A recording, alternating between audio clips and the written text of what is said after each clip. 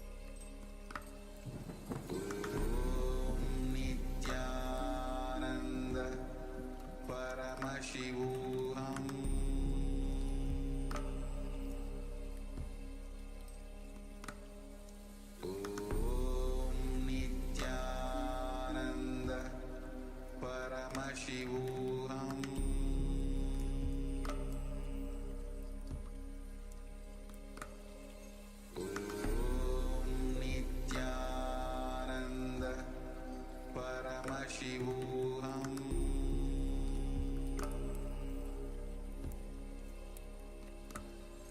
Om Nithyananda Paramashivoham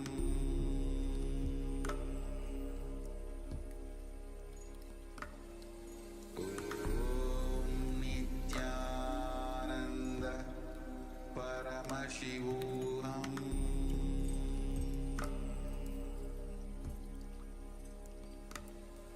Om Nithyananda Paramashivoham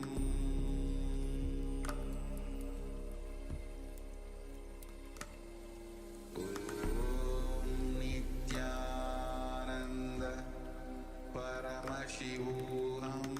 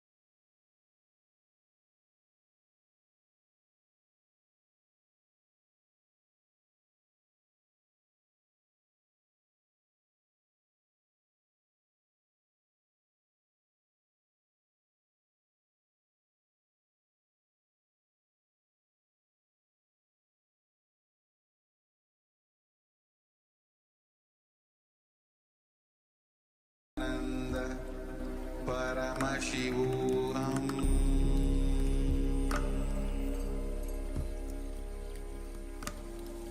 Om Nithyananda Paramashivoham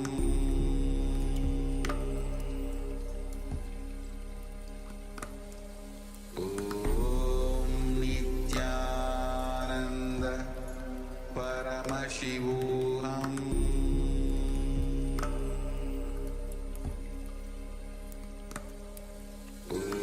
Om Nithyananda Paramashivoham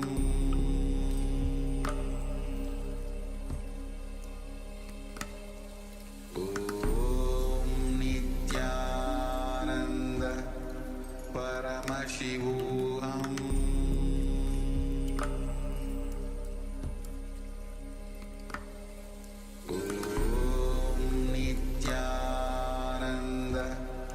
Paramashivoham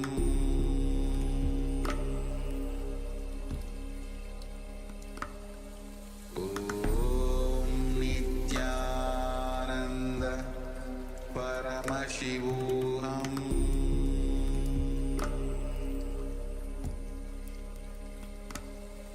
Om Nithyananda Paramashivoham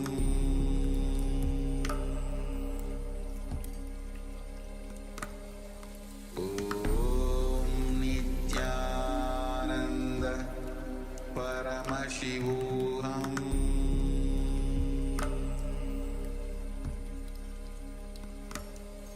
Om Nithyananda Paramashivoham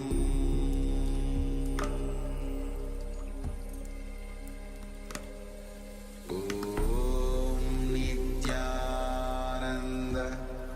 Paramashivoham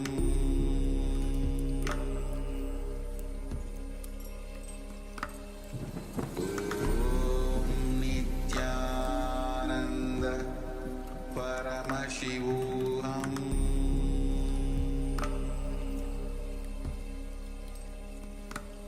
Om Nithyananda Paramashivoham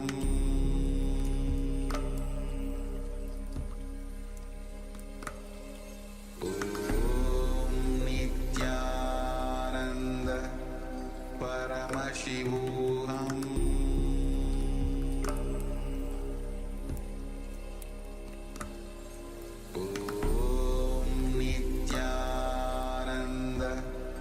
Paramashivoham Om Nithyananda Paramashivoham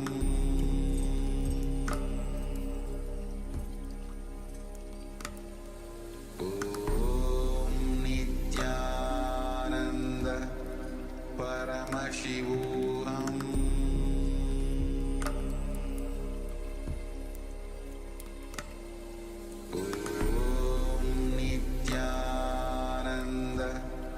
Paramashivoham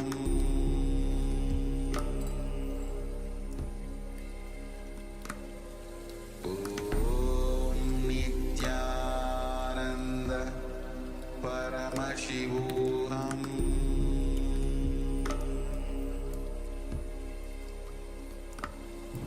Om Nithyananda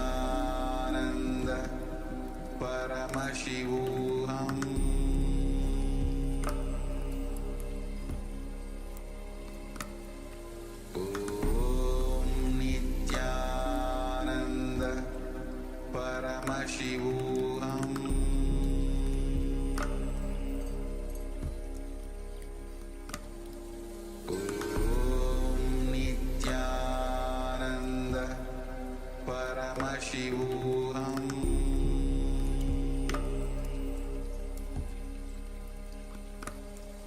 Om Nithyananda Paramashivoham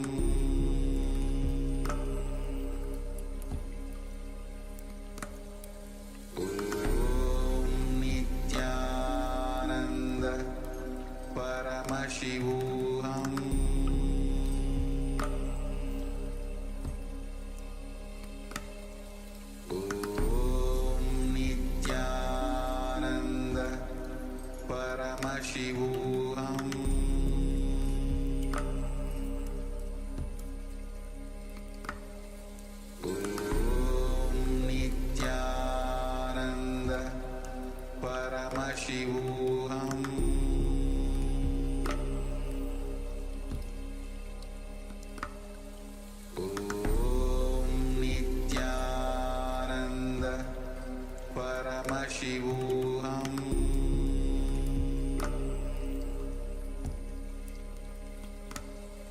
Om Nithyananda Paramashivoham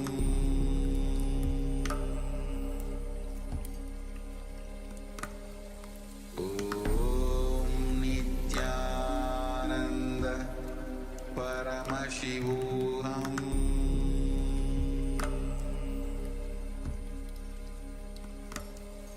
Om Nithyananda Paramashivoham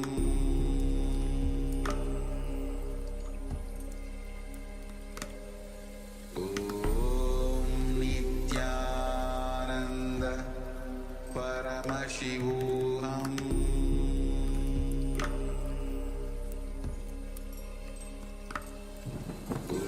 Om Nithyananda Paramashivoham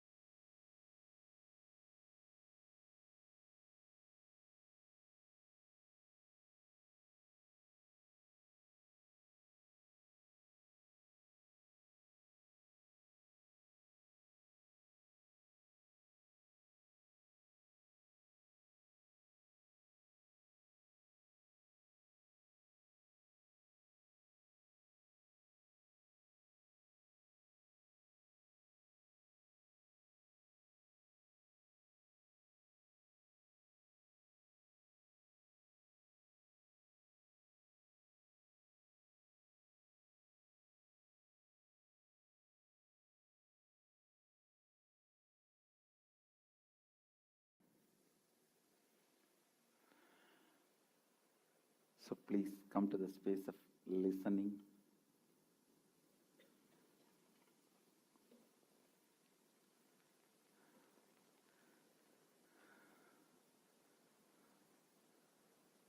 I'm not going to tell you any story. I'm going to tell his story.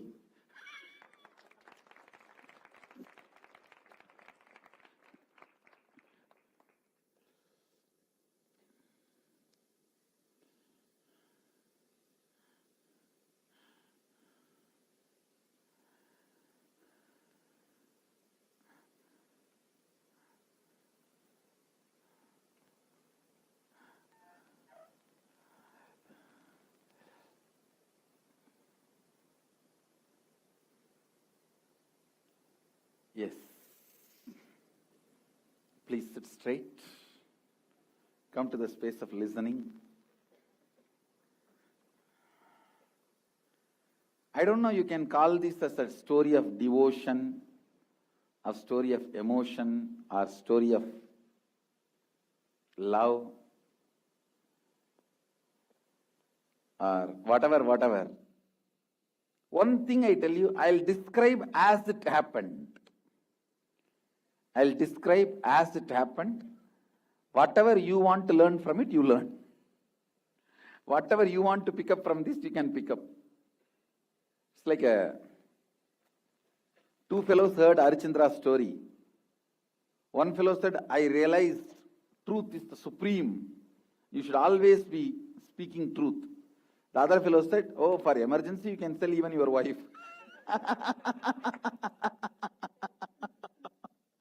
So, whatever you want, you can pick up. Whatever you want, you pick up. I'll tell the story as it happened. I'll tell as it happened.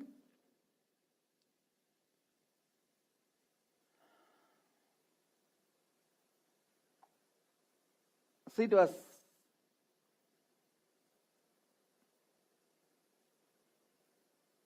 mid-March. When I was 11, usually I spend all my time in the temple. Very rarely I go to school. And even if I go, I create such a ruckus in the school. Teachers tell you don't come, better. Better don't come. And after that again I don't go there. Sometimes even months. You will be surprised. Once actually, I should tell this story to tell you about my attendance to the school.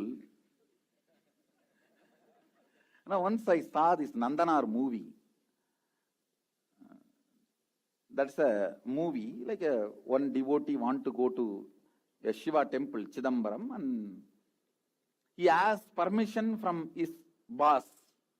The boss is not ready to give permission.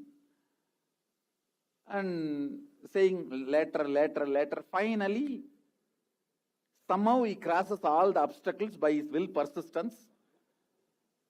It is like inner awakening only. How you cross all your will persistence and reach here. Same way, he crossed all his barriers through will persistence and goes and asks the darshan of Chidambaram Nataraja. It's a very beautiful story. It's a very sweet movie of an innocent devotion of a devotee, a commitment of a devotee. And it is too sweet and too beautiful. So when I saw that movie, I got into the mood that as if I am the Nandanar. And I have to have all that struggle to reach Chidambaram. I also want to go and see the Chidambaram, but I don't have any struggle. I don't have any problem. But too easy looks too empty. And I was thinking, I also must be having all these problems. But when I don't have any problem. And I wanted to create a problem and make my devotion look big. So I thought my school will never give permission, and as if the school permission matters. I went with all my arguments, completely prepared, to my class teacher, and I stood in front of him and said, I watched Nandanar movie. And I also want to go to Chidambaram. And with all my long story, almost having tears in the eyes and describing, the young teacher got so angry. I thought, yes, now I have a problem. Teacher is not going to give me permission. So I can use all my will, persistence. But teacher got so angry. You have been moved to the next class 1 year before. I am not your teacher.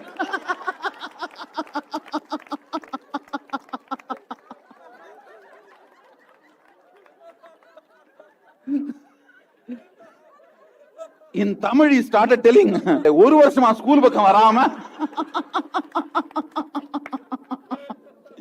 இன்னைக்கு வந்து என்கிட்ட leave பண்ணு கேக்குறியாடா?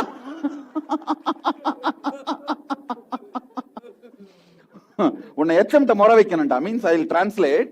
And 1 year you did not even come to school side, and now you are coming and acting as if you want to leave. And long before you have been moved to the next class, you don't even know who is your class teacher. So I have to go and tell this to my headmaster. I have to complain about this to your headmaster. So this is my attendance. This is my attendance school history. And finally I got really fed up. Oh God, there is no problem at all then. I have to go to Chidambaram, but I should have all the problems of Nandanar. Understand? Only then it will be dramatic. And now how can you go without any drama? Because that whole movie is so beautiful, and it describes every level drama a man can, every level obstacle. You see, social, personal, and the other tests. So many things he undergoes. So I really fantasized I will have all that, but nothing is there. And no problem at all. Finally, what is this? Anyhow, I asked money from my mother. My mother gave immediately money, and I caught the bus and reached the Chidambaram also. I thought, like Nandanar, they will not allow me also inside the temple. So I'm waiting in the outside the temple and waiting for somebody to stop me. Nobody is stopping me. Nobody is stopping me. What is this? Somebody should stop and there should be a drama, and then me reaching nothing. No drama at all. Nobody is stopping, and I was standing. Finally, one sannyasi walked out, and then I myself stopped him. I asked the sannyasi, oh, everyone is allowed to go inside. He said, what is there? Everyone can go inside.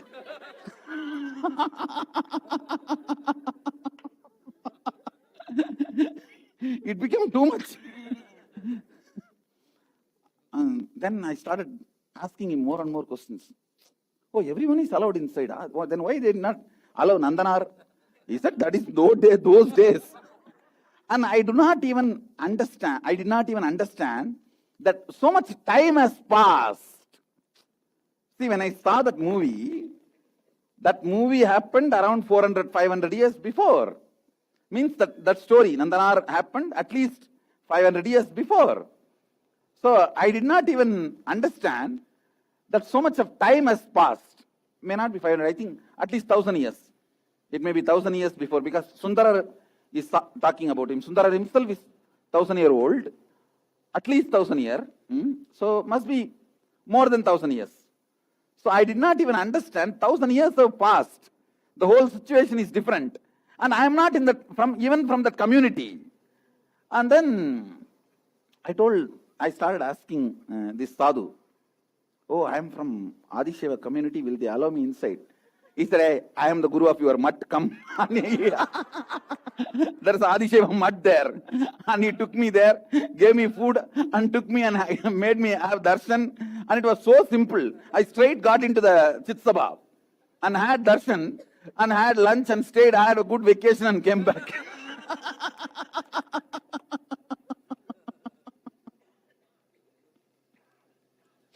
So this is my struggle story of visiting Chidambaram.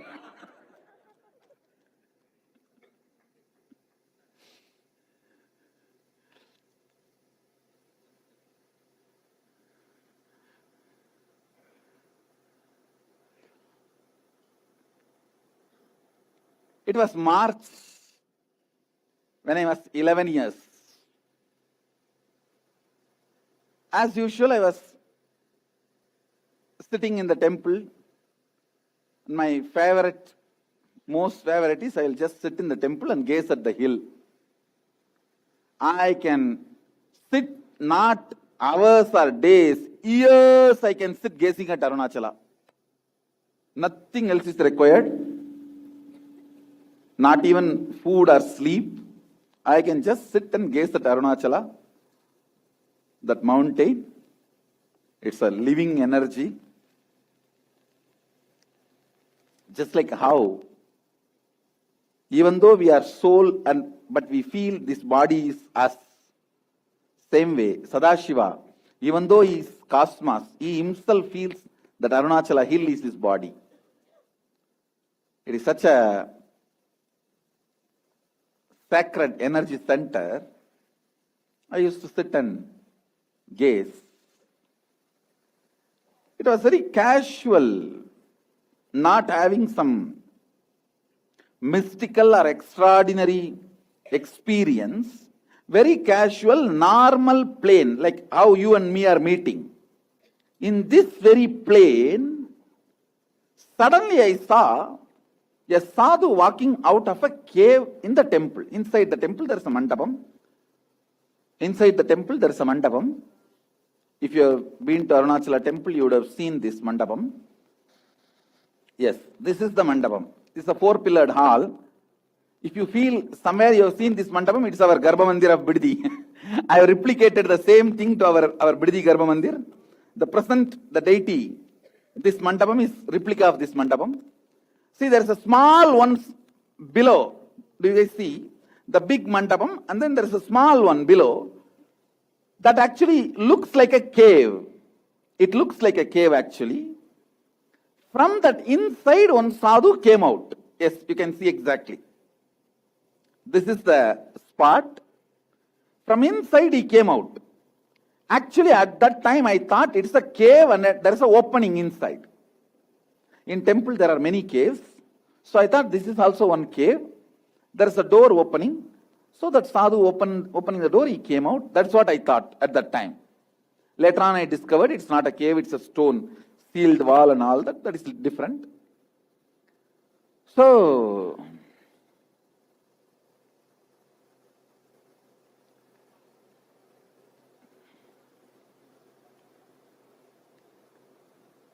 young sadhu, shining, literally the skin was shining.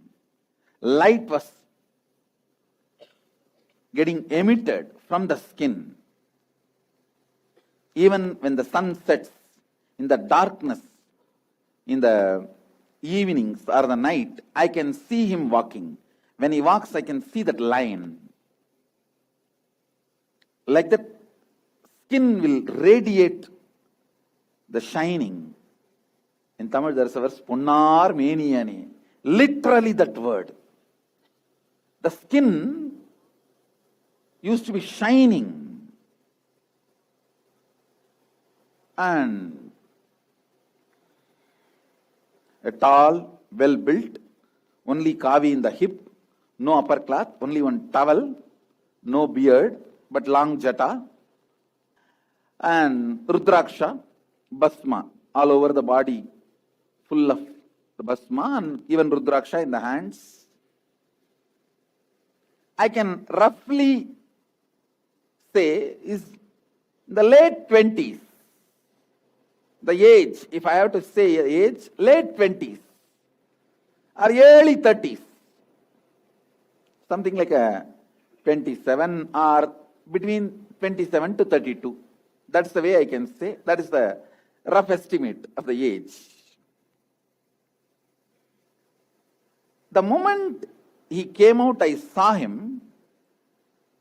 I am a person, usually any kavi I see, I'll just go and fall flat. I'll fall flat in his feet and I'll ask them, you bless me. And the first question I'll ask is, are you enlightened? Because I read Ramakrishna Vivekananda's books in the young age. And Vivekananda used to always ask anybody who sees, whoever he sees, he will ask them, are you enlightened? To accept him as Guru. So I also will do the same thing. Whoever I see, I'll ask first question, are you enlightened? And I'll ask, or have you seen Shiva? These are the things first I will ask. So I went and fell at his feet and touched his feet and took the Pada Thuli. It's a tradition that feet dust, you take it and apply on your forehead.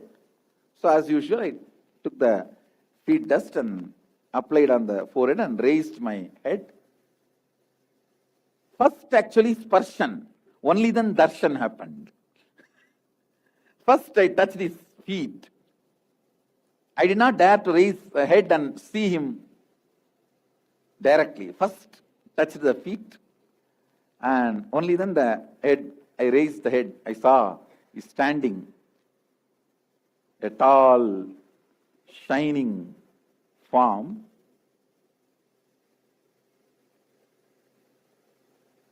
The moment I saw his eyes, the eye contact happened. I saw a big wide smile in his face. And then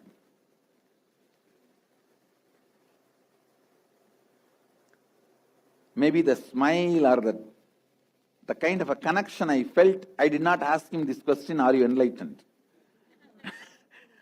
First question I asked is, Swami, engirandu variga? Means, Swami, from where you are coming? From where Swami is coming? He just showed the hand from there only. Because he was walking out, so he showed that mandapam from there only. Ingirundha varren. Then I did not ask anything further. Then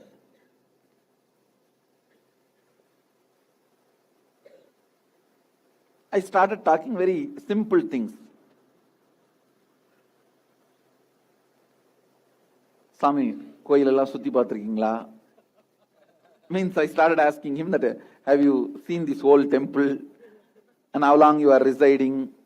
All these kind of questions. I assumed that he is residing in the cave in the temple.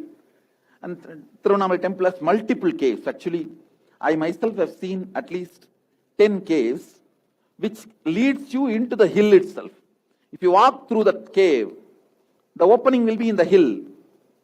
In the hill there will be one cave, you will come out there, from there. Like that, the underground paths and caves are there. So I thought he is residing in one of those caves.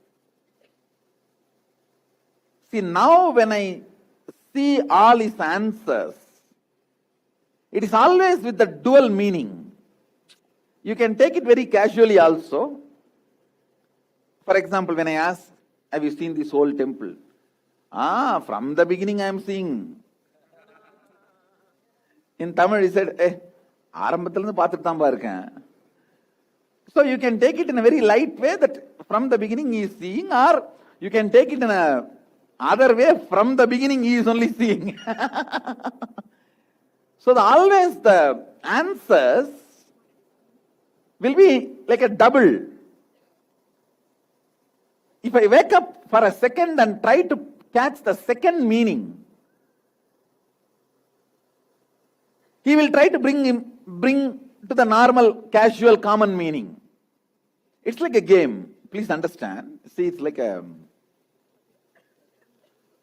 I can neither come to the confirmation or I can neither come to the conviction he is Sadashiva, nor I can come to the conviction that he is an ordinary man. Exactly where you are. The play will continue this way, that way, this way, that way, and the answer will come this way, that way.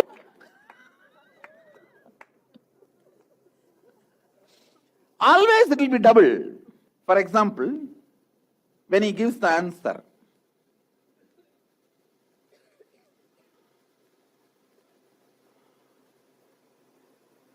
Swami, how long you are staying here?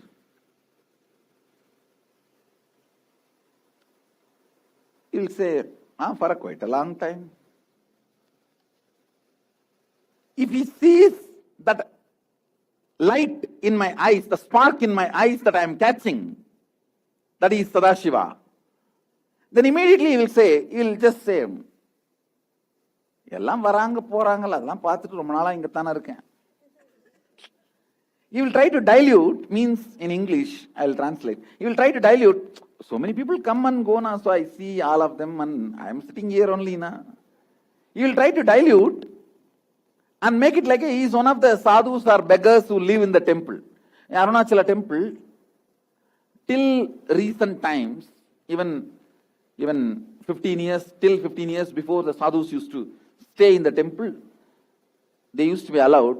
I myself have seen so many enlightened yogis used to stay. I have seen one yogi, Narayana Swami, who did not eat or drink nothing for 19 years. He lived in temple.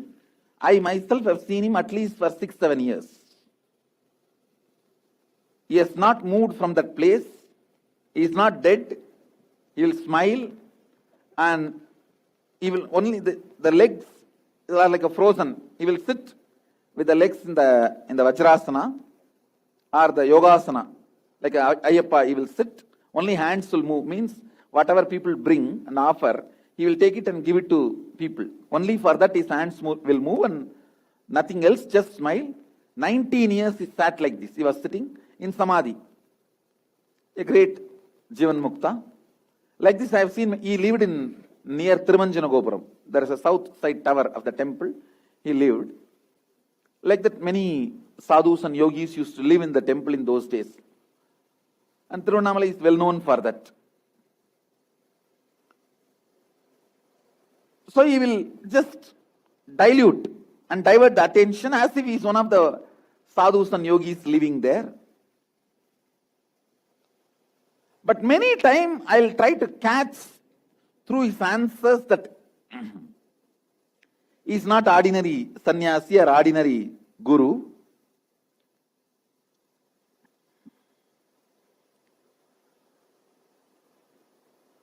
And I will try to verify whether I am only seeing him or even the watchman, temple watchmen, they will come every day for rounds to clean up or before locking the door, they will come for rounds. I will keenly watch whether they are also seeing him. So one day actually, I told one of the watchmen, see, the tradition is, if somebody has a Divya Sarira, it will not be reflected in mirror. So only physical things will be reflected in the mirror. So I told one of the watchmen, his daughter is actually studying with me in my class. And I told him, when you come today for cleaning, you bring a mirror and walk around us and show the mirror. I want to see whether that Swami is reflecting in that mirror or not.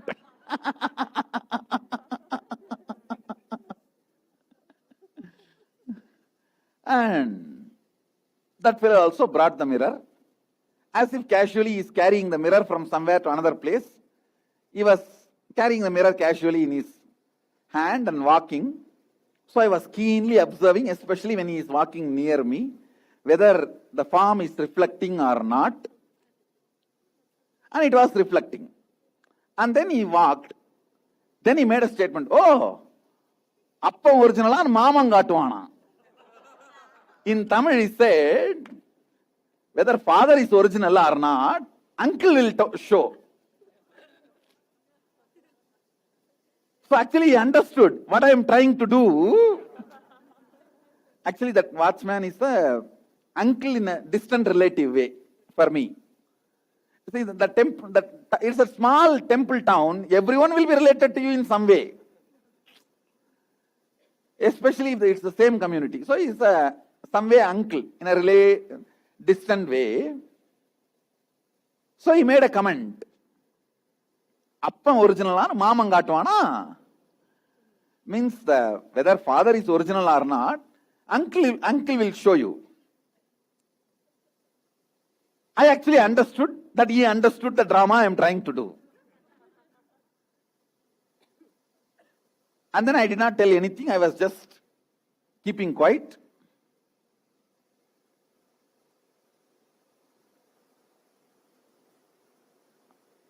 And of course, I thought, oh, he's reflecting. Then is he just a human being? Or is an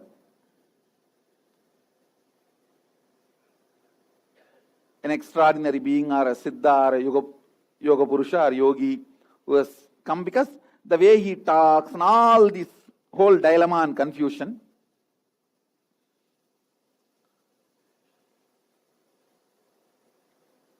One side, I'll describe exactly as it happened. One side, because his form is reflected on the mirror, I am not able to come to the conclusion he is Divesariri. Other side, he is describing the whole my plan. My whole plan, which was such a secret plan, is describing the whole plan. So I can't come to the conclusion he is not normal man.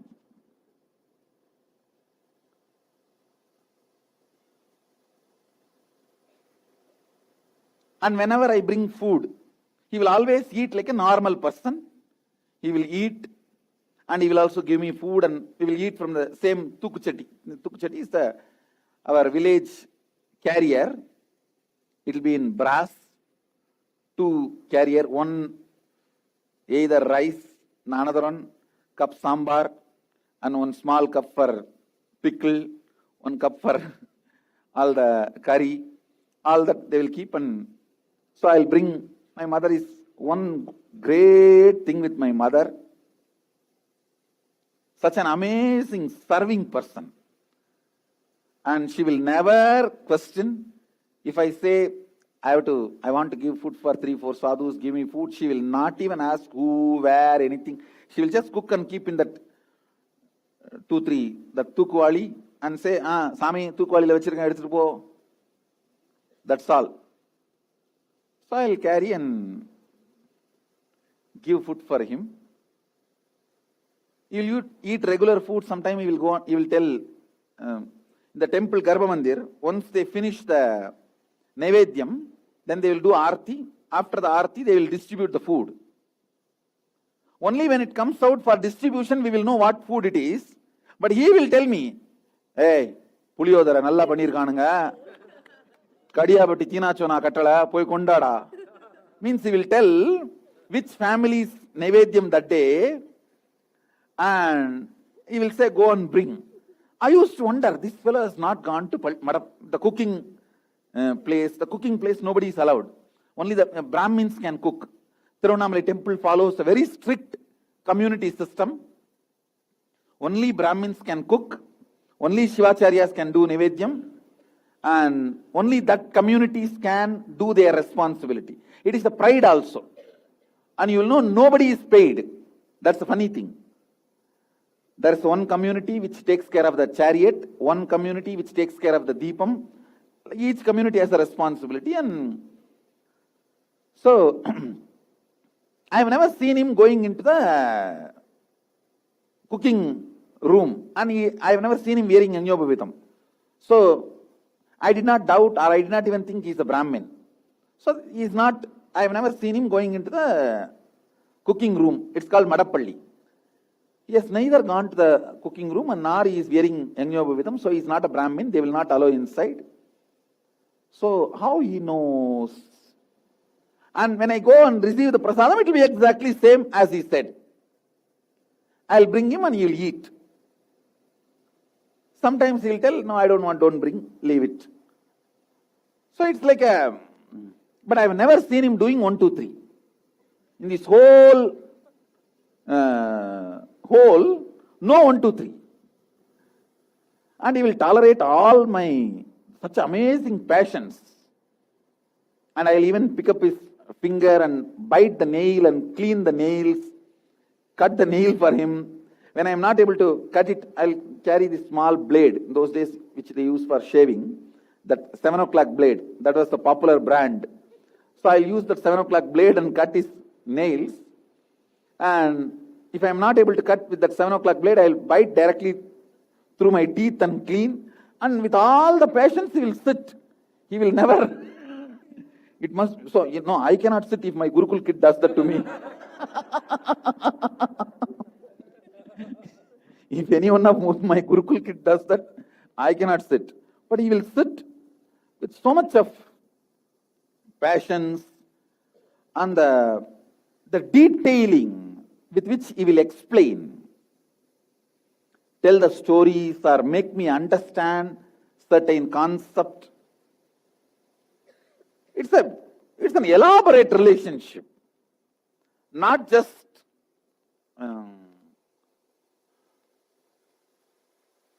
I saw from one corner, he saw from one corner. He was there in the 3rd floor building, I was there in the 6th floor building. The village puppy love story. No. It was an elaborate, amazing relationship story.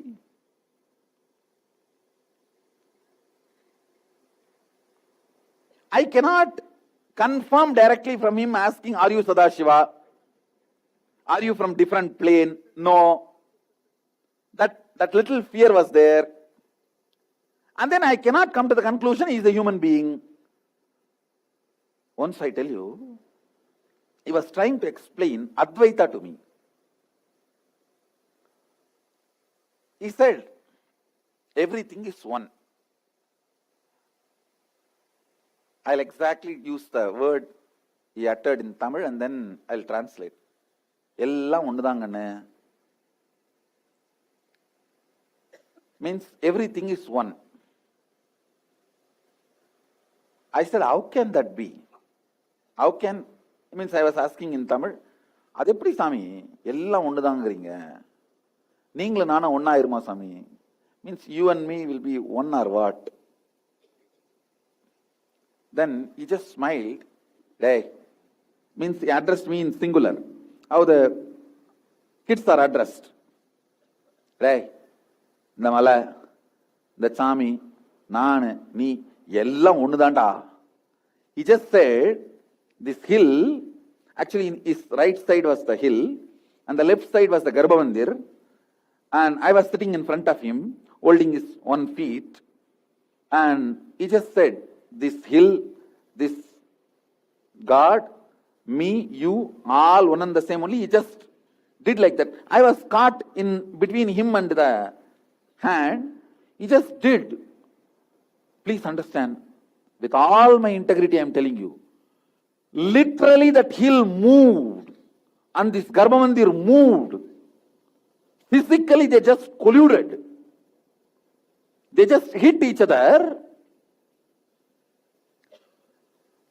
They did not break each other. They just hit each other like a photoshopping, melting. They just melted into each other. And I saw he, me, that all these 4 just melted into one. For few minutes, there was nothing else, just the pure oneness. And when he took the hands back, all of them just went and sat in his place. In that Matrix movie, in the last scene, how he stops the bullet and how just he, literally that. I saw everything in front of me. He handles it like a Photoshop. Touch screen. How we handle the touch screen. After this experience happened, I am 100% sure he is not human being. But I cannot confirm. Because whatever I had many ideas. You see, I have heard from many people. Vallalar's palm will never fall in the mirror.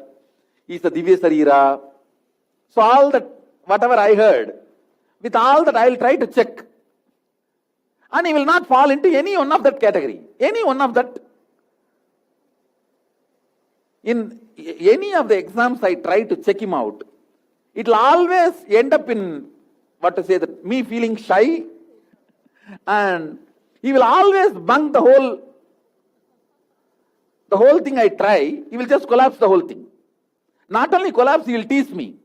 And he will tease in such a way that he knows all the drama I am doing behind him. He will make fun of me in such a way, see, just like this watchman. So I did so many plans, and I also went and verified this book. There is one book called The History of Vallalar, where it records at least 5 people tried to photograph him, and he never fell into the film, because only shade can fall in the film. Light cannot be, you can't capture the light. You can't take photograph of sun. Only the sun's after something which shade can fall into the photograph. So I've read all these things. And then they also describe that he can never fall in mirror. It seems even if you build a mirror house, Vallalar walks, no mirror will show his reflection. There are many records where devotees describe that he will never fall in the mirror and no one can capture his shade and all that. So, with all this plan, I gave the mirror to that watchman and told him, you secretly carry as if you are walking. Your usual walk, but you should come near such a way that I should be able to see his reflection, whether it is there or not. And not only I saw his reflection, he was carrying the teasing smile. How I say, ha, ha, ha, ha. Exactly. I think that I got it from him only. It is like a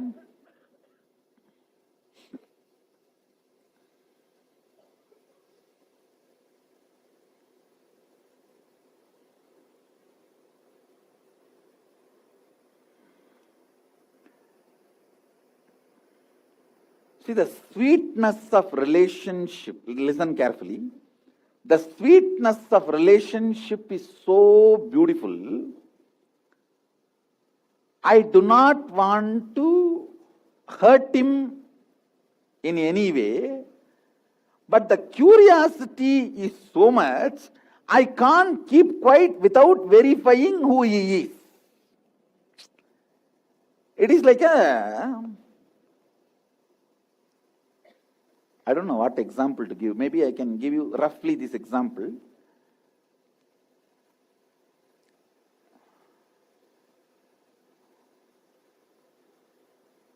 You have a secret crush, but you are afraid to propose. If propose and breaks even friendliness will be lost. You don't want to lose the friendliness. And neither you can keep quiet without proposing. I think now many of you understand. If I tell in your language, it is like I can neither keep quiet without confirming his identity, nor I can take the risk of hurting him. Doing some stupid thing to discover his identity and lose his relationship. So this continued at least for 3-4 months. But the relationship becomes so strong. I should tell you, in the night when the temple is locked, I'll be asked to go out by the watchman, and I'll go to the house. In the home we used to have that big alarm clock, which will wake up one street. I don't know how many of you have seen. It will be like this round, and you move, actually the alarm itself will be moved for... You have to do that every day when you fix the alarm clock. I don't know how many of you have seen that. And in the morning it will ring, and it will wake up the whole one full street. So the moment I go home, it will be usually 11:30, 12 o'clock. That's the time they'll close the third prakaram. So when I go back and sit, I'll be waiting for next day morning when they will open the temple. 4:30 they will open.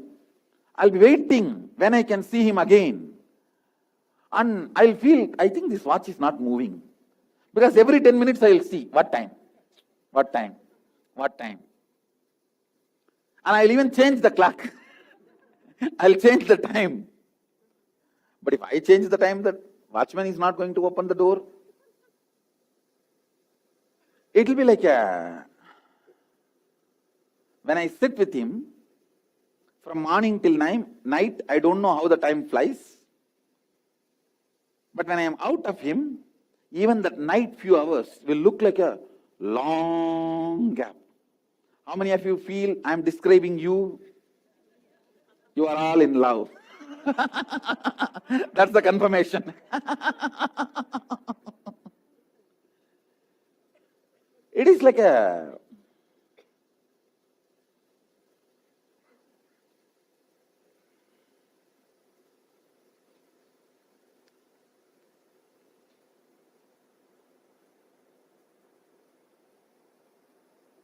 I think I had the fantasy of having a guru and enjoying the guru-disciple relationship, and that fantasy I myself fulfilled in the form of Arunagiri Yogeshwara. That is what I feel. It is the best guru-disciple relationship fantasy coming to reality.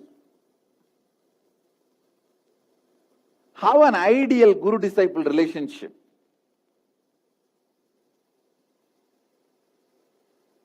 If I have to describe in few lines, that is what an ideal guru-disciple relationship, fantasy of me, I myself projected and completed.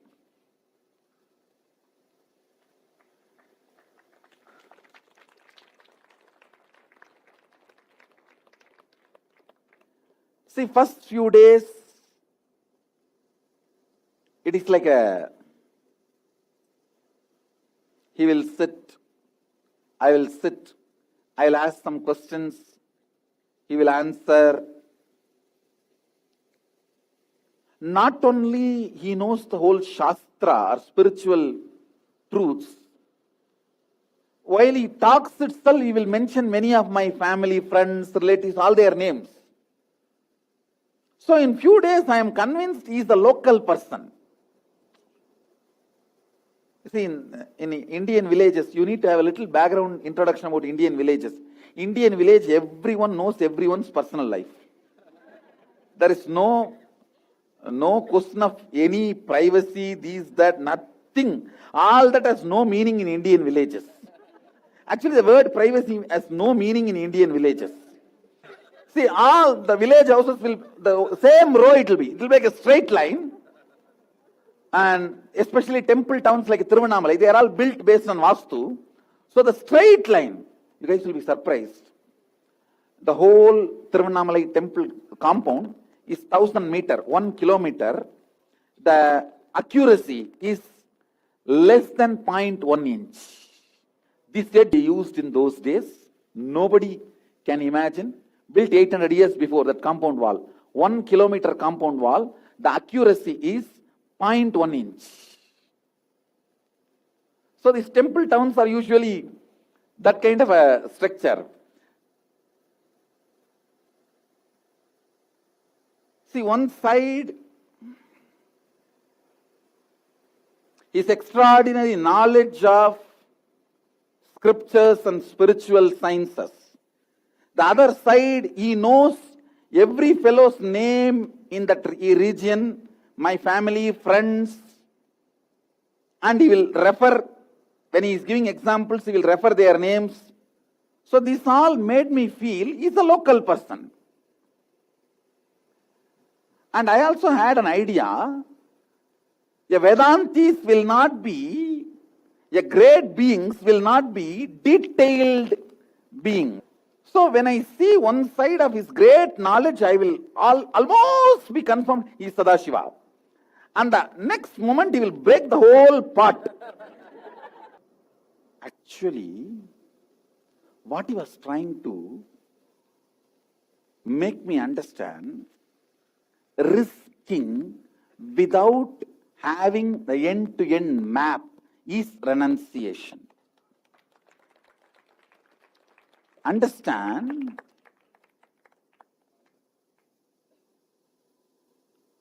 the nervous system gets strengthened to receive the higher experiences only when you develop the courage of risking without knowing the whole blueprint or map. If you are always traveling with a clear blueprint and map, the system does not get stronger. System does not get stronger.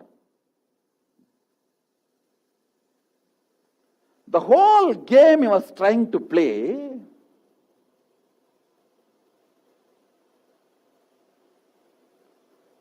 I'll almost be confirmed, he is Sadashiva. I think I should drop all this. And by the time I come back, I'll be same square on. Is he really Sadashiva? God himself is teaching me. Or is he, maybe he's an enlightened person. I don't think he's Sadashiva himself, he's incarnation. Maybe an enlightened person, yogi with some powers. It'll always be in that.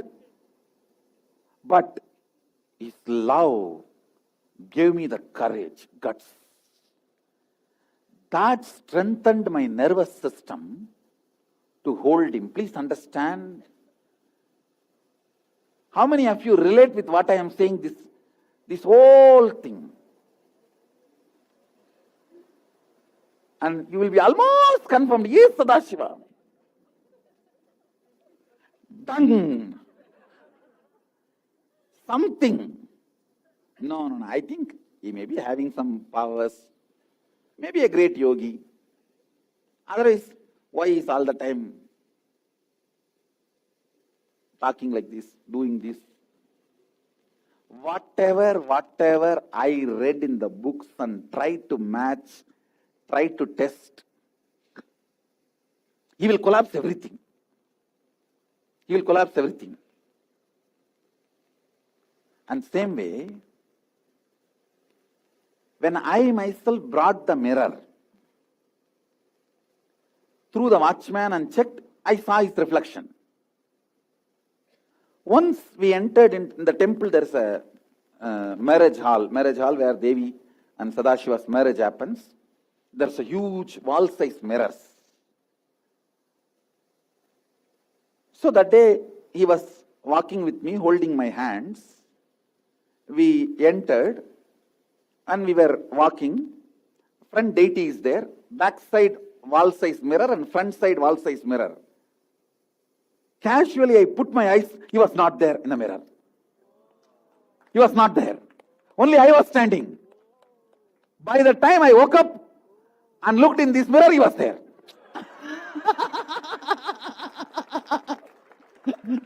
There are two big size, back side two big size and front side two big size. Here is the deity. I was actually holding his little finger and he was walking. I casually saw he is not there. And I clearly cognized, my being is cognizing, yes, he is not there. He is not there. He is not there. He is not there. Some maybe 60 seconds or 1 minute. It's running. Hey, he is not there. When I turn this side, he is there.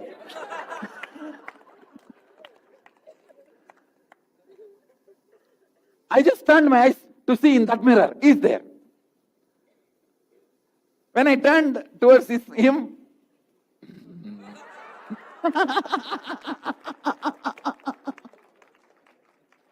Nada. That's the exact word he said. Go forward. And again double meaning.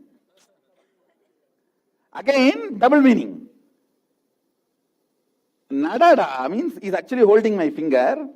So I can take in a colloquial way, Nadada summa anga inga paathirullama means without seeing this side and that side, walk. Or you can take the other meaning, go forward. How long you will be testing me? See, one thing I tell you,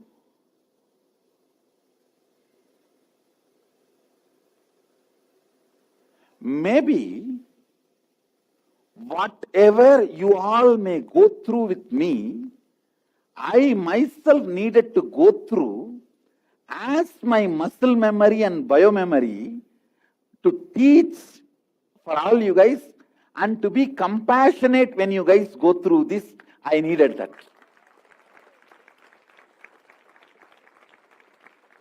To have sympathy, and to be large enough for you to go through that. To be a space where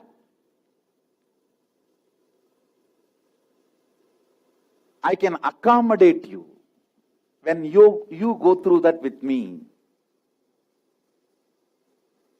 As a intellectual knowledge, this can never happen. As an analysis, this can never happen. It can happen only if it becomes a muscle memory and biomemory and part of me. Maybe I can say that is the reason this whole drama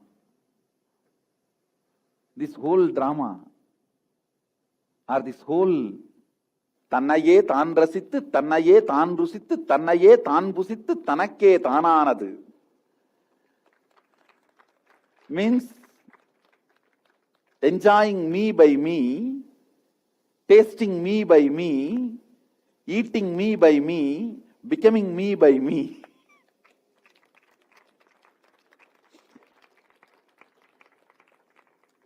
Maybe only then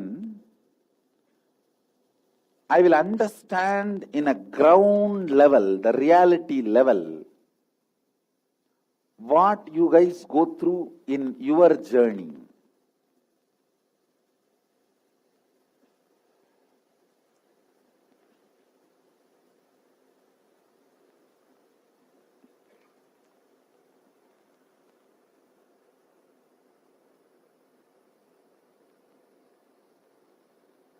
Whenever the temple deity comes out, they will hold the torch, fire torch. They will carry in front of the deity. So whenever he is around me and they carry the deity and the torch, I will never miss to check whether his shadow falls on the ground. His shadow falls on the ground. 2-3 times he observed that I am checking.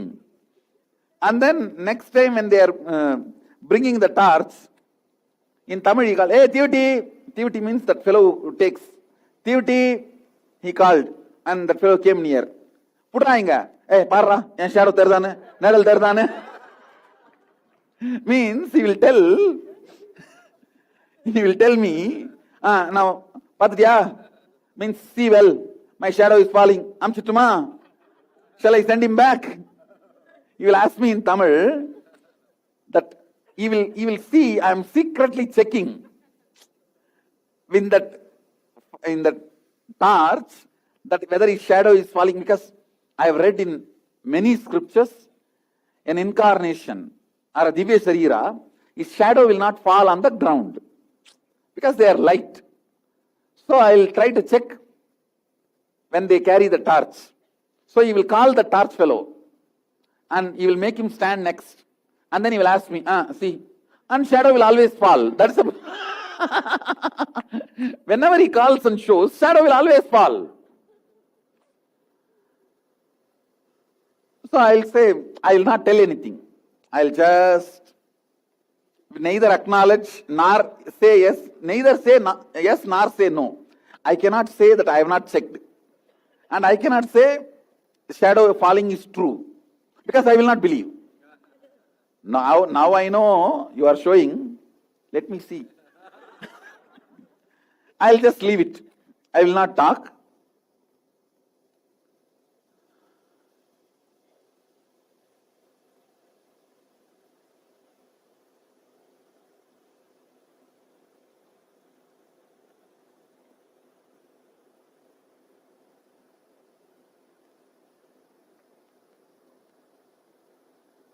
Even when he teaches,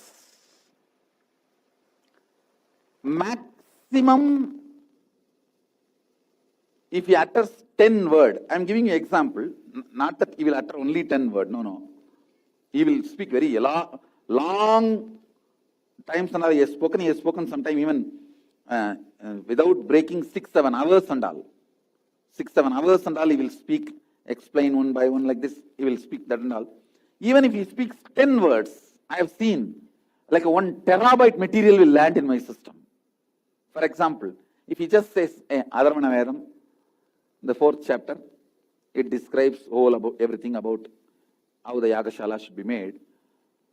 I will literally feel I know the whole Adharvana Veda, and the part which he is telling, I can just verify, and say yes.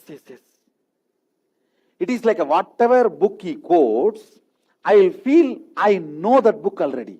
It will open up from my brain, from my inside.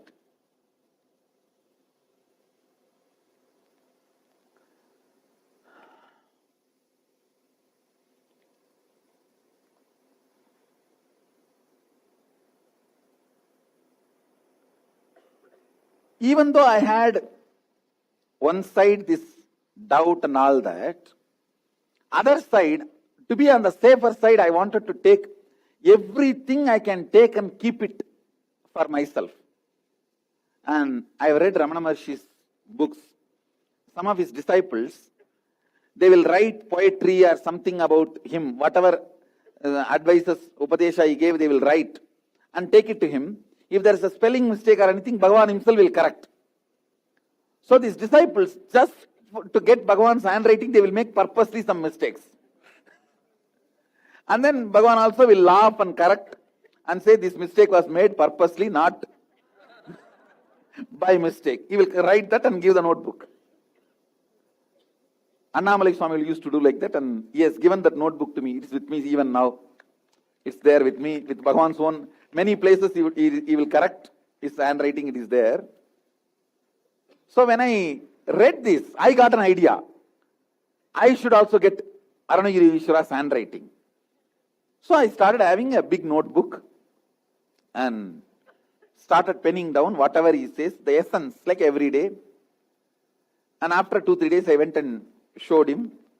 He did not write anything. He just said, you correct this, and gave it to me.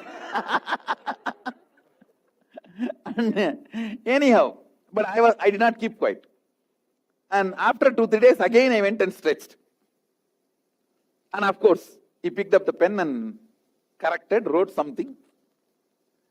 And after 2-3 days, again I made purposely few mistakes and took it, and he corrected and gave the notebook and said, oh, eduthu vecha irundrundra po. He made a comment. Oh, if you take it and keep, you think you will keep it forever. It will be there forever. Actually, it is not there. It's not there. So many things my mother protected. Even when I left the house, this Arunagiri Ishwara's clothes, whatever we have now, is all because my mother protected all that. Somehow she knows this will all be useful for the world in the future. She protected and kept. This one is not there. Lot of things, at least around 200 products we have, 200 things related to my autobiography, various things. It's all protected by my mother. She kept all that in 2-3 trunk box and locked and protected it. But this is not there. Now I am trying to figure out where it is gone. Anyhow, but otherwise I have one Paduka set which I gave it to him and asked him, you please wear it and give me, I want to keep in the puja room. All the things which I took, him knowing, means with his knowledge, are still there. Things which I try to take without his knowledge, like my own plan, without telling him, they are not there. So we have his Paduka, the Vibhuti bag, all that which he used, and the kavi he gave. This actually he himself gave. I did not give him, he himself gave. And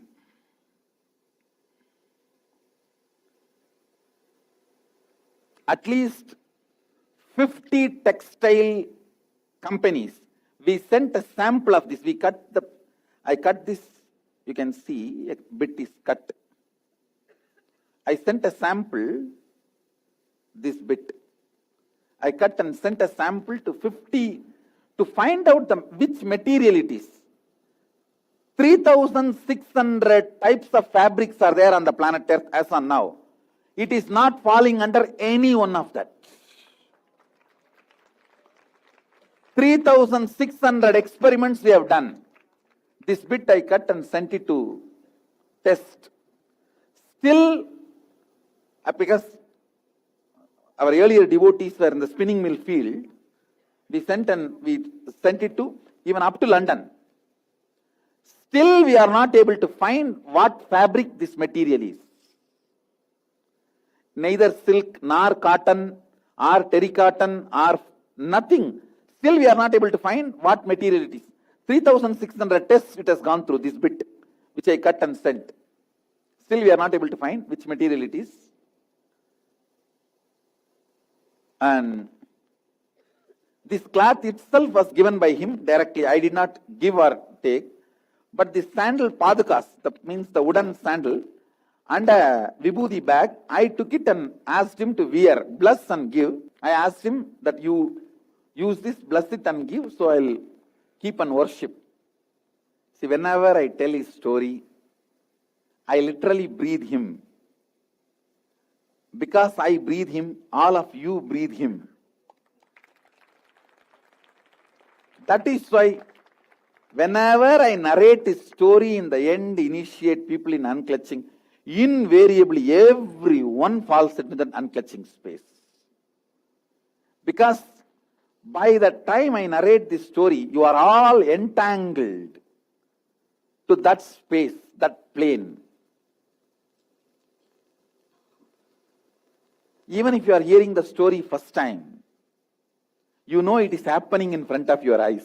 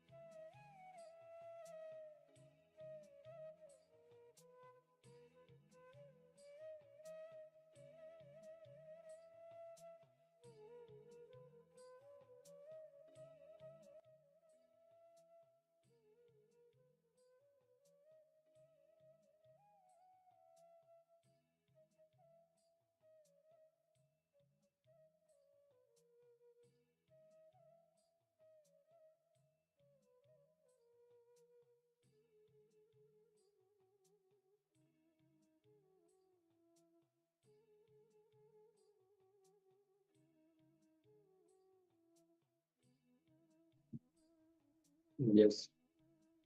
Let's not analyze logically. Let's see through the third eye and request Swamiji to reveal the answer. Visualize Swamiji in the third eye. And whatever answer we are getting is penned down. We'll quickly verify immediately after this power manifestation. Time already started. Just 1 minute.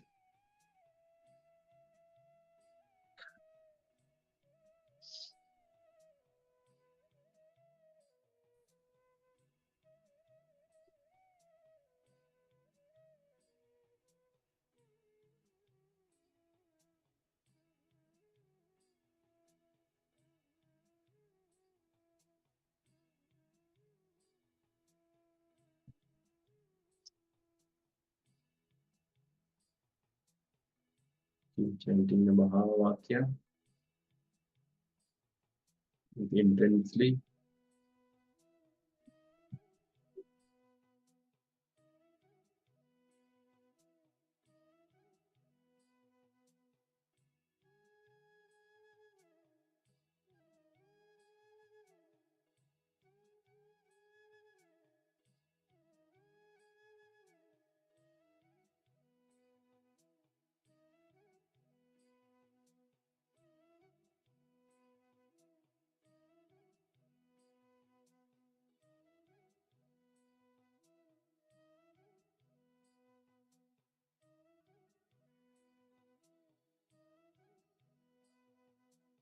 Okay, so 1 minute is over. So please share us your answer. Yeah, we're projecting that question again. You can just quickly go through and share your options. Yes.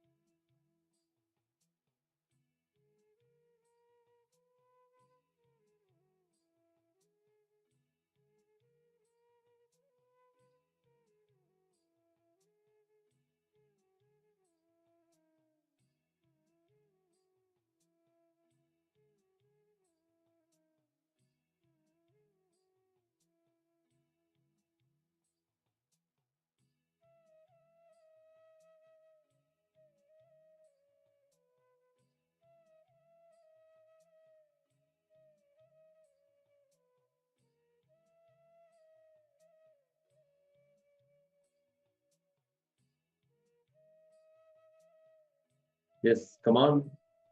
Let's see who manifested this power. It's very interesting to hear from you. Can you please post your answers?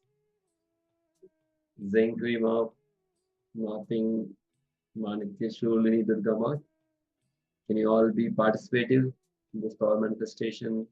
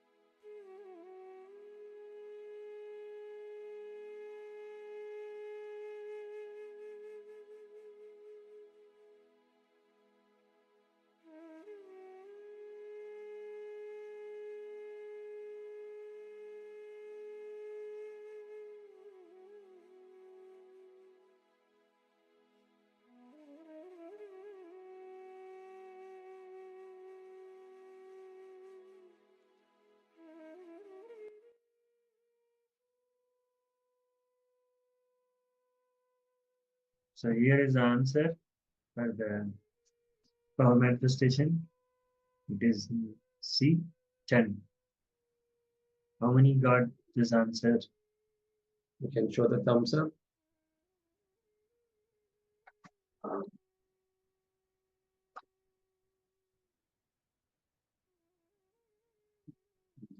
Somebody has shared the answers. We have good Basaldima. Yes. Okay, great, Mark. Anyone else?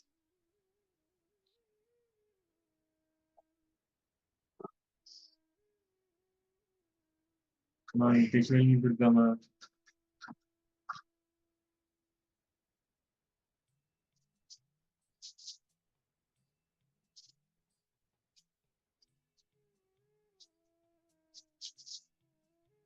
With this, now let us enter into the next segment, which is a discuss directly from Superconscious about the love. We are going to learn about the love. So please be seated with your head, neck, and spine in a straight line. Be in the space of listening. Conceive the supreme quality of Hinduism.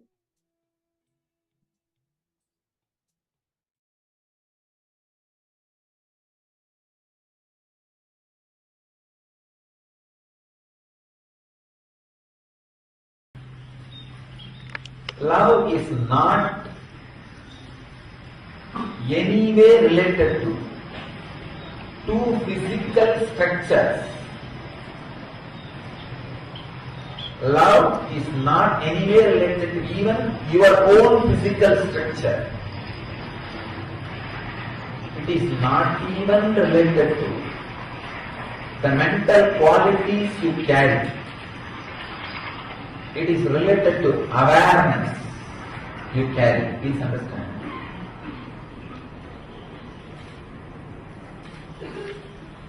The awareness you carry naturally spreads its smell in your mental structure and in your body. So,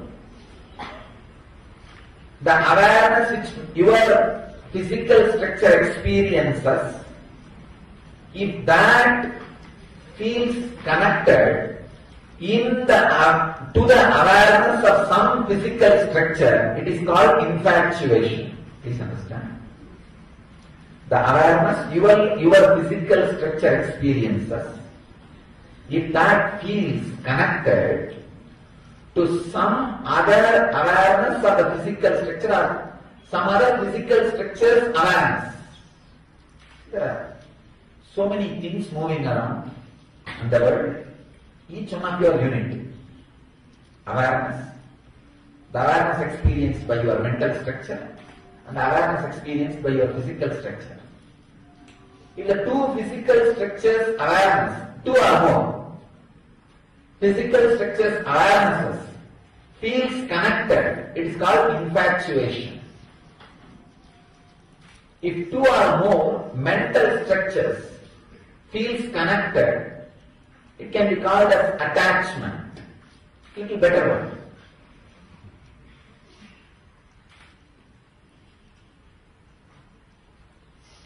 If one or more awarenesses Of course, it's funny. You can't say awareness cannot have one or more.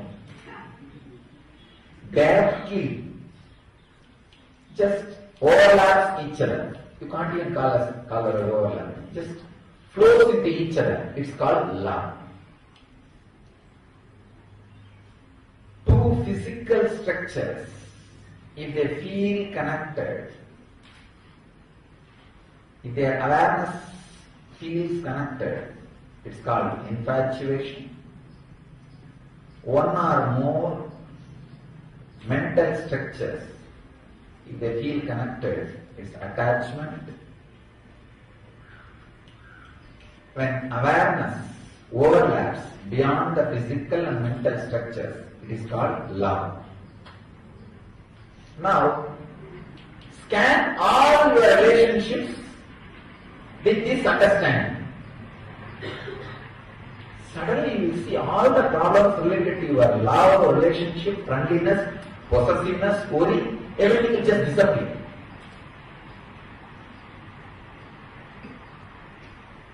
Your marriage will become honeymoon.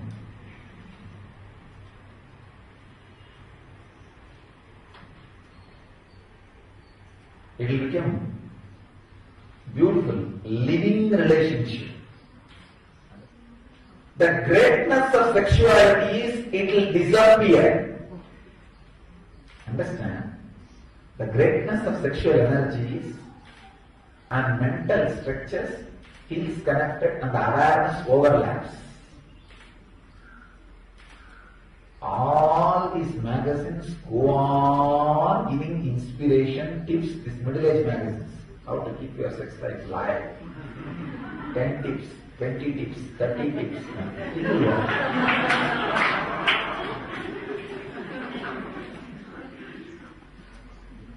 It has two things. Either the distance becomes too much, means that awareness in the physical structure and awareness in the physical structure is not feeling connected. The distance is more. Or awareness in the mental structure and awareness in the mental structure is not feeling connected. The distance is more. This is what happens to 90% of the marriage. There are 10% of the marriage. Really, the awareness and awareness overlaps each other. Such beautiful communion happens. Even there, the sex disappears. 11 years of the life, the married life, only the sex should be there. Whether the overlapping of the awareness happens, then just you will see, you don't need to confirm with each other that you love each other through the sexual act. Suddenly the necessity does not happen. Simply sitting together is something extraordinary. That's why the Vedic tradition, the marriage ceremony, there's a Ashirvachana, means the blessing word. By the 11th year, let both of you become mother and the son, father and daughter.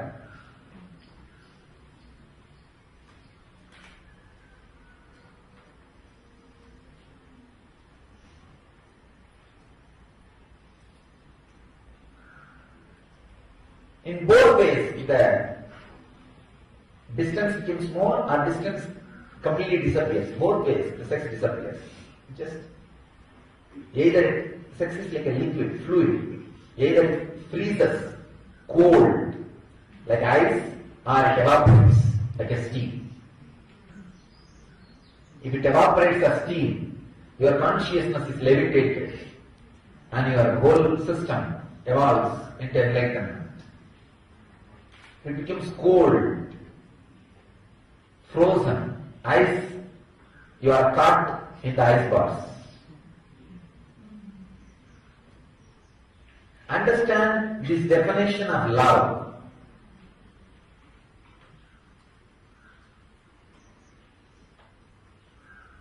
Thousands of your problems, not only related to relationship, I can say, there are thousands of relationships which are perversions of thousands of problems which are perversions of relationship problems. When the relationship is not fulfilling, suddenly anything she does or he does irritates you. So this is what I call perversions of relationship problems.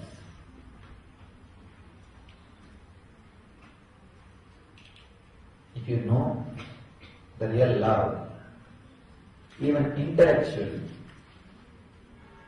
you will start radiating healing energy. Healing does not mean just you will put your hand on somebody who is somewhere sick and that person will come out of the leg pain, stomach pain or headache or cancer. Put your hand on your own head. Heal all the headaches you have and you give to others. This is the healing stick I am giving to all of you. Understanding about love. Feel this understanding in all your relationships. Sit and scan. What is my relationship with my father? How is it? What is my relationship with my mother? How is it? What is my relationship with my spouse? How is it? What is my relationship with my brother? How is it? What is my relationship with my friends? How is it? What is my relationship with the world? How is it? I have seen people wasting years just with their relationship with the dog. It is not love. It is not love. Foolish infatuation. Very third grade perverted infatuation. I tell you, having a pet deity, Ishta Devata, is 1,000 times better than having a pet dog. But these idiots, without understanding, having pet dog has become a fashion. Having pet deity is something like a old, outdated. Our healing process is based on love. So when you radiate love, love is the emotion which is immediately reciprocated by cosmos. Sex is the emotion which is immediately contradicted by cosmos. Please understand. Love is the emotion which immediately responded by anything in the cosmos. When you feel love, within few moments you will see it comes back to you from the cosmos. Immediately cosmos responds to it. The tree, the flower, mountain, the nature, everything responds to it. The sex, even your own body will be against it. See, when it is awakened, even your own body immediately will resist. Our whole healing process is love-based. So understand, it is completely love-based. So continue intensely, radiate love. You will see and experience whatever you are asking. Love is today's subject.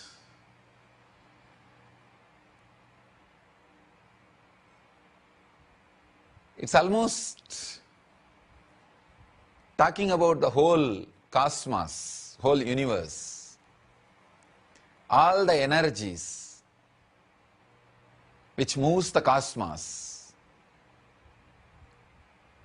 the very force, very life, very energy which is cosmos can be called as love. I'll talk about different dimensions of love, how love has become this matter, and love, how the love resides as energy inside this matter, and how love activates as energy the matter, and how love makes matter to move. I can say the beginning and continuous flow and end. Everything is love. The very life force is love.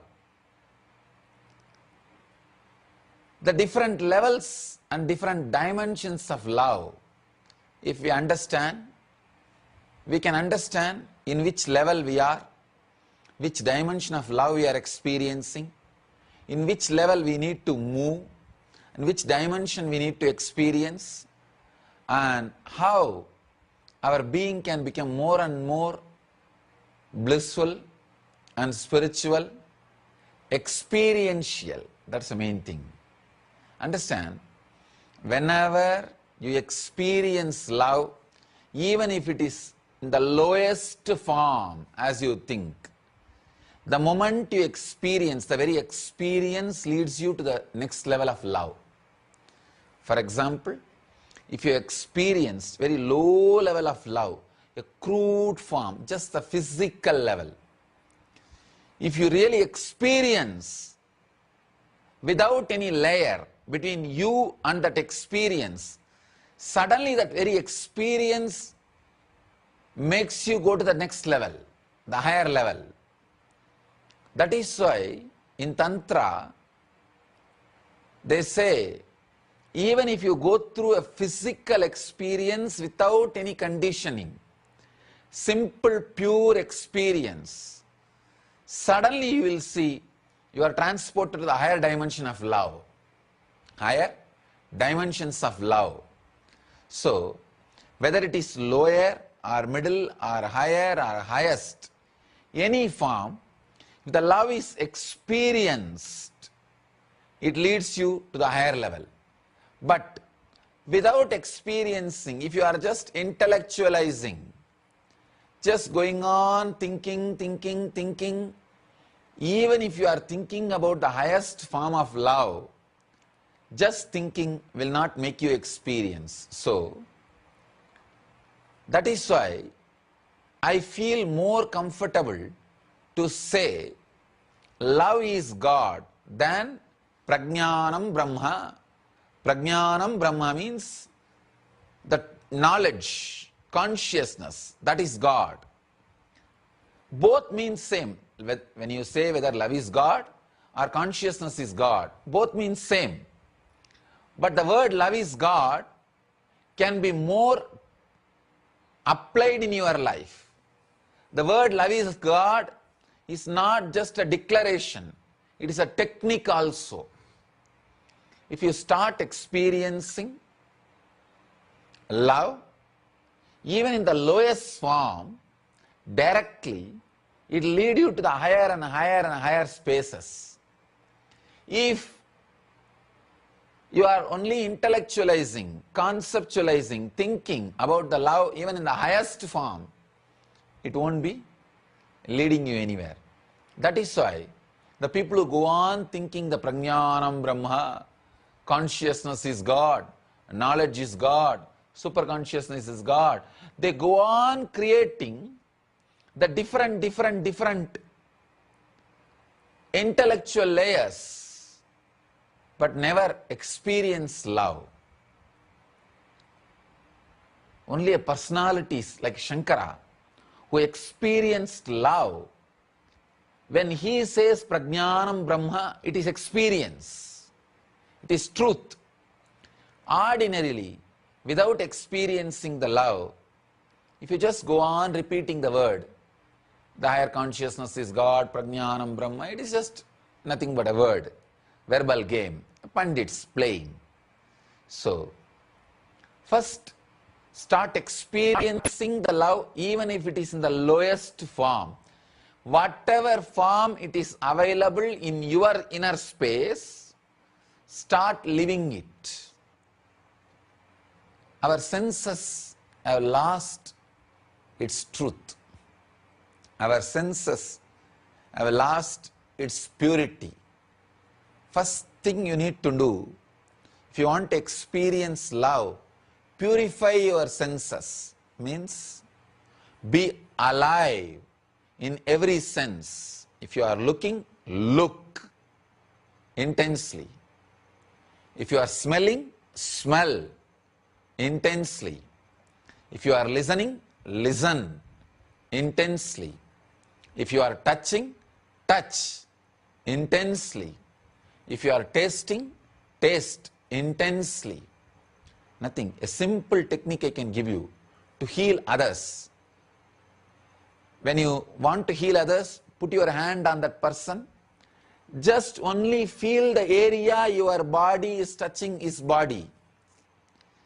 Just be alive only in that zone. Forget about all other parts of your body, his body. Just be the touch. You will see, whenever you become just the touch, your love oozes out, radiates through the touch. When you become just look, your look will radiate love. When you become just listening, your listening will radiate love. If you just radiate love through the touch, just become the touch, you will heal the other being. You will heal the other person. You will radiate love. You will just radiate life. Removing the conditionings about the love. Either you are taught, if you love, you will be caught in bondage, or if you love, it will lead to suffering. What was the formula taught to you about love? That is a very major, important thing. How your love is going to end. Please understand. If you are taught right formulas about love, you will not have conditioning. If you are taught wrong formulas about love, that very wrong formulas will not allow you to relax in love. I have seen many people. They can't relax in love. They are not comfortable with love. So much of fear about love. So much of fear about love. They can't get into love. They can't relax into love. So much of fear. They will think, oh, I don't know what will happen to this love, how it will end. Will it end in a wrong way? Will this person also cheat me? If you are made to believe very clearly that all your love will end in pain, it will end in pain. You will be waiting to end it in pain. Because whatever you believe, you want to make it as reality and see it. Please understand. Your personality is such, whatever you strongly believe, you will make it as reality. So, if you are strongly believing love is going to lead to pain, you will see it leads to pain. It will lead you to pain. Conditioning needs to be removed about the life, about the love.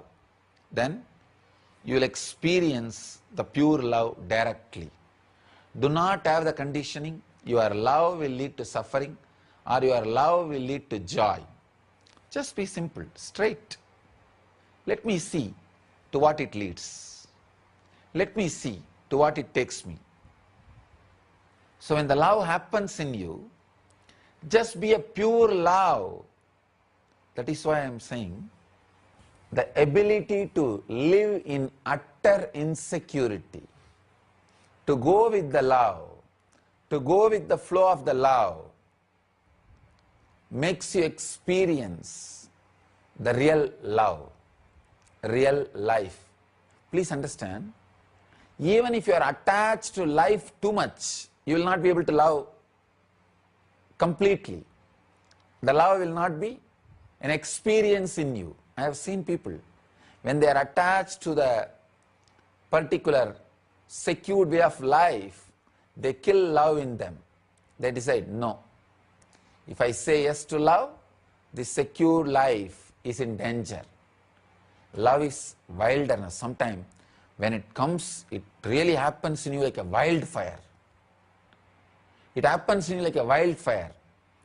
When you enter into that wildfire, even if you experience an ordinary hormonal way, a lust, suddenly you will see that lust gets burnt. See, there's a beautiful sutra in Bhagavad Gita, Brahmarpanam Brahmahavihi. Brahmagnau Brahmanahuti. See, when the real love happens in you, even your hormonal feelings, lust, when it comes along with the love, pour it in that pure love.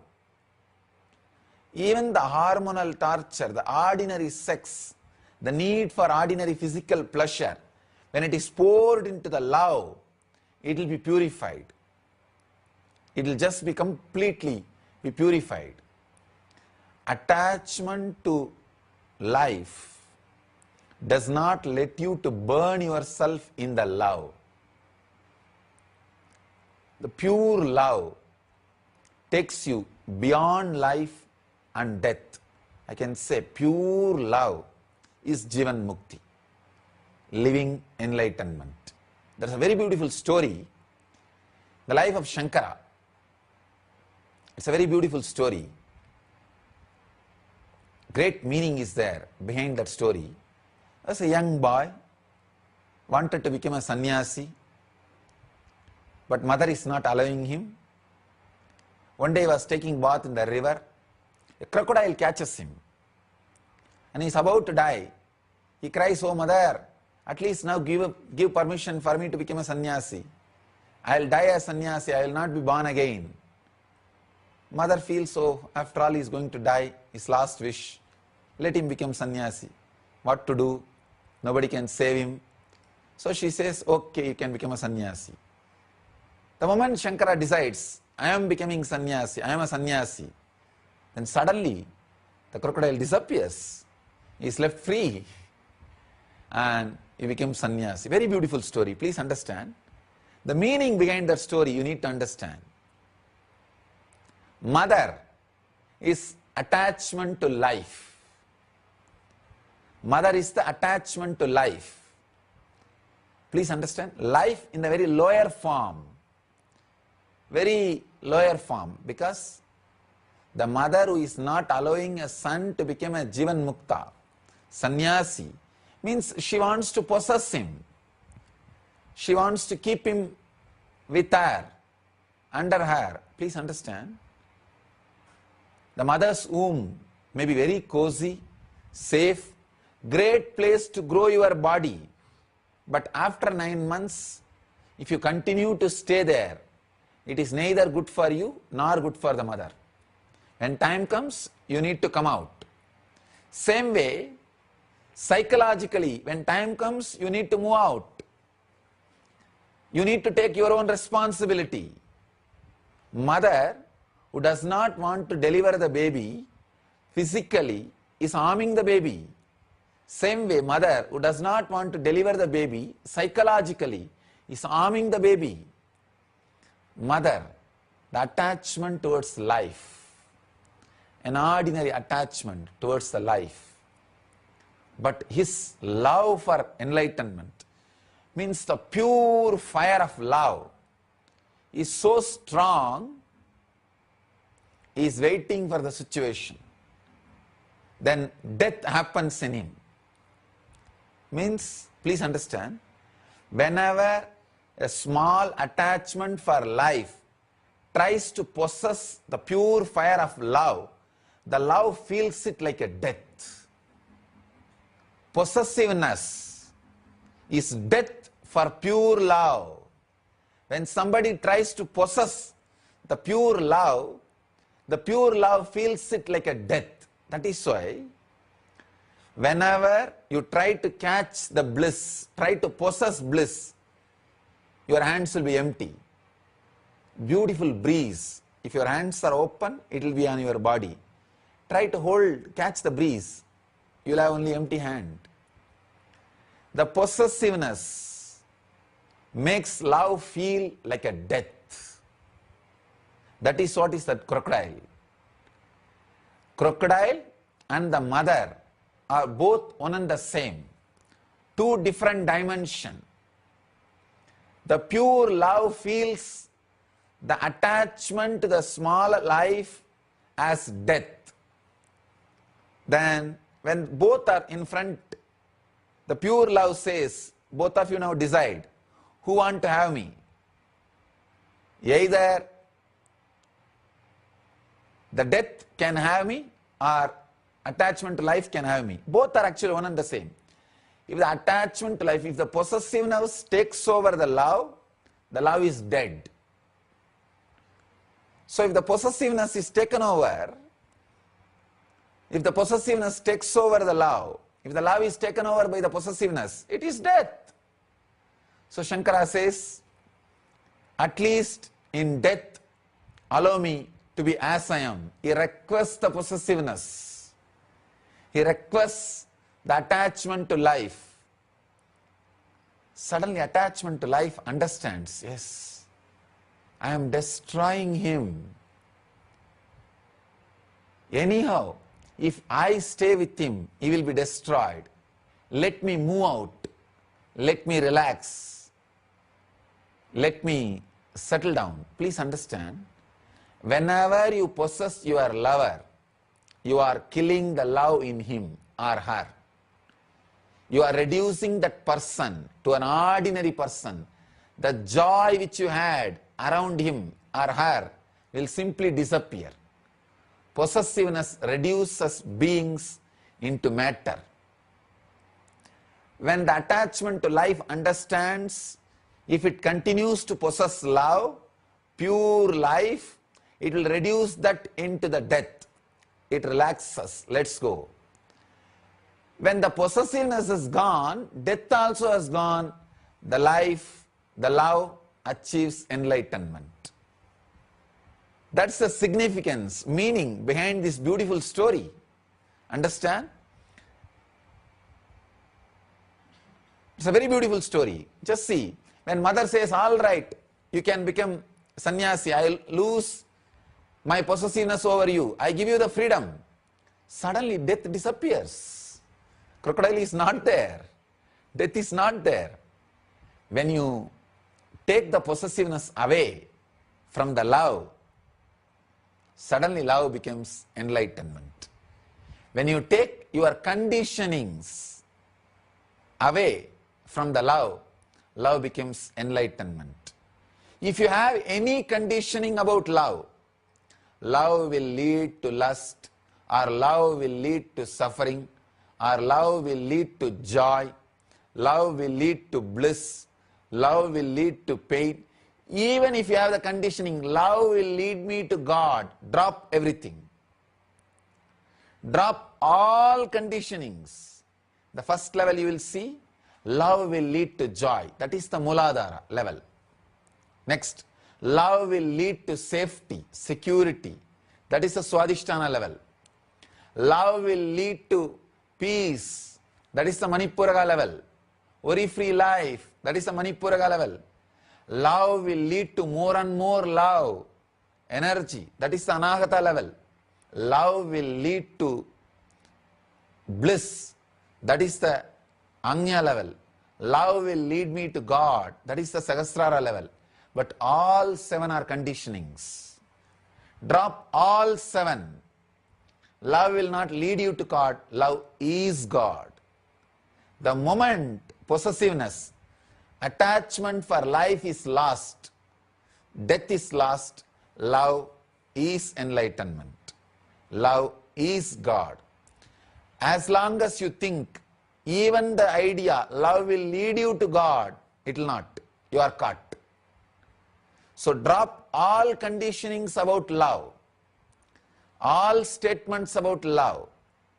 Make your body ready, pure, to experience love in any form it happens in you. First thing, make your mind ready to experience love without any conditioning as it happens to you. You will see love is God. Love is enlightenment. Love is Jivan Mukti.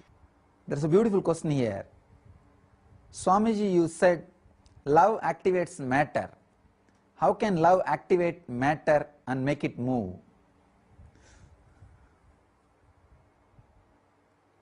Love really infuses energy into whatever it is directed. Please understand. If you direct love towards anything, whether it is a person or matter or plant or animal, anything, it gets infused with energy.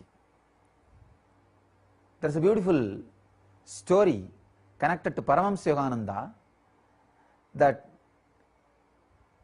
he or some of his disciples practiced showering love on a rose plant, telling that I will protect you, I will keep you safely, you can be secured, you don't need these thorns to protect yourself, don't be in insecurity. Every day talking in a very loving and healing way to that plant.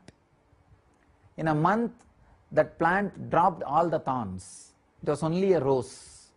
There was no thorns. Means love activates even the plant. And if you see Ramakrishna's life, Ramakrishna Paramahamsa's life, a great, so many examples can possess love, pure life, it will reduce that into the death. It relaxes, let's go. When the possessiveness is gone, death also has gone, the life, the love achieves enlightenment. That's the significance, meaning behind this beautiful story. Understand? It's a very beautiful story. Just see, when mother says, all right, you can become sannyasi, I'll lose my possessiveness over you, I give you the freedom. Suddenly death disappears. Crocodile is not there. Death is not there. When you take the possessiveness away from the love, suddenly love becomes enlightenment. When you take your conditionings away from the love, love becomes enlightenment. If you have any conditioning about love, love will lead to lust, or love will lead to suffering, or love will lead to joy, love will lead to bliss, love will lead to pain. Even if you have the conditioning, love will lead me to God, drop everything. Drop all conditionings. The first level you will see, love will lead to joy. That is the Muladhara level.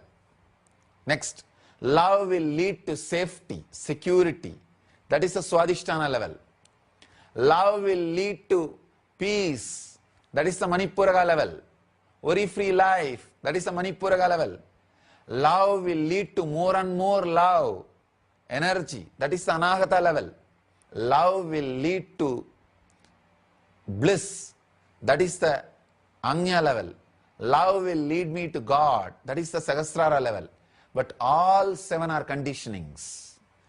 Drop all seven. Love will not lead you to God. Love is God. The moment possessiveness, attachment for life is lost, death is lost, love is enlightenment. Love is God. As long as you think, even the idea, love will lead you to God, it will not. You are caught. So drop all conditionings about love, all statements about love. Make your body ready, pure, to experience love in any form it happens in you. First thing, make your mind ready to experience love without any conditioning as it happens to you. You will see love is God. Love is enlightenment. Love is Jivan Mukti. There is a beautiful question here. Swamiji, you said love activates matter. How can love activate matter and make it move?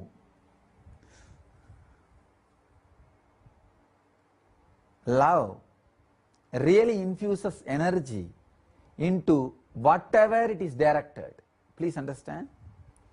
If you direct love towards anything, whether it is a person or matter or plant or animal, anything, it gets infused with energy. There is a beautiful story connected to Paramashivoham Level that he or some of his disciples practiced showering love on a rose plant, telling that I'll protect you, I'll keep you safely, you can be secured, you don't need these thorns to protect yourself, don't be in insecurity. Every day talking in a very loving and healing way to that plant. In a month, that plant dropped all the thorns. It was only a rose. There was no thorns. Means love activates even the plant. And if you see Ramakrishna's life, Ramakrishna Paramahamsa's life, a great, so many examples can be given. One, how he related with that Kali's deity, Kali's statue. It is not a statue for him anymore. Just because of his intense love, the matter has become energy, alive. In his many experiences he shares, when he gives food, he saw mother eating. And when he touches the nose and feels, he says, I saw Devi breathing. And there are so many strong, solid experiences to prove that love activates matter. Love makes the matter alive. In Karnataka, there is a place called Udupi. There is a great saint Kanagadasa. When he went to have darshan of Krishna, Krishna turned, the whole deity turned and gave darshan to him. It is still called, that hole through which Kanagadasa had darshan is called Kanagana Kindi, means the window of Kanagadasa. Still, Krishna gives darshan to the whole world through that hole. So please understand, there are thousands of evidences where love activates the matter. You can try even in your life, the plant or tree or river with which you are living. Every day sit with them for 10-15 minutes. You don't need to talk, but just feel a deep love for them. The nature, the hill or the river or the tree. Just have a deep feeling, connection, love. 10 minutes every day sit. Suddenly you will see that you are able to relate with them, they are able to relate with you, and communion will start. First it will be communication, then it will become communion. So love makes matter alive. When you shower love, matter becomes life. When you take away the love, even life becomes matter.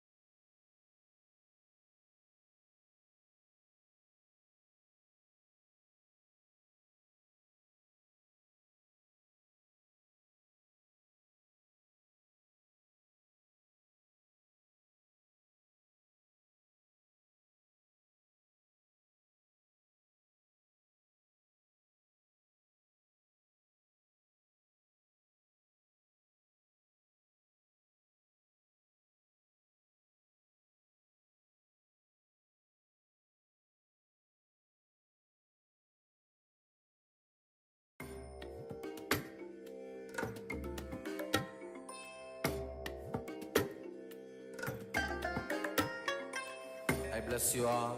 Let you all open all your three eyes and manifest the powers of Mahasadashiva. Om Nithyananda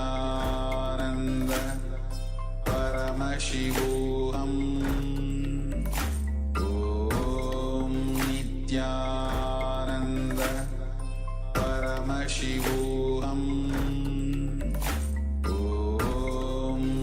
Nithyananda Paramashivoham Om Nithyananda Paramashivoham Om Nithyananda Paramashivoham Om Nithyananda Paramashivoham Om Nithyananda Paramashivoham Om Nithyananda Paramashivoham Om Nithyananda Paramashivoham Om Nithyananda Paramashivoham Om Nithyananda Paramashivoham Om Nithyananda Paramashivoham Om Nithyananda Paramashivoham Om Nithyananda Paramashivoham Om Nithyananda Paramashivoham Om Nithyananda Paramashivoham Om Nithyananda Paramashivoham Om Nithyananda Paramashivoham Om Nithyananda Paramashivoham Om Nithyananda Paramashivoham Om Nithyananda Paramashivoham. Yes, such a beautiful revelation, and it sets the whole context for how we relate with Swamiji and how he relates with us, and how anything that we don't know in that whole approach, in that whole how we relate with him and how he relates with us, all of that Swamiji gives the ultimate clarity about the relationship, the guru disciple relationship. Particularly, he gave this very important sacred secret: the love of the master enters into us, it completes us, fulfills us, and turns back as love for the master, and in that whole process it enlightens us as well. So this is the complete understanding, the core of what the Supreme Pontiff of Hinduism shared with us. There is a beautiful verse in Tamil that exactly says this: only when he has that grace, we will even be able to have the devotion towards him. And that's exactly the context that Swamiji has explained here, that the love of the master, out of his pure compassion, this total overflowing compassion, costless compassion, he overflows. That love just simply pours into us, it fulfills us, it gives us the completion experience, and then transforms itself as love for the master. And again, in the same process, in that whole process, it gives us the ultimate experience also. It enters us, fulfills us, completes us, and turns around and flows as love for the master and liberates us also. Now, the key that Swamiji told us is how to see what the words of the master are towards us. Let's say we are working with him, and then we are giving offering to him, and then what he responds with. He has very clearly laid out what he hates and what he loves. So Swamiji is very clear now.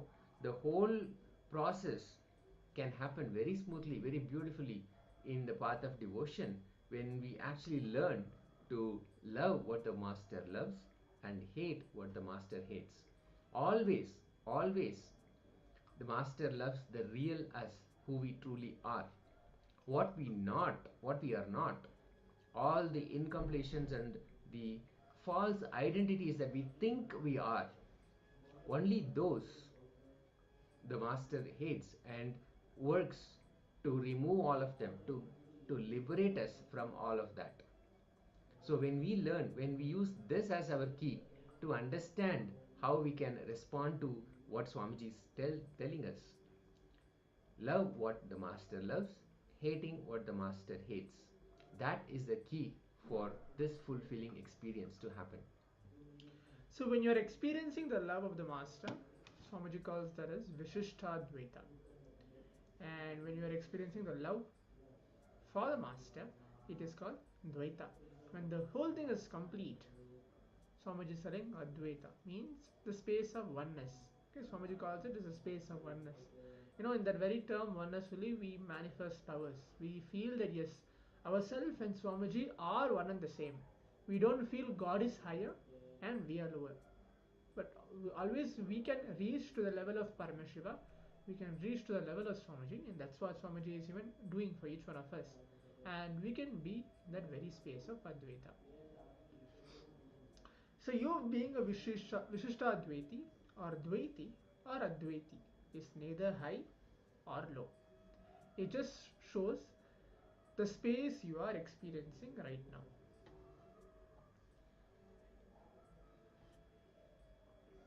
So when love of the masters flow into you, okay, Swamiji's love flows into each one of us, it can cause any reality we want. See, always when you have that idea that when you go to Swamiji, when you ask something as a blessings or boon, Swamiji blesses and it manifests as a reality. But yes, but when Swamiji's love enters into us, it's far sure 100% it can cause any of the reality itself. And you know, when the love of the master flows into us, it can cause even not your reality, but including others' reality. Whoever you want to cause for others as well. The love of the master is so powerful enough, it can cause your reality and others' reality as well. Yes, and this is a beautiful way of not only fulfilling our own reality, whatever we desire for, but also fulfilling what others need also. Swamiji has very beautifully laid it out and said, when the love of the master, when that flows into us, our reality gets caused. And in return, when the love of the master turns back and then goes towards the master, flows as love towards the master, that is when the other's reality also gets caused. So both our reality and anybody else who we have in our purview, they also have their realities caused. Now it is for us now to understand what our realities are, what is the reality that we want to create, not only for ourselves but for others as well. So let us take a few moments to internalize this truth, and from this truth, how we are exactly going to bring up what we really want. Let's make a list of all of the things that we want to have fulfilled, and again, not only for ourselves but also for others as well. What are the things that I want to have in my life, and what are the things that I want as a blessing for others also, so their reality also gets caused. So let's list all of that down. Let's just take a few moments and list all of this down. It's a very profound and beautiful experience, even to think and understand out of that overflowing compassion what Swamiji has given us, and how when we simply reciprocate that love, or rather that love itself turns back, it automatically causes others reality. So powerfully we can share this with others, and we can have them also have their realities also caused. So Let's take a few moments and write it all down. Pen all the desires that you want to fulfill for yourself and for others as a blessing.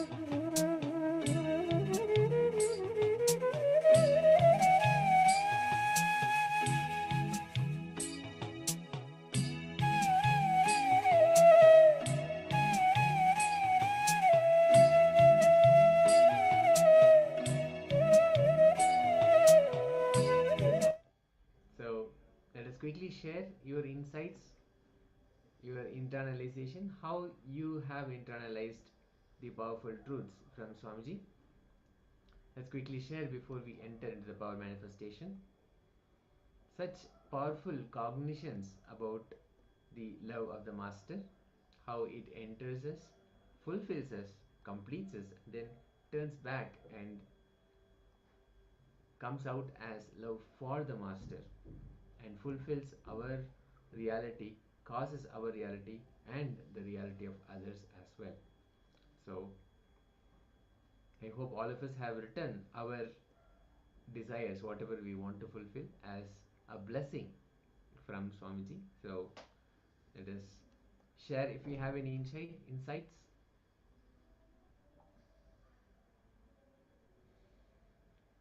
While we prepare for the power manifestation, let us enter into power manifestation. Let us sit comfortably. Yes. I think the previous round, all the participants have manifested the power of length dimension. So today actually we are going through multiple different powers. We're going to manifest at least 21 different powers because we're entering to the last day of the Paramashivoham. 21 different powers we are actually sitting and manifesting, and each power we're going to practice. We're going to see that where we are actually can put ourselves into it and see where we are manifesting fluently, because when we go back we should be as Paramashiva. This entire 21 days for us to have a superconscious breakthrough, for us to experience that we are not the identity who we are something beyond that.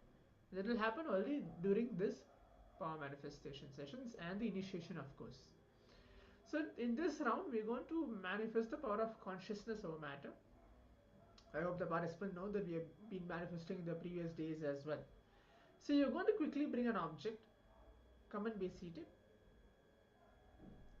Any object, the best is coconut if possible, otherwise any simple object for you to hold in your palms, right? Anything you can quickly bring and come and be seated.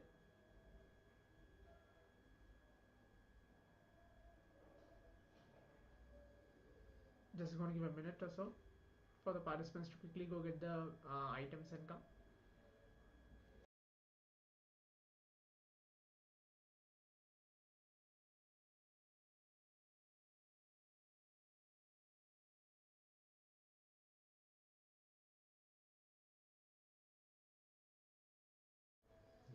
Yes, so yeah, I hope the participants have brought. Let's sit now. Just remember Swamiji through our third eye. You can either hold your left or right. Anything is fine. If you feel that it's taking time for 5 minutes, I'm not able to hold the object on the left, you want to switch it, you can gradually switch to the right and make sure you are in that very space. Continue in that, be in the space of oneness. Okay. So sit and chant Mahavakyam Om Nithyananda Paramashivoham to allow Swamiji's manifestation to flow through us. And let's allow the manifestation to happen. Let's chant the Mahavakya now. Om Nithyananda Paramashivoham. Om Nithyananda Paramashivoham. Om Nithyananda Paramashivoham. Just sit and allow the manifestation to take place. Let's begin now.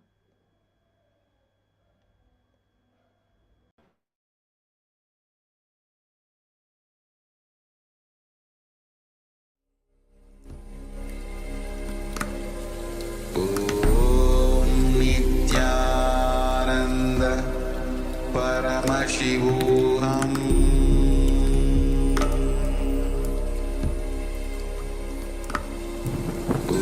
Om Nithyananda Paramashivoham.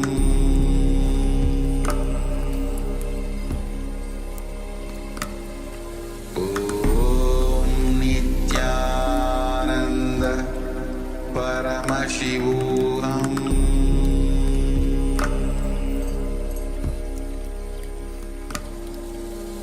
Om Nithyananda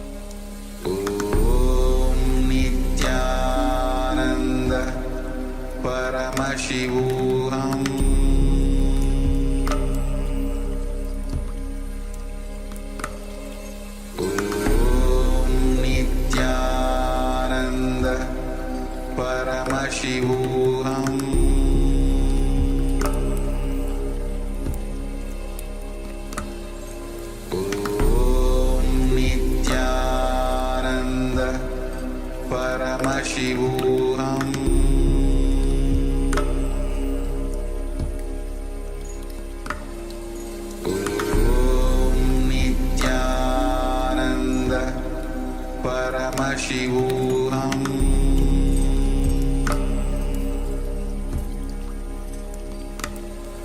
Om Nithyananda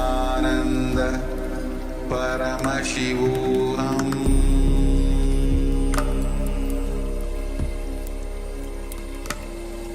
Om Nithyananda Paramashivoham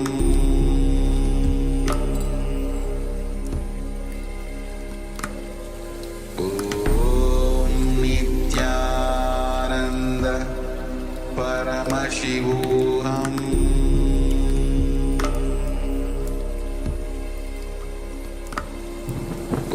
Om Nithyananda Paramashivoham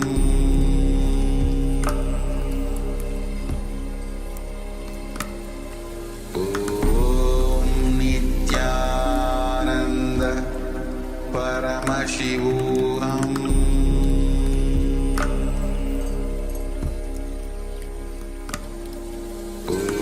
Om Nithyananda Paramashivoham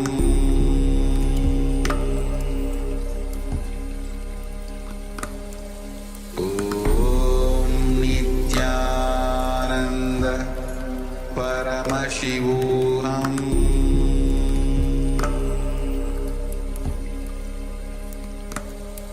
Om Nithyananda Paramashivoham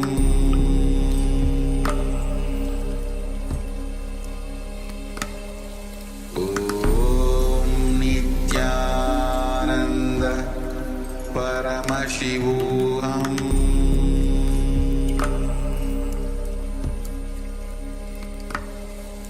Om Nithyananda Paramashivoham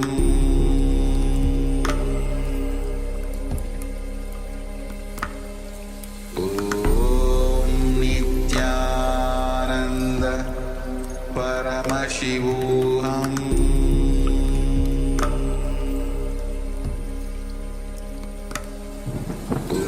Om Nithyananda Paramashivoham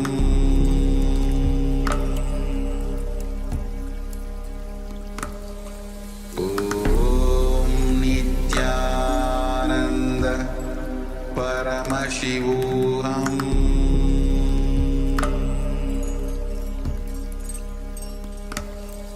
Om Nithyananda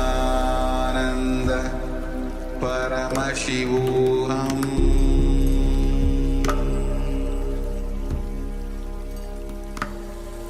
Om Nithyananda Paramashivoham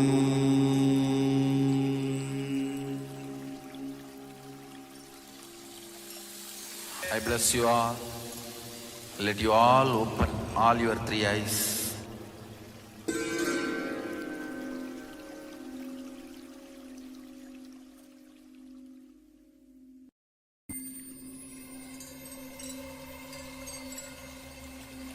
I welcome you all with my love and respect. Let you all open all your three eyes. Om Nithyananda Paramashivoham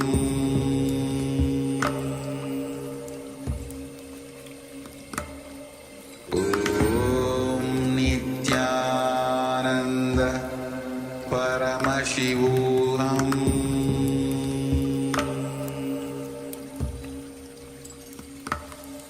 Om Nithyananda Paramashivoham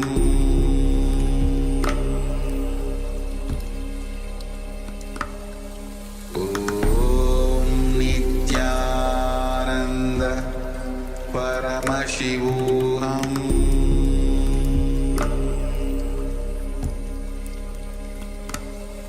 Om Nithyananda Paramashivoham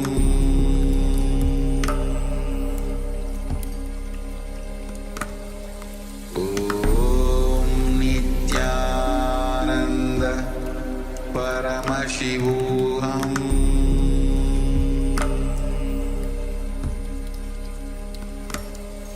Om Nithyananda Paramashivoham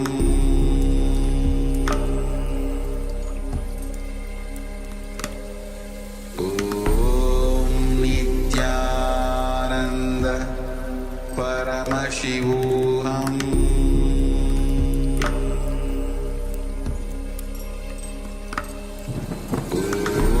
Om Nithyananda Paramashivoham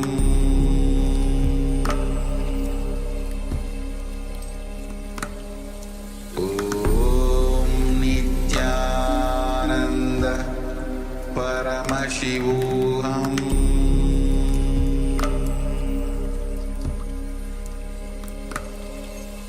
Om Nithyananda Paramashivoham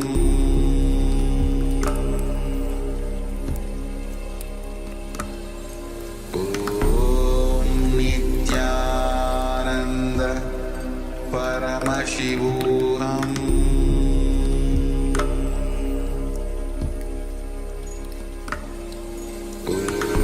Om Nithyananda Paramashivoham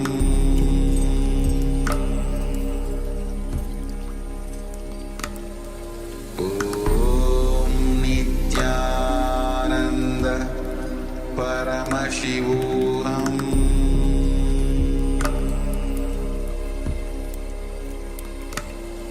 Om Nithyananda Paramashivoham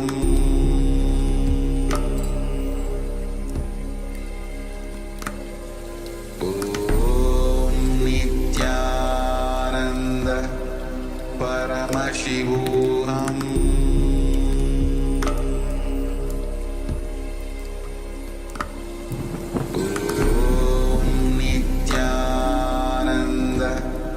Paramashivoham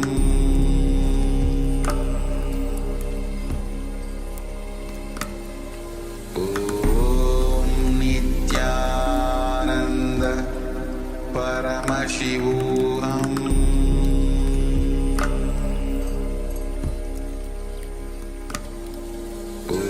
Om Nithyananda Paramashivoham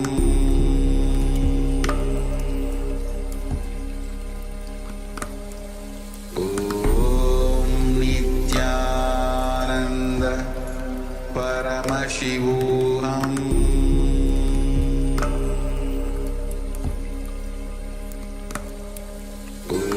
Om Nithyananda Yes. Now let us relax from the manifestation. Let us quickly share our manifestation results. How was it? Yes, how many of the participants were able to manifest now? The power of consciousness or matter. I think it was close to 20 minutes of the manifestation which we had. But yes, so continuously sitting and chanting the Mahavakya, allowing Swamiji to flow through us so that we manifest. So how many of us were able to have a breakthrough? Were you able to see that yes, you are able to manifest or move the matter from your palms without even touching it, without even disturbing it by yourself, but just looking through the third eye and moving it, having a breakthrough. Yes, the first step in consciousness over matter, and then soon we will manifest the same power, because again Swamiji has mentioned that even thoughts are matter. So when we have the power of consciousness over matter, we can even remove all our thoughts and cognitions, whatever we think are as solid entities, they can also be moved.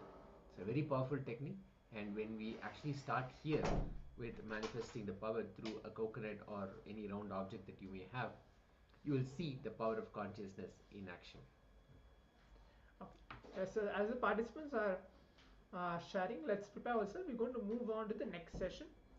In this session, we learned on love, how Swamiji's love, a master's love, flows through us, comes back to him. as a love for the master, and it fulfills us as we can experience the oneness space. And in that oneness space itself, we manifested this power of consciousness for matter. So in the next segment, we're going to understand and learn about enlightenment. What is enlightenment, why enlightenment, and how to experience enlightenment. It's going to be a session from Swamiji himself. So let's provide our complete listening as we begin listening directly from Swamiji on the very topic of enlightenment, how to live it, practice it, and ultimately reach the space of enlightenment itself.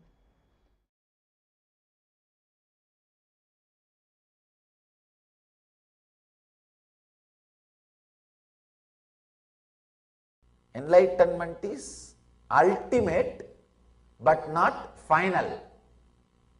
The ultimate goes on happening every moment in you.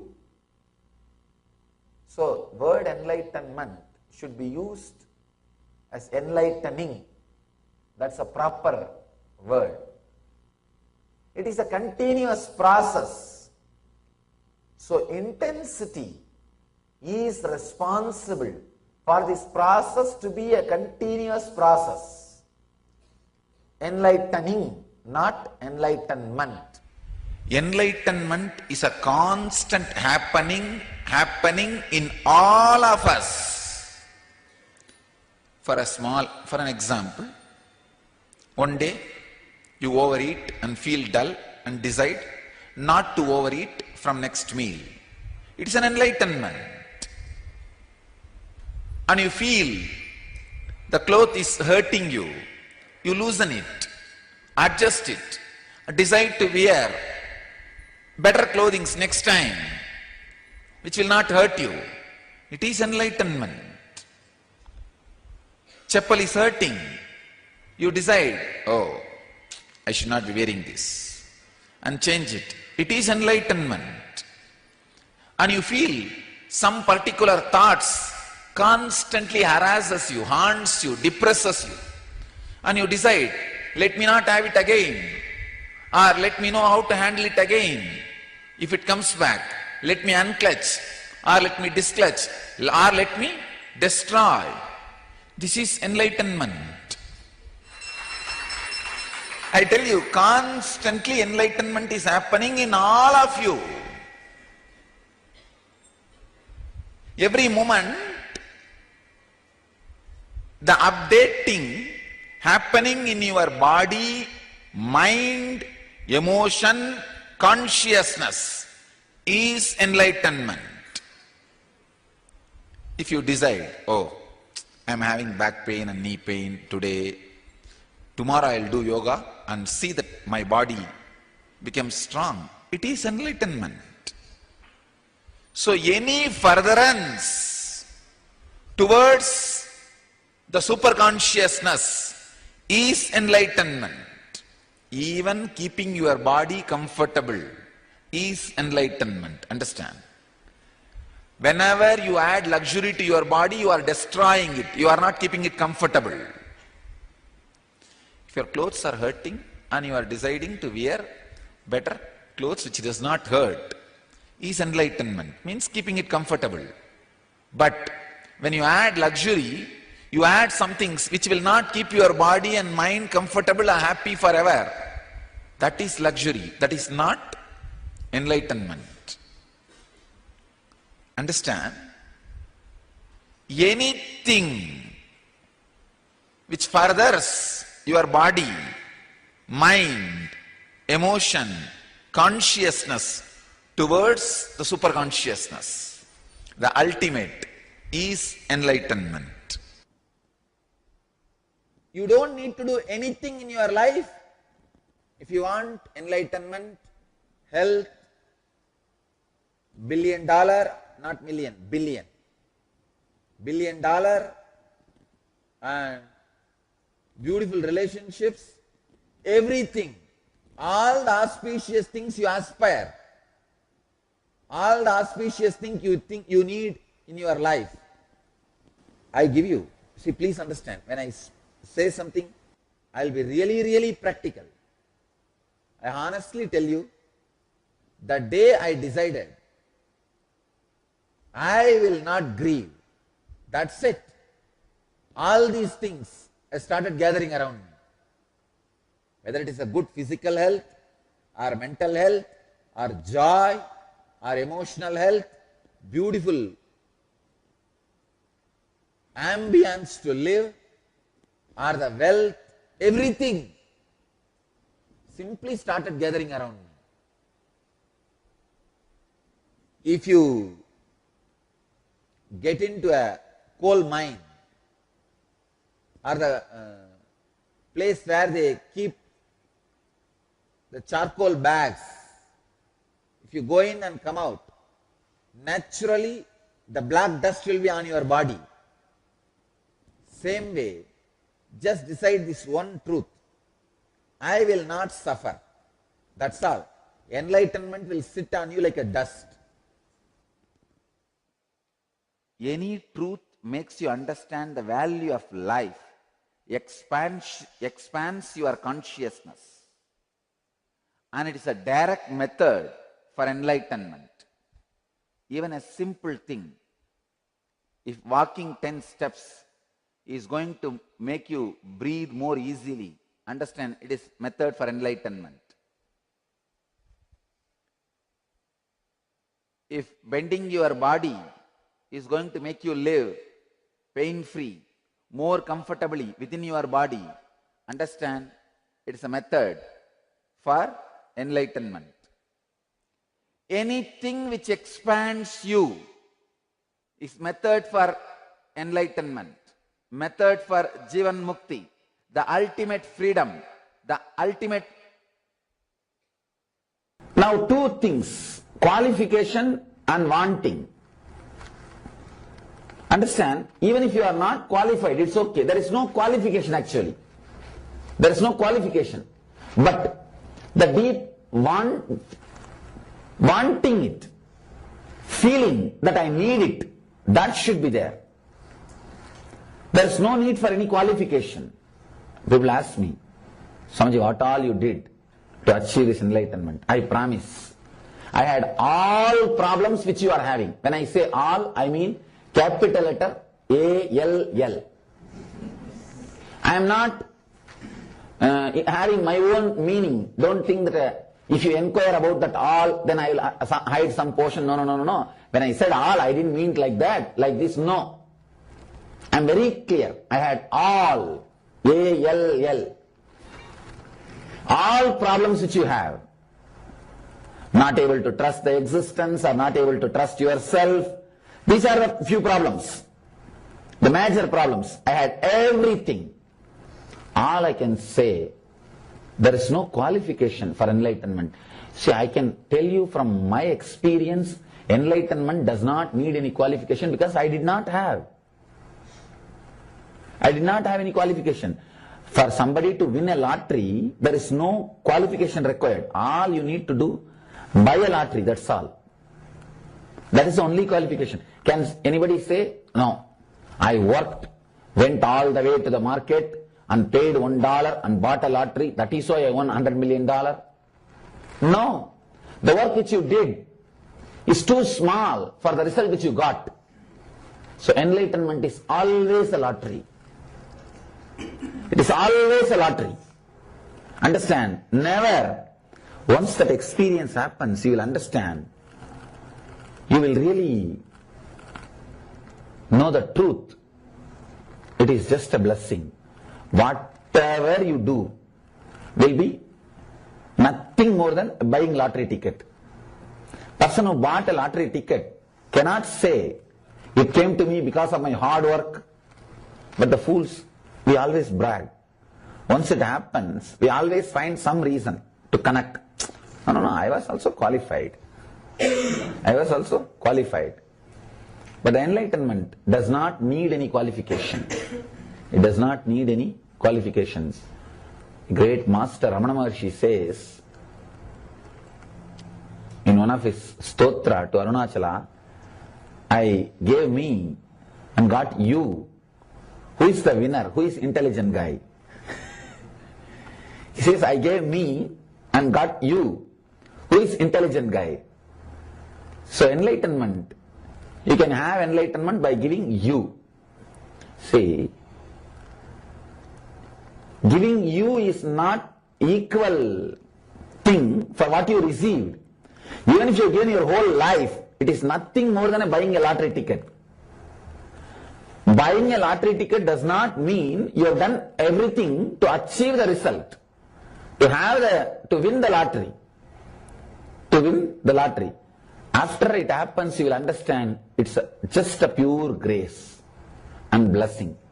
The result or the effect will be so big, the transformation will be so great, you can't think why you have been chosen, why it has been showered on you. No qualification is necessary, but the deep need, the seeking, that is necessary.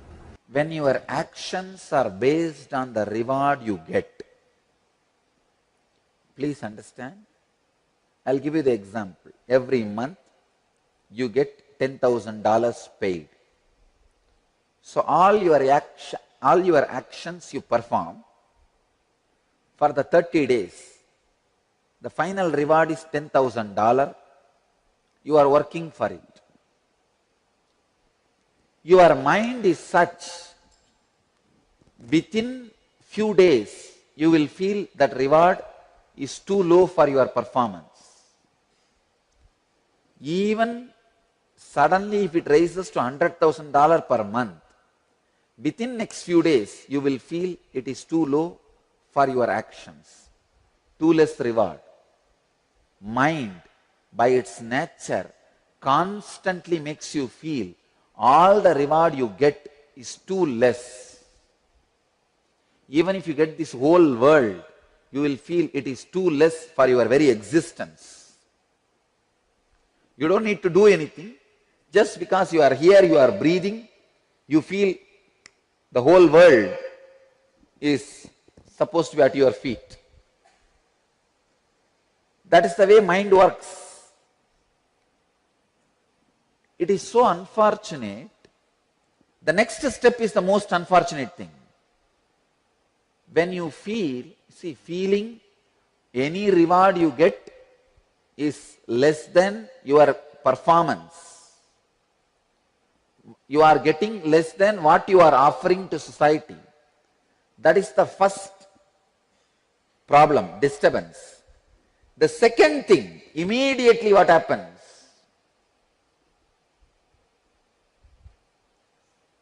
You start reducing your performance.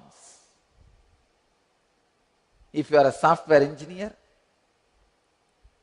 when you are in office, you are supposed to work, you are browsing. Or you are just spending time on some other work.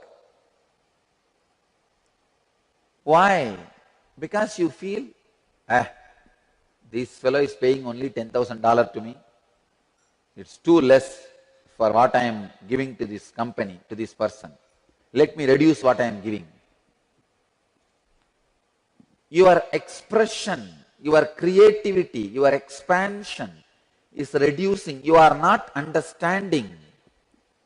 You are angry with your boss for paying you less, but you are punishing yourself by reducing your creativity, by putting you in more and more laziness, by reducing your expansion, your life. See, when you are performing less, you are getting into a pattern, setup. After you perform less continuously for 3-4 months, you will start believing that is your capacity. That is your capacity. So unfortunate. You are angry with your boss. You want to punish him, but you drink the poison. By you drinking the poison, you are not going to punish him. Don't be foolish.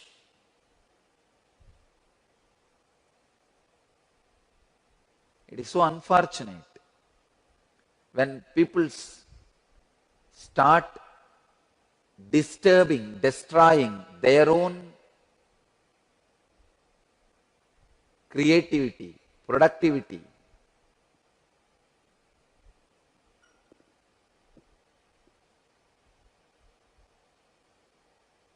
just because they are angry with the person who is paying them back.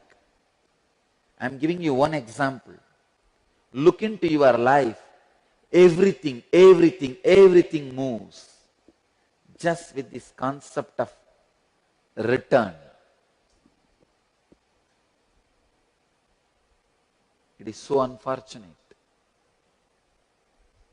because you feel that the person who is paying you back needs to be punished. You reduce your creativity, which is end of the day punishment for yourself. I am giving one example of the boss. I can give you the other example in an expanded way. Slowly you become angry with the whole life. You feel your wife is not giving you the love back which you are giving. To your children, the love you are offering, they are not giving back. Whatever you are offering to your friend, you feel he is not responding back. Whatever you are giving to society, you feel society is not giving you back. Understand? When you are angry with the friends, angry with family, angry with your society, you stop radiating love. It is so unfortunate.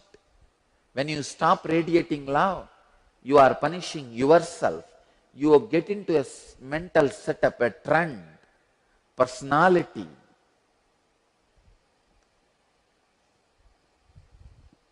I tell you, 2 months, if all your actions are based on calculation, 3rd month you will believe that much only is your capacity.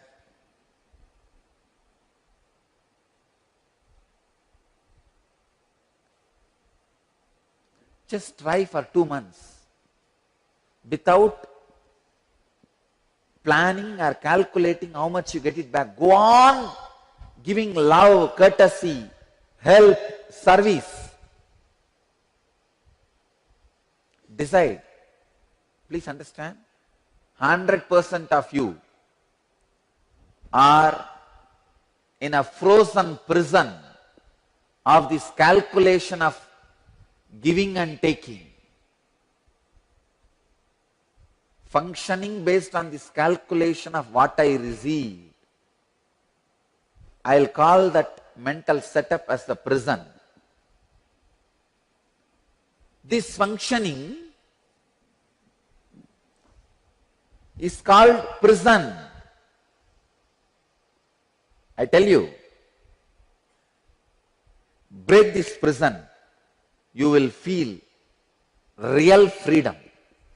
48 days, you go on giving whatever you can without bothering about whether the other person is reciprocating or not. Without expecting reciprocation from the opposite side.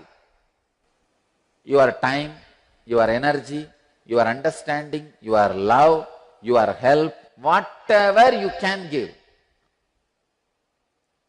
Whatever way you can radiate your creativity, understand? I am not saying only in voluntary service, I am saying even in your regular job. Whether your job in which you are getting money as paid, money as a salary, or some smile, support, that as a reward, whatever it may be. Whole day, whether you are doing your paid job for which you are paid, or you are doing some voluntary service, or you are giving your love to the family, in every moment, decide for 2 months, I'll go to my extreme. For 48 days, I'll go to my extreme without bothering about how the other person is responding or reciprocating. In these 48 days, you will be at least 3 times more energetic, alive, intelligent than you are now.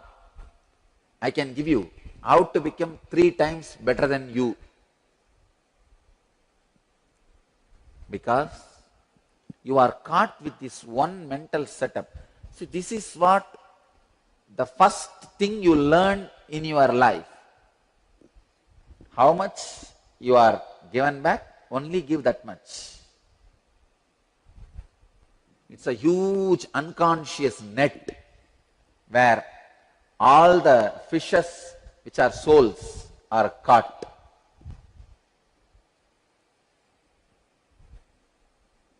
Maya is a fisherman. This giving, only how much you feel you are receiving is the net. All of you, the souls are the fish he is catching. If you get caught in the net, you are bound. One day he will just take you out of the water and eat, that's all. Break from this one net. The moment your mind is unconsciously planning, he reciprocates only this much, why should I? Understand, visualize you are in the net. You are in the net thrown by Maya. Let your fight with non-performance be the standard of measure. You may then ask, how can I work? I need some inspiration to work. You are fighting with non-performance. You are fighting with the shrinking feeling. You are fighting with the laziness. You are fighting with the non-creativity. Be the source of inspiration for you to live. People always tell, no, if the reward is not the source of my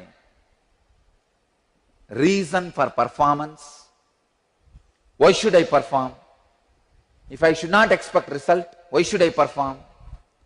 Understand, perform to break free from the inherent laziness you are carrying, inherent tendency of shrinking,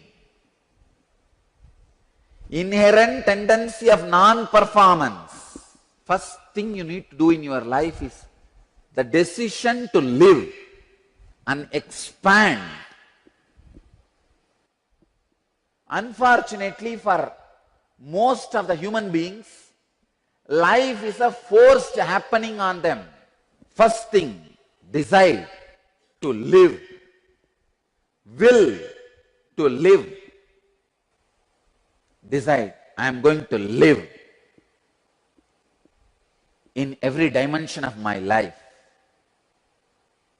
I'll create wealth, I'll create health for me, I'll create mental happiness for me, I'll create beautiful, loving people around me. Understand, you can transform anybody into a loving being by your love. Love is like a phosphorus. The moment you put that on anything, it completely burns that. How phosphorus converts anything into its own. If you drop phosphorus on anything, it will burn that and convert the whole thing into itself. Same way love. Love is like a fire. Drop on anybody, it will convert the person also into love. This one thing, if it becomes part of your life, you are liberated.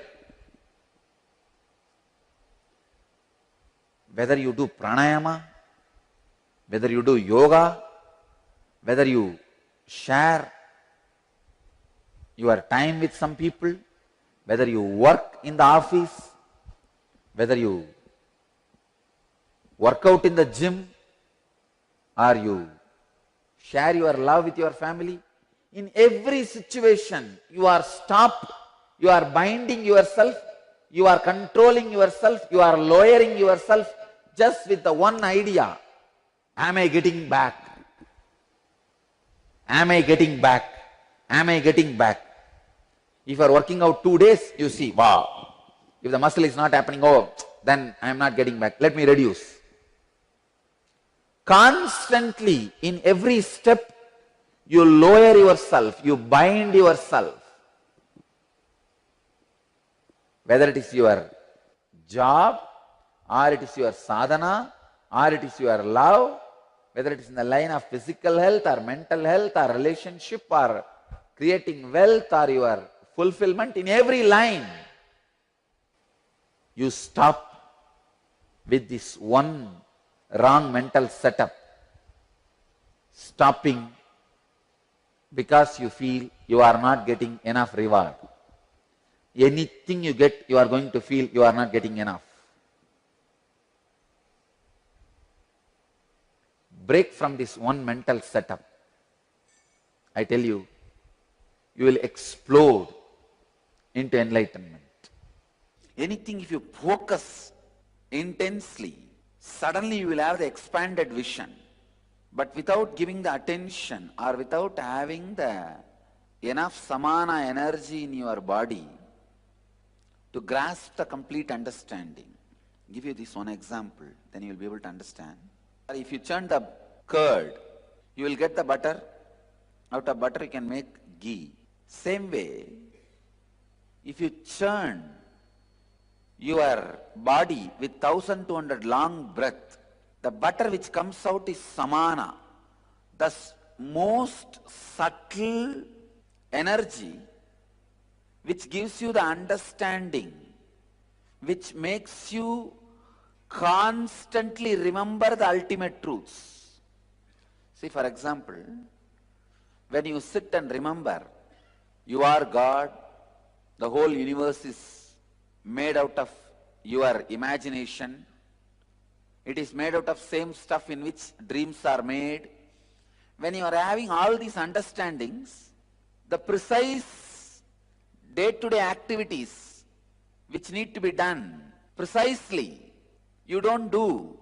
Or when you do the activities which needs to be done precisely, when you are doing them, you don't have this remembrance of the complete truth, of the whole. Samana solves that problem. If the samana energy is built in your body, one side you will be able to do the precise work like a thinking and writing, calculating, doing mathematics. You will be able to do all the precise down-to-earth work. At the same time, constantly your brain, your inner space will be in every dimension of my life.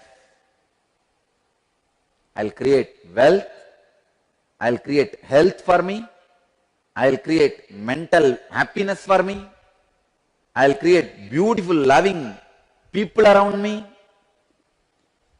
Understand, you can transform anybody into a loving being by your love.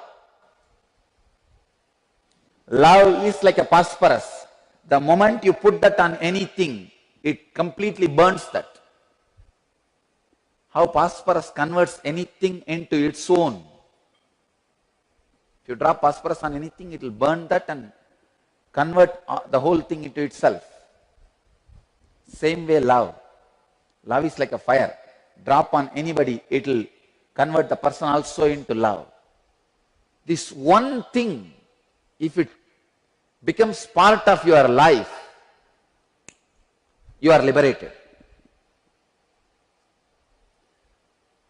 Whether you do pranayama, whether you do yoga, whether you share your time with some people, whether you work in the office, whether you work out in the gym, or you share your love with your family, in every situation you are stopped, you are binding yourself, you are controlling yourself, you are lowering yourself just with the one idea. Am I getting back? Am I getting back? Am I getting back? If you are working out 2 days, you see, wow. If the muscle is not happening, oh, then I am not getting back. Let me reduce. Constantly, in every step, you lower yourself, you bind yourself. Whether it is your job, or it is your sadhana, or it is your love, whether it is in the line of physical health or mental health or relationship or creating wealth or your fulfillment, in every line, you stop with this one wrong mental setup, stopping because you feel you are not getting enough reward. Anything you get, you are going to feel you are not getting enough. Break from this one mental setup. I tell you, you will explode into enlightenment. Anything, if you focus intensely, suddenly you will have the expanded vision. But without giving the attention or without having the enough samana energy in your body to grasp the complete understanding. I'll give you this one example, then you will be able to understand. If you churn the curd, you will get the butter. Out of butter you can make ghee.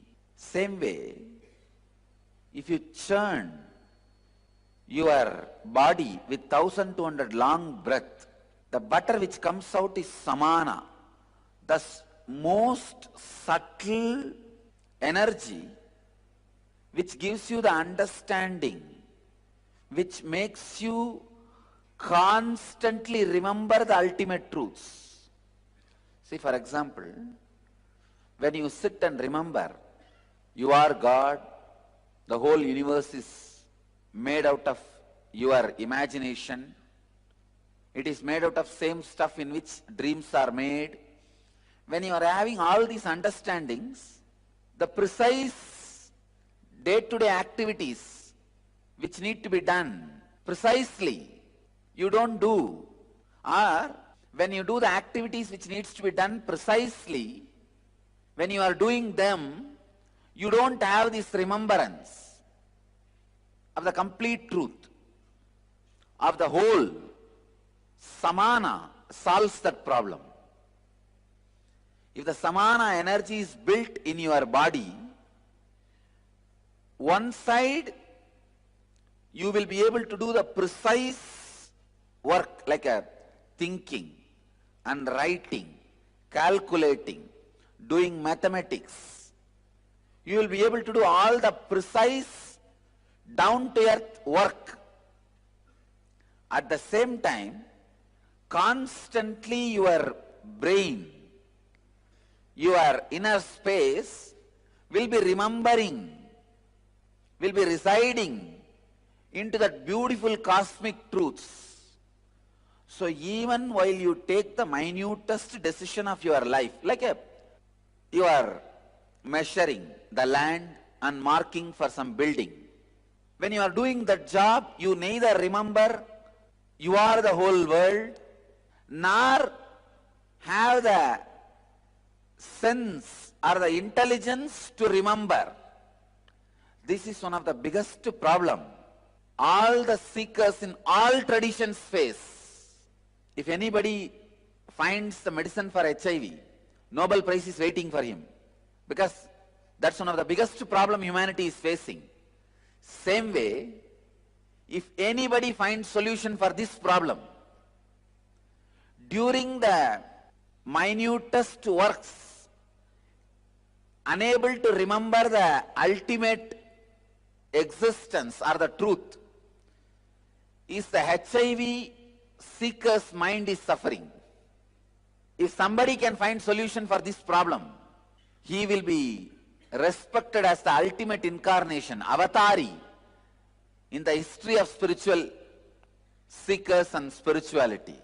Understand? Here is the solution. No practice will be giving you the maturity or the understanding, ability to remember the highest truths when you are doing mundane jobs, especially like thinking, strategy planning, preparing certain argument, or organizing your money, organizing your balance sheet, the corporate decision making. During all those moments, forgetting the ultimate, that was one of the biggest problems. This is the source of all other problems. See, just like HIV is not an independently a disease. That creates a situation where all other diseases can happen. Same way, non-remembrance of the ultimate during your day-to-day activity is the HIV. The moment that happens, all other problems, degradation, destruction, losing enlightenment, losing the truth, everything starts happening. Solution for this problem is, by your ordinary brain, you will not be able to do both. Your brain is not capable of that. So your brain needs to be added something else, some other chemical. That chemical is what I call samana. That samana gets added to your brain only when 1200 long breath happens in your system. Even if you have done it for 6 months to a year, that's enough. Then after that, it never leaves you. See, this 1200 long breath creates the samana energy in you. In your brain, it settles like a gold coating. All the subtle grooves becomes permanent. 6 months to 1 year. If the 1200 long breath happens, that's enough. Your system will develop the capacity, ability to remember the highest truths of your life, even while taking minutest, smallest decisions. Ramakrishna says very beautifully, how many work you may do, your inner space has to be constantly in that restful awareness. Of course, all masters say that. But this is one of the eternal problem, still unsolved. In a practical way, here is the solution. Even if you take 6 months of your life, nothing wrong. It's worth 1200 long breath per day. It can be happen by running or jogging or weightlifting. There's one more important method through which your breath can become long breath. When you do the same actions with responsibility. See, for example, you are cooking in our kitchen every day and feeding people. The same job, if you connect yourself with the whole picture, why am I cooking and feeding? People who come here are either seekers or meditators or serving the society. So I am serving them. When you take that larger responsibility, the same work you do as your own personally, with a personal feeling connection, as your own, it is your personal responsibility. Whenever you take the responsibility, the same action makes your breath long breath. In your breathing, the samana intake will only be 10%. When the same action, you do it with maturity, suddenly the samana intake through your breath becomes 90%. Responsibility also can make your breath, the samana intake, drastically increase like 90%, and that also will make the long breath. So when you are responsibly working, even doing accounts or any work, those moments, how many breaths happen in you, that also will come under 1200 long breath. If you understand the whole vision, if you are working in a company, if you understand the vision of the company, and you are fitting with it, with the whole wheel, that chakra, that circuit, that loop, you are completing the loop with your whole responsibility. You feel responsible for the whole loop. Suddenly, the samana intake increases, the breath becomes long. If 1200 long breath does not happen in you, you will only become tired by remembering the higher ideas or trying to cope up with the pressure of the higher ideas in the real life. With 1200 long breath, the layer of lubrication is created on your brain, where all the subtle truths are constantly remembered by itself without you forcing yourself, and those subtle grooves are permanently locked by the gold coating. The subtle truths, higher truths create certain grooves in your brain. If the 1200 long breath happens, one, that samana makes the possibility for more subtle grooves to happen in your brain, means more subtle understandings constantly remembered by you. That's first. Second, the grooves which are created, those subtle grooves are permanently sealed, so that even during death you don't forget the higher truths. This 1200 long breath is almost equivalent to your day-to-day meal. How you can't miss eating and how you don't miss eating, the 1200 long breath should not be missed.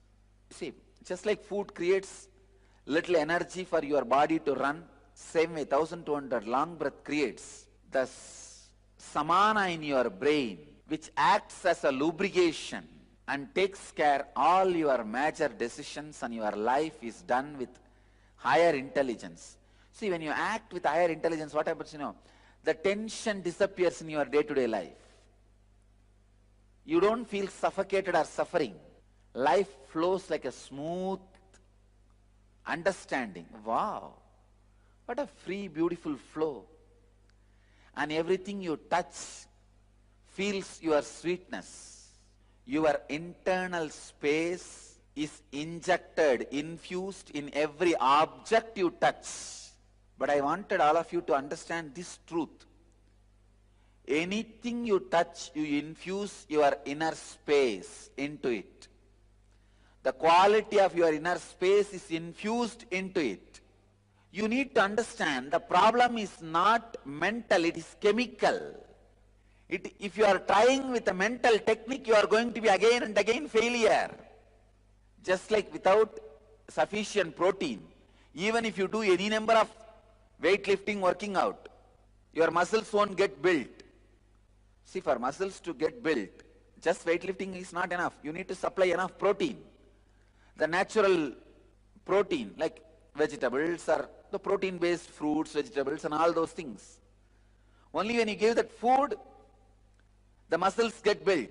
Same way, only when you do the 1200 long breath, this God consciousness gets built.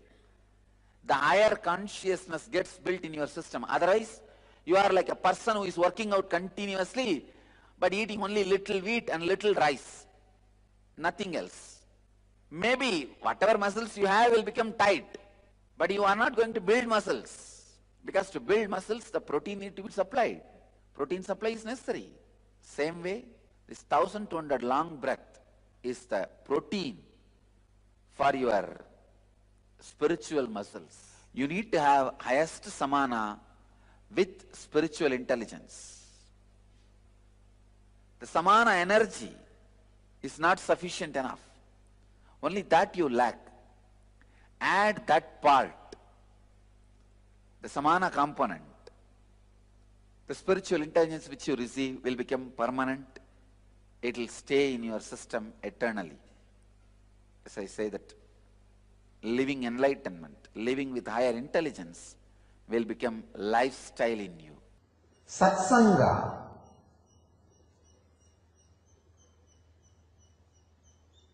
directly leads to Jivan Mukti, a straight method to Jivan Mukti.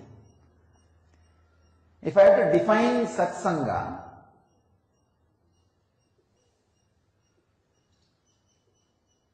I can define in three ways. The ultimate Satsanga is just being with the Sat, your own Atman, unclutching. Be unclutched and be with your Atman. Be with your Sat. That is the first level, ultimate Satsanga.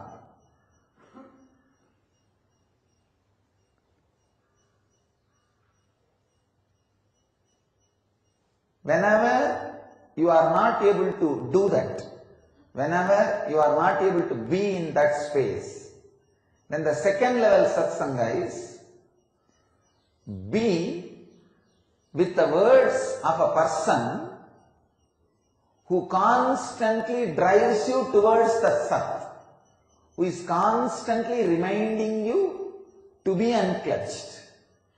Please understand. Read the books which tells you not to waste your time in just reading the books. Listen to the words of a person who constantly reminds you not to just waste time in listening to the words. The first level of satsanga is being with your own self, Sat, by unclutching. The second level is being with the words, being with a being who constantly asks you to be in being. Being with the words of a person who constantly tells you to go beyond words. Being with the being who reminds you to be in your being. Means Master's presence. The first level satsanga is to be unclutched and be with yourself. Whenever you can't, the second level satsanga is we always, whatever possible way, whether it is his physical presence or listening to his words or meditating, remembering his leelas or just internalizing his words through books. All this can come put together as satsanga with Master, who constantly puts you in the ultimate satsanga. Please understand, the first level of satsanga is being with yourself, being unclutched. The second level of satsanga is being with the being who constantly reminds you to be in being. Master teaches you through all these three, through his teachings, first level, through the initiation, second level, through constant remembrance of you. Wherever you are, he hatches you into a new being. He makes you into very his self. First the words, teachings, then the touch, sparsha, initiation, then wherever you are, because constantly you are connected to him, how you remember him, he goes on remembering you. I can see very clearly. Millions of people are living inside this body. Whoever is remembering, they are all living inside this body. Each cell is responding independently to all the people who are remembering this body. That is why the enlightened beings, the incarnations, will be available in the form of Divya Sarira even after they leave the body. When they give initiation to a disciple, they take a vow. Till you become enlightened, I will be available to you even if I leave the body. That is why when the masters leave the body, their Divya Sarira will be available in Aksharadama, means the imperishable space. Aksharadama is the gateway of Kshara and Akshara, perishable and non-perishable. It is the gateway of form and formlessness. It is the gateway of ice and water. Water is formless, ice is form. So where both of them are touching, that is the space called Aksharadama. We call it Shambhala. All enlightened beings, all incarnations, till all their disciples achieve enlightenment, reside in Aksharadhama, in the form of Divya Sarira. Their Divya Sarira is available. Please understand. That is why, if you are initiated by an enlightened Sadguru or incarnation, you don't need another one master. Just connecting with that master is enough. Maybe sometime that master himself will guide you to a living master if required. If he guides, catch the living master. If you don't get guidance from him, don't worry, he himself will take care.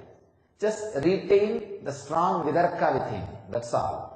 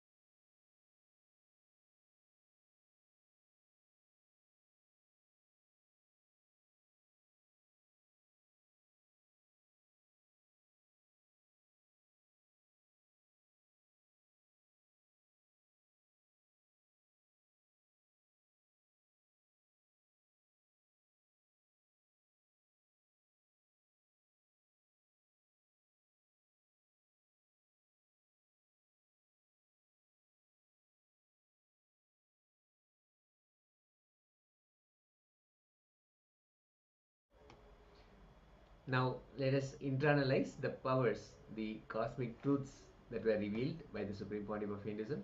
The first thing is anything that we want to achieve in the outer world. It may be the wealth, it may be some health or blissful relationship with others. You have to work for it. You put in your effort towards wealth. You put in your time and energy into health. Maybe you hit the gym or do something, do a different routine. You can achieve the results there. But if you want to achieve something in the inner world, you have to work from it. For example, if you want the experience of bhakti, you actually have to start from the bhakti advaita, the bhakti space. Work from the space of advaita. Drive yourself from the space of advaita. Then the self drive will start happening from the self itself. That's where the inner world realities are created for us. The inner world realities, as in, if you want to create bhakti, devotion, you want to have that beautiful, blissful connection with the divine, you start working from it, from that Advaitic space. You may have seen that whenever we start our puja rituals, the rituals that we offer to the cosmic presence, various offerings, we start, at least the one of the declarations that we do is, even when I pray, I am Him. Which means we start from the space of Advaita. We declare Advaita first, I am Him, and then from that space we start offering any offering that we make, any ritual, anything that we offer. So anything that you want to achieve, devotion or expansion or the leadership qualities that we are manifesting, creating within ourselves in our inner space, it starts from that space of Advaita. Now let's enter into the first step of the internalization exercise. For us to contemplate that, identify and write down all the incompletions you have with any one team member. We are, maybe if you are working in the office, or we are part of the, if you're going to the school, you are part of a team, right? Or for sure we are part of some or other team in our life. But identify and write the incompletions with any one team member. We have 4 different steps, but we'll start off with the first step right now. So make sure the participants have book and pen and come and be seated, as we'll begin with the first step of the internalization exercise. Yes, let's identify and write all the incompletions. We have identified just that one team member and write down all the incompletions with that member.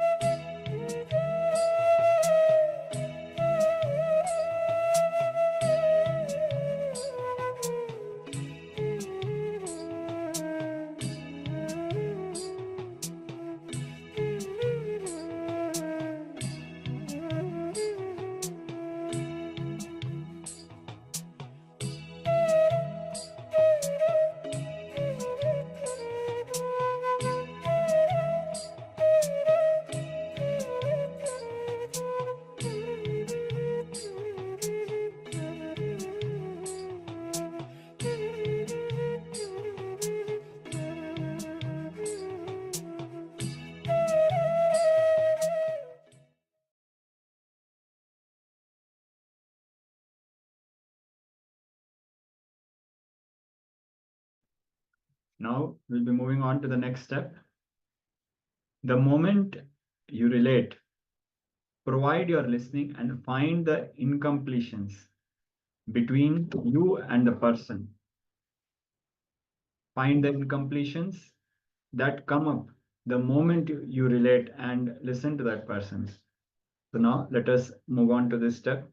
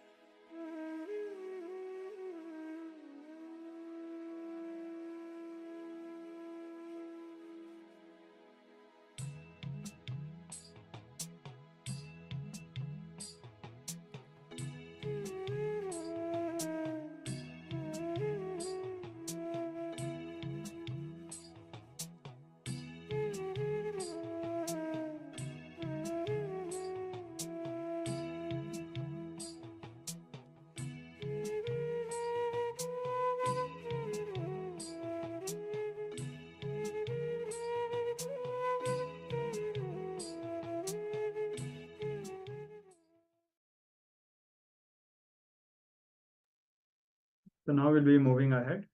And one of the participants, Pooja, has posted a question. So she's asking clarification. Are we trying to find out the incompletions we get when we directly relate with that person?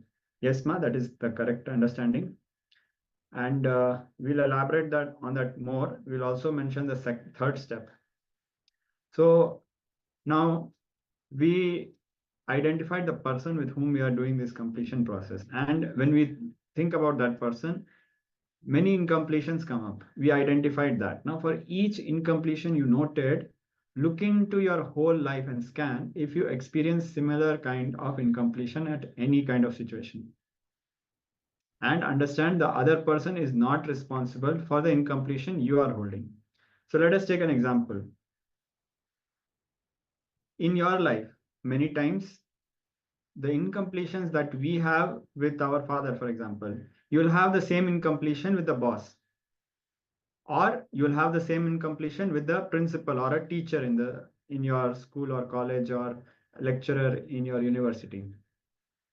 And the people will keep changing, and the incompletion will not change. The problem that you are having will not change.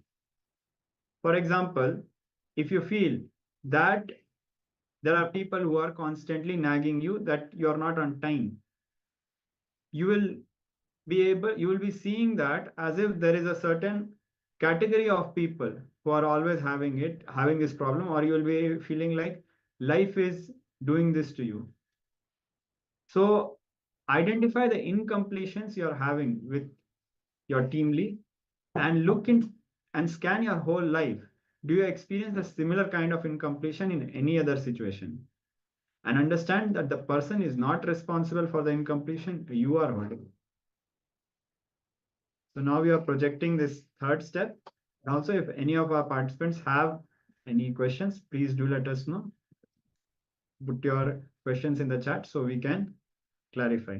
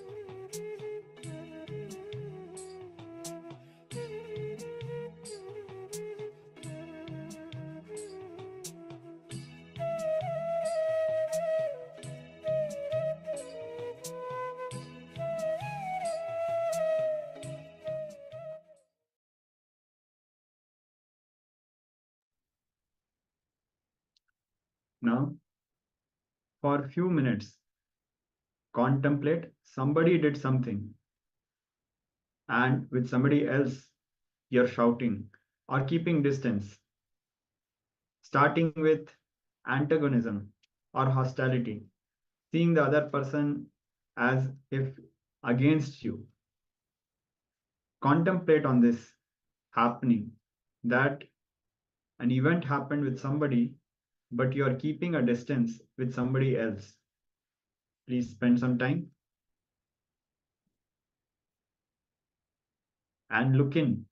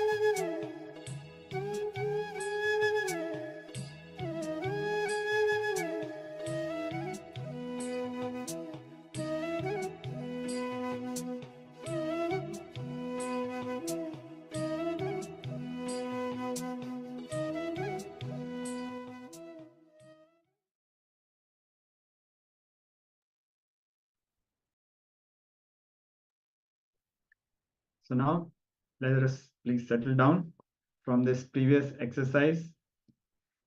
Please share your experiences. If you had any breakthroughs, any clicks, any powerful cognitions as you looked in, internalized, and looked in all your relationships and how you had a certain experience with somebody, but you carry the feeling towards somebody else. So please share your experiences in the chat. Now we'll be moving ahead with a round of power manifestation. So requesting all the participants to come on camera. Shri Maha Sarveshwara Ayya, Ma Nitya Shulini Durga, Ma Nitya Guru Prasadini, Zeng Hui, Ivy Ven, Ma Pooja Kumar. Please switch on your cameras.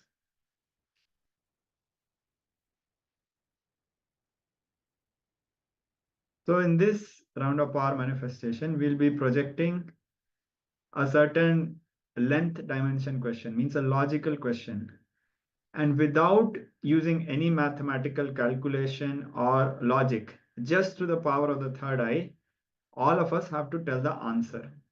So just connect with Swamiji, connect with Bhagavan Paramashiva, and look through the third eye and find out the right answer. Yes. So now let's get ready. We are going to start with the first round.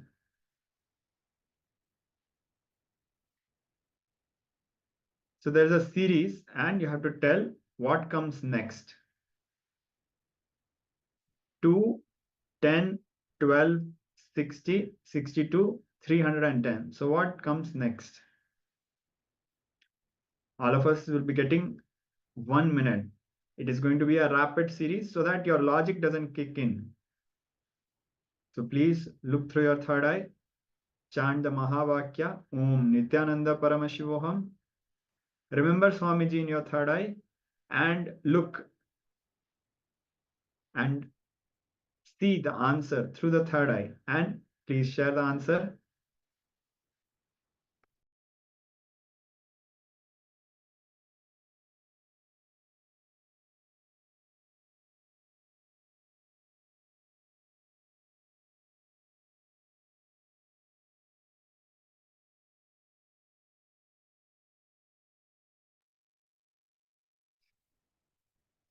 So Ma Saroj has shared her answer. Thank you for sharing, Ma.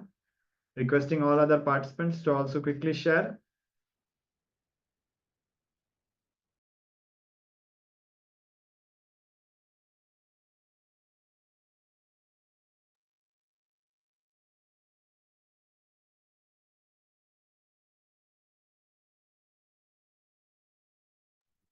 Thank you, Ma Pooja, for sharing. Ma Pooja has also shared her answer. So now we'll be projecting the correct answer, and we'll be also moving on to the next step. So the correct answer is 312. A round of applause for Ma Saroj Aplish. Yes. So now let's move on to the next round. What is the biggest ocean on planet Earth? What is the biggest ocean on planet Earth? This one is a very easy one. So let us quickly, as many of us might be knowing the answer already.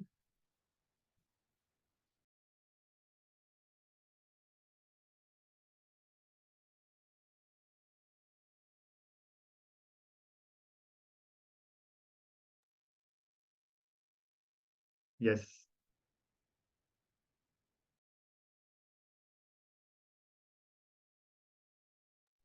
So now we'll be moving ahead with the answer.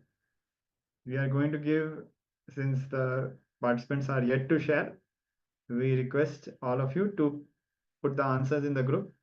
This is going to be a slightly rapid round of power manifestation. The reason being is that we do not want the logic to start interfering in the power manifestation, the mind to start interfering in the power manifestation. So when you look through the third eye, what Paramashiva reveals is the right answer. He'll be revealing the right answer. So please go ahead.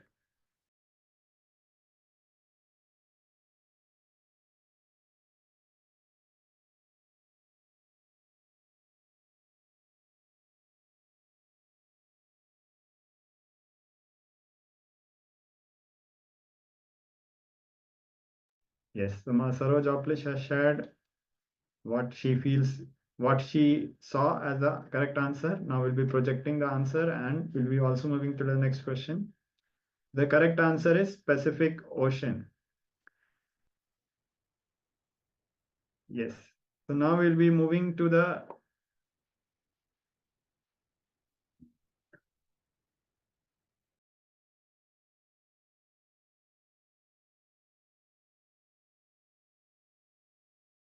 So now we'll be projecting one last question. Yes, so Masaroj Oplish is sharing, I saw Pacific first, but I thought it was wrong, so dismissed it. And this is the reason why we do not give time in this power manifestation. So now we'll be going with the last round of this power manifestation. So again, this is a series 121, 144, 169, and 196. What comes next in this series?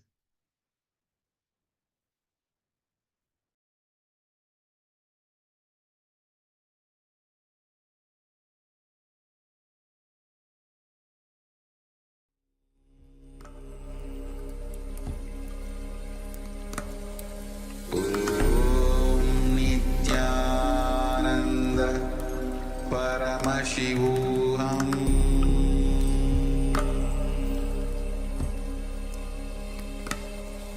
ॐ नित्यानन्द परमशिवोऽहम्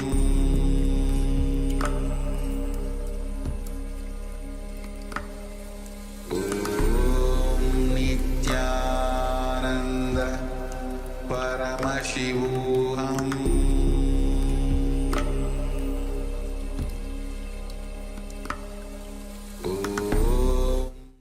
Yes, so now we'll be sharing the answers.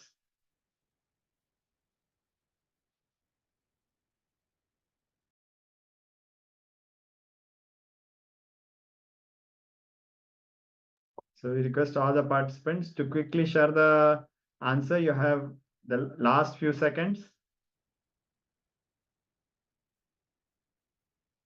So do not think much. Whatever is revealed by Paramashiva, please share the answers.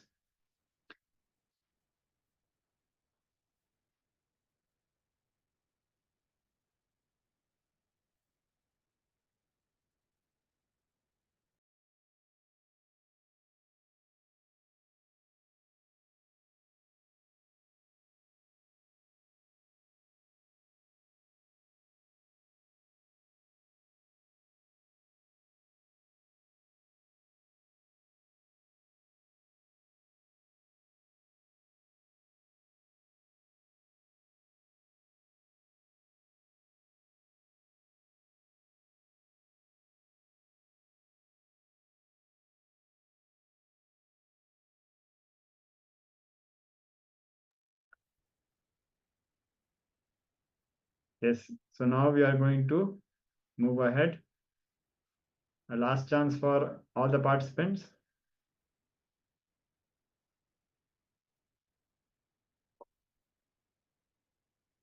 So the correct answer is 2 to 5. Ma Saroj Oplish also shared her answer 418 and Ma Pooja shared 314. However, do not get discouraged because wherever we are, that is where Paramashiva is revealing us what we need to see. The length power is actually one of the easiest powers to play with. Many of us are able to connect with Swamiji from the depth and we manifest the powers from the depth dimension, like moving the coconut, consciousness over the matter. Compared to that, Swamiji had revealed that the power of length is even more easy. So don't worry, we'll be going ahead with more rounds of power manifestation. Now, we'll be moving ahead with a powerful discourse, powerful revelation by Swamiji on Guru Tattva, the principle that makes you realize you are God. Guru is one who brings God to your life, one who shows you God. And Guru Tattva is the principle that makes you realize you are God. So now we'll be moving ahead.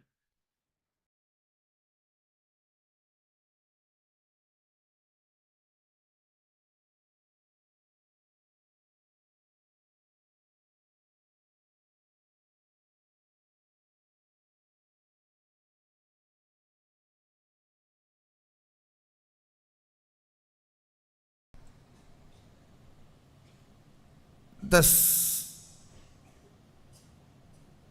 space which literally makes the Maya shiver and breaks, takes you from the perceptional reality to the real reality. That space is called Guru Tattva. Listen. Listen intensely.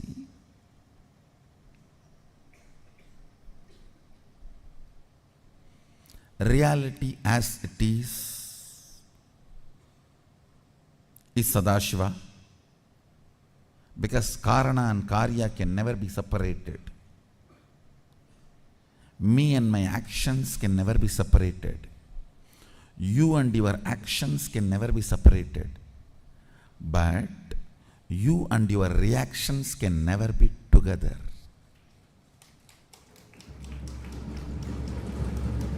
You and your actions can never be separated. You and your reactions can never be together.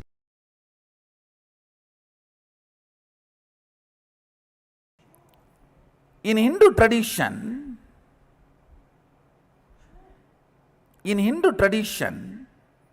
Guru Tattva is worshipped, not the individual. See, anybody who has achieved that space, who opened up to that space of Guru Tattva is worshipped. You should know, very beautiful sloka from Agama.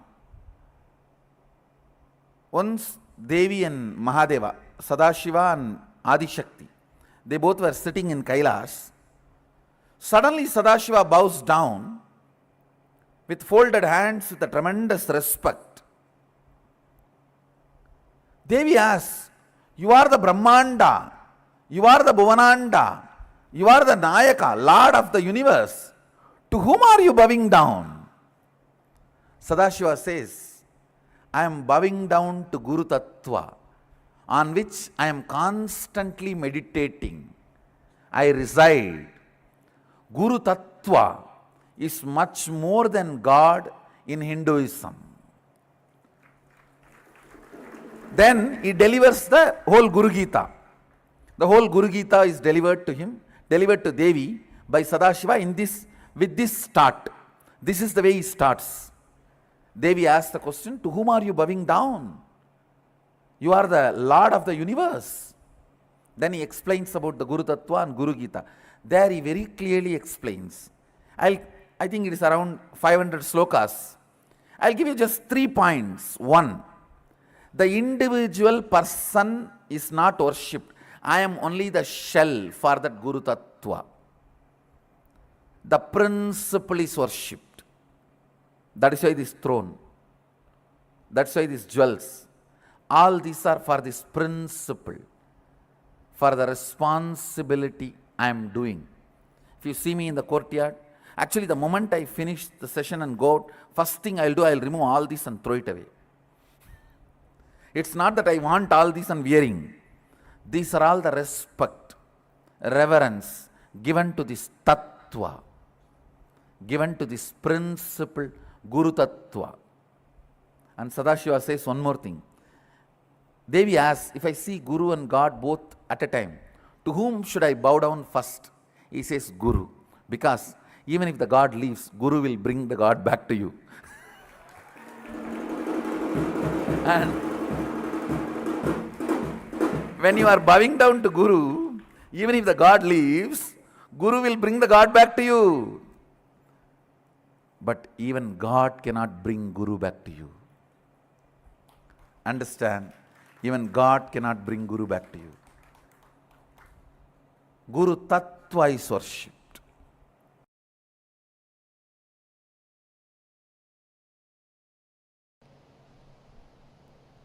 More than completion, falling in love with your higher personality, Guru. I can see very clearly, whoever is in love with me, they are in love with integrity. Integrity is so smooth for them. When there is no love, you use every methodology to either believe integrity is not possible or cheat that you are already integrated without living it. Understand? The scale to measure whether you are integrated or not, you will manifest Sadashivatva, me. You will manifest the powers I am manifesting. You will manifest everything. That is a scale. Understand? Love, becoming, listening, or integrity is what I call literally living enlightenment. Because I have so much love, I can supply. If love is the raw material, I can supply enough raw material for you. You just need to convert that into listening and integrity. When you waste the raw material only, I say, all right, stop the supply now.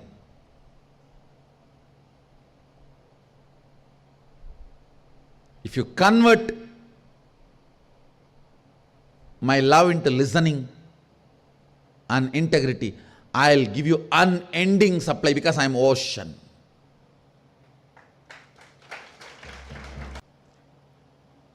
Because when I fell in love with Arunagiri Yogeshwara, the first thing happened is integrity to him. Means the space of listening. Space of listening and integrity is one and the same. I decided to listen to him with my whole being. I decided to be integrated to him with my whole being.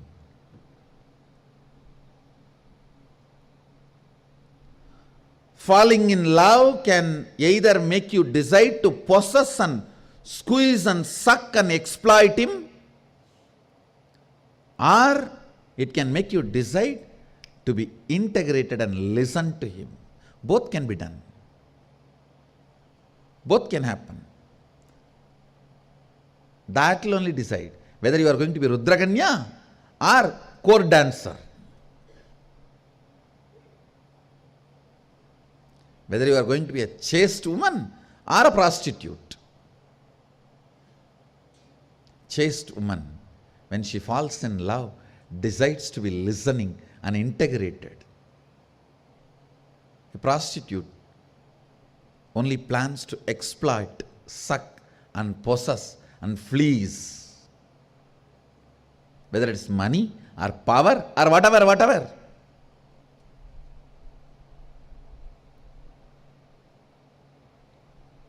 Same thing for man and woman both. It is not gender based, it's gender neutral.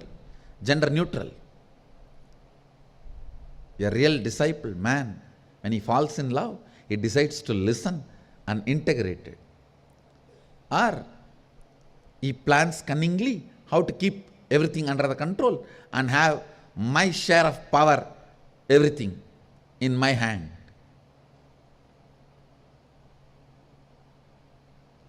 When I fell in love with Arunagiri Yogeshwara, I decided to listen and be integrated. How to prove I am in love with him? He is not missing anything that I can add. The only way I can prove that I am in love with him is my integrity to him. That's the only way I can prove I am in love with him. What he does not have, I can give and show that I am in love with him. He brings 9 planets and puts it in front of me and he's teaching. I asked him, what are you doing?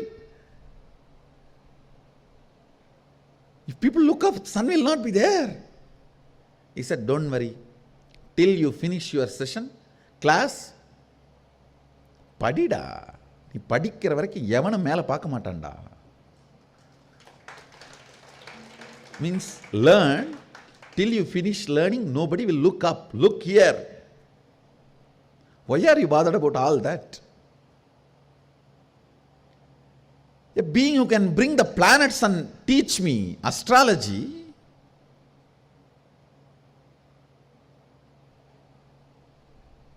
what can I give him? My integrity is the only gift, or my integrity is the only way I can say I love you. The only way I can tell him I'm in love with you is just being integrated to him. Few days before,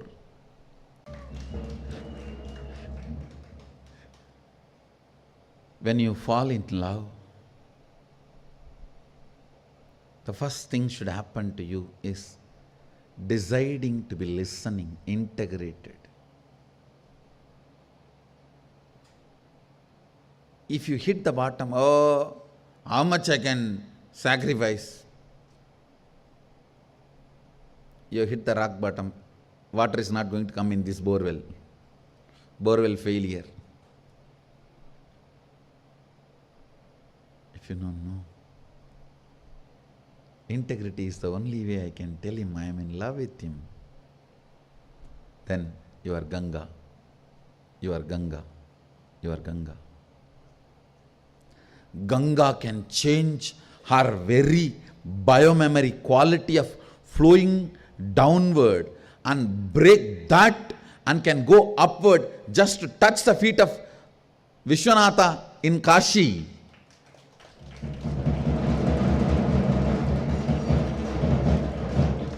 Taking Uttaravagini means taking a turn towards north. She's just showing, I am in love with you and ready to lose my very quality of flowing downward. So the very identity of water is flowing downward, but I am ready to give up even that to tell you I am in love with you.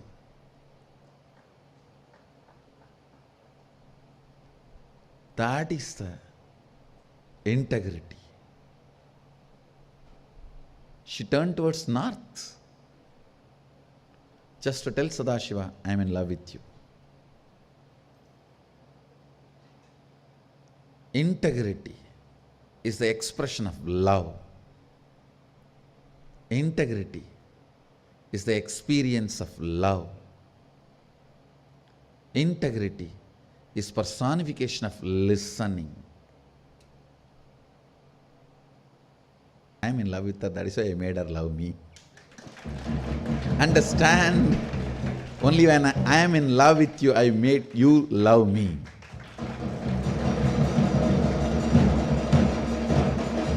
The biggest gift you can receive from the Master is Guru Bhakti.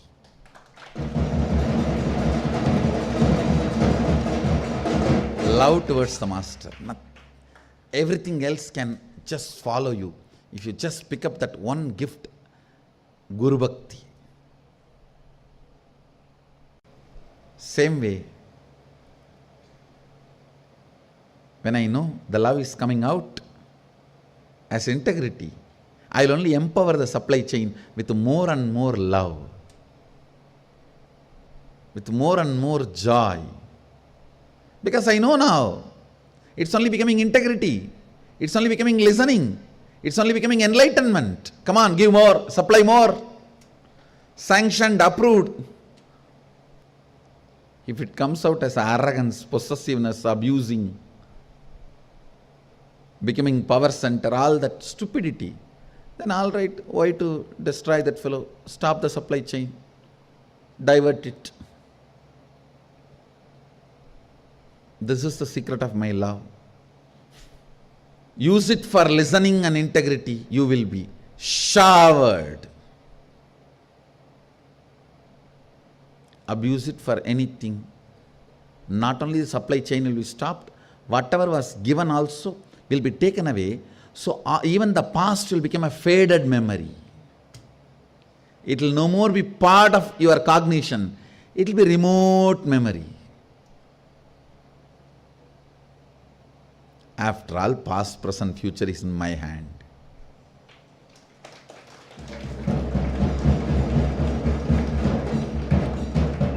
Not out of arrogance. I am neither arrogant nor humble. I am straight.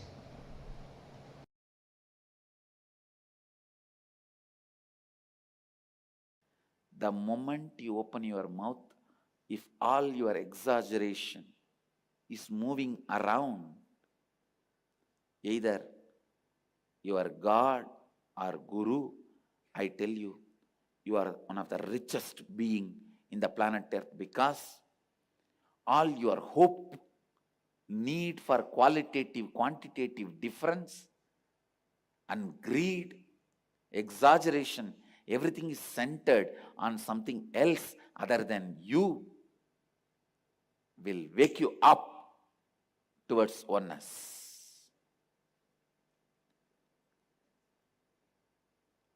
Antidote for delusion is devotion.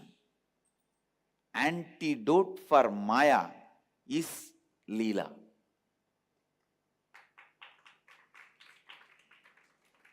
Antidote for Maya is Leela.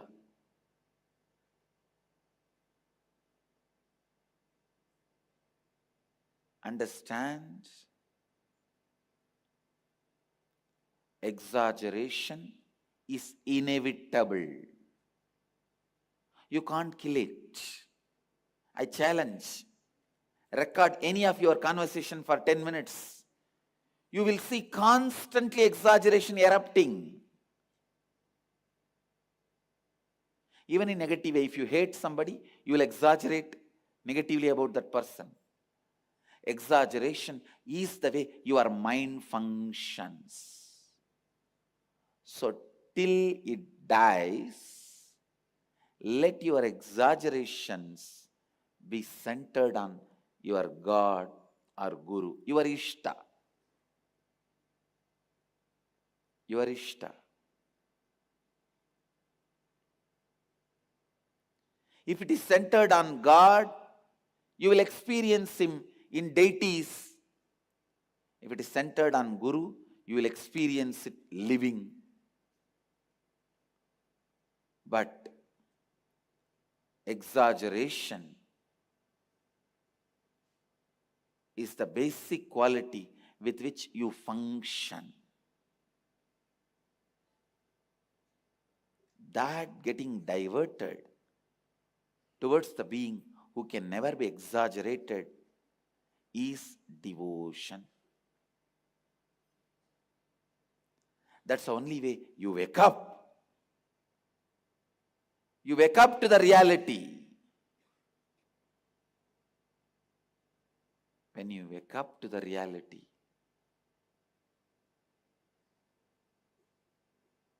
I asked Arunagiri Ishwara only this boon: forever give me the joy and juiciness of always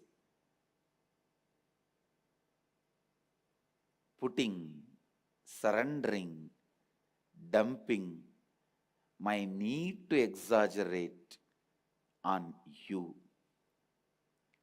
Let it be always on you if there is a need.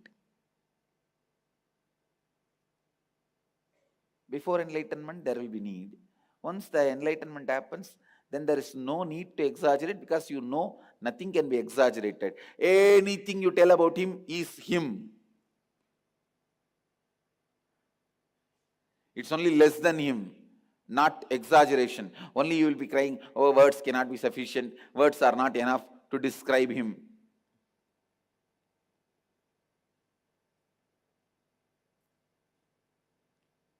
Whoever decides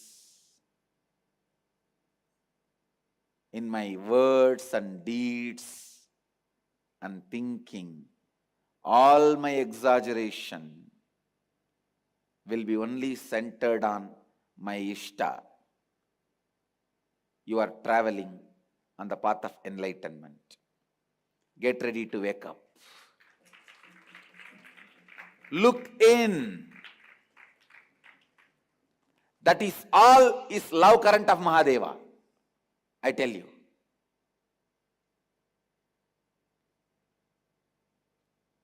That is all is love current of Mahadeva.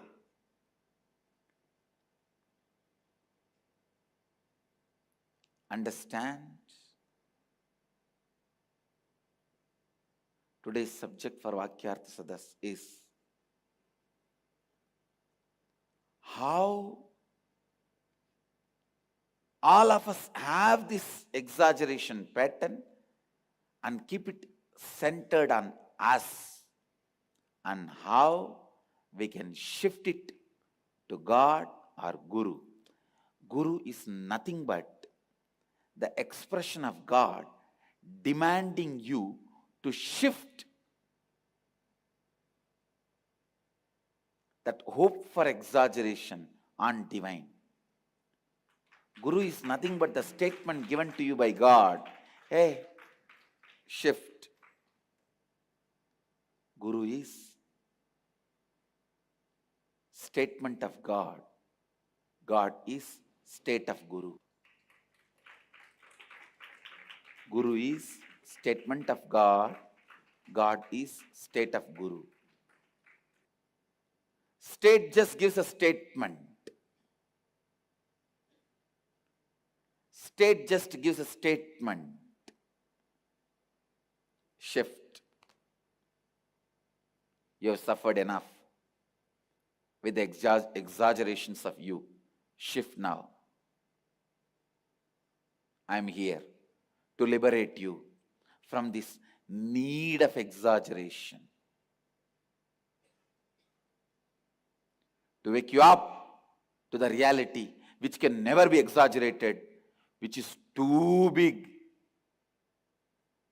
You need to experientially see something with awe, to shift your pattern of exaggeration centered on you to centered on something else.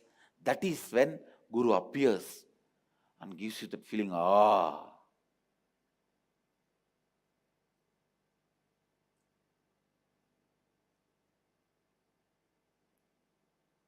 Even after Guru happens in your life, don't miss that opportunity of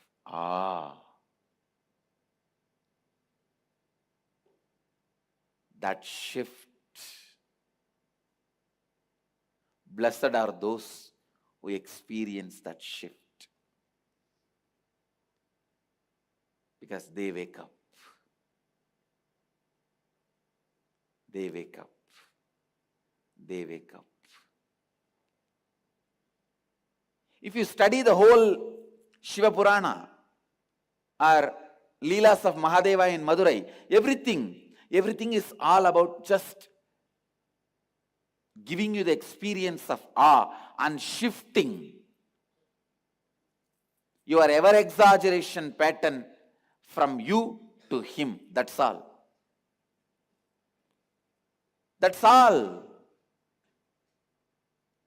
Otherwise, how will you call taking away the two eyes of an hunter? Poor fellow, because he believed you, taking away his eyes, how will you call that as love? How will you call this old lady's food you eat and then don't work, that as love? But it is all love. Only if you shift, you will understand it is love. It was love. It will be love. If you can understand what I explained today, that is end of all your sufferings in the life. Because all your sufferings are just due to your qualitative, quantitative expectation and exaggeration. It is expectation expectation is like a fire. You can't live with it too much. So you try to cool it by pouring exaggeration. And this whole subtle cycle of expectation, exaggeration is all about the hope for heaven, hope for enlightenment, hope for anything which is not present now.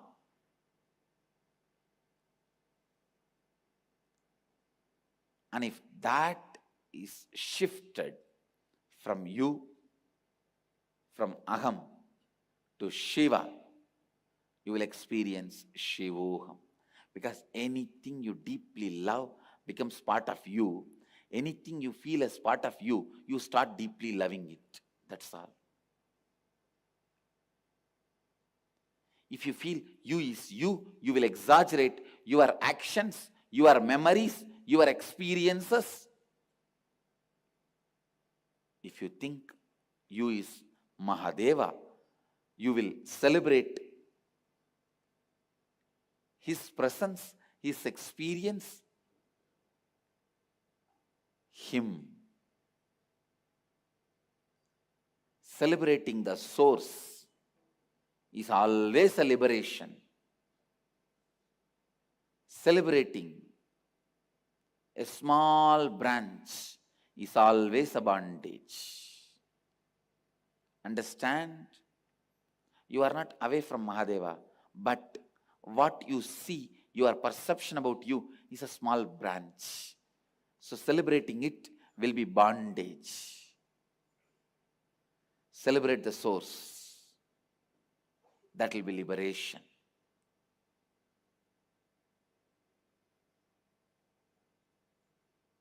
People tell me, I think all these Puranas are exaggerated.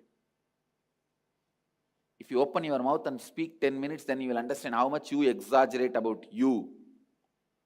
Puranas are the antidote for your disease of exaggerating you.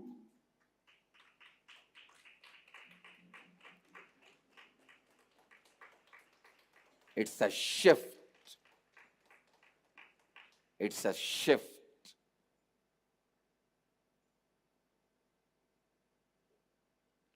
Today's Vakyartha Sadas should be how unconsciously you go on hoping and exaggerating you and things around you.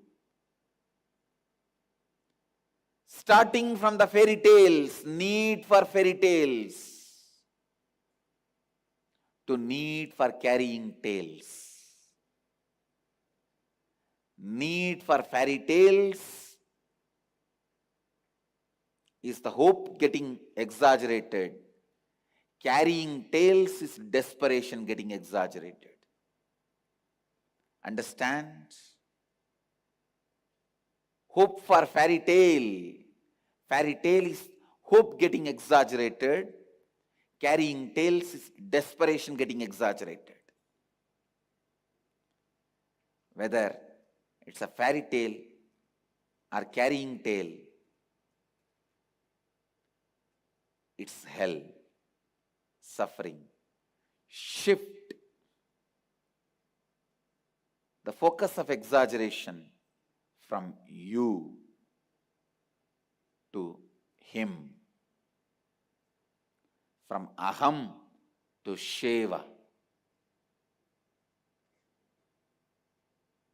Shift it towards state or statement. State is Shiva, statement is Guru.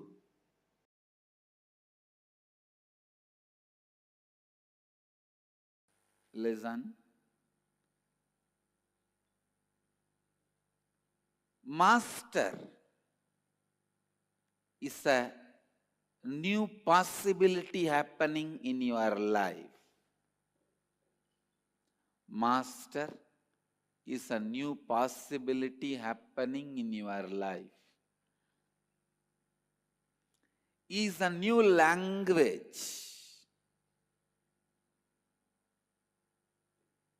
Is a new energy. Sometimes I have seen people talking to each other saying that, why do we need a guru? Why do we need a master? Yes. You don't need a master. If you are just going to eat and die, you need a master only when you want to achieve something extraordinary.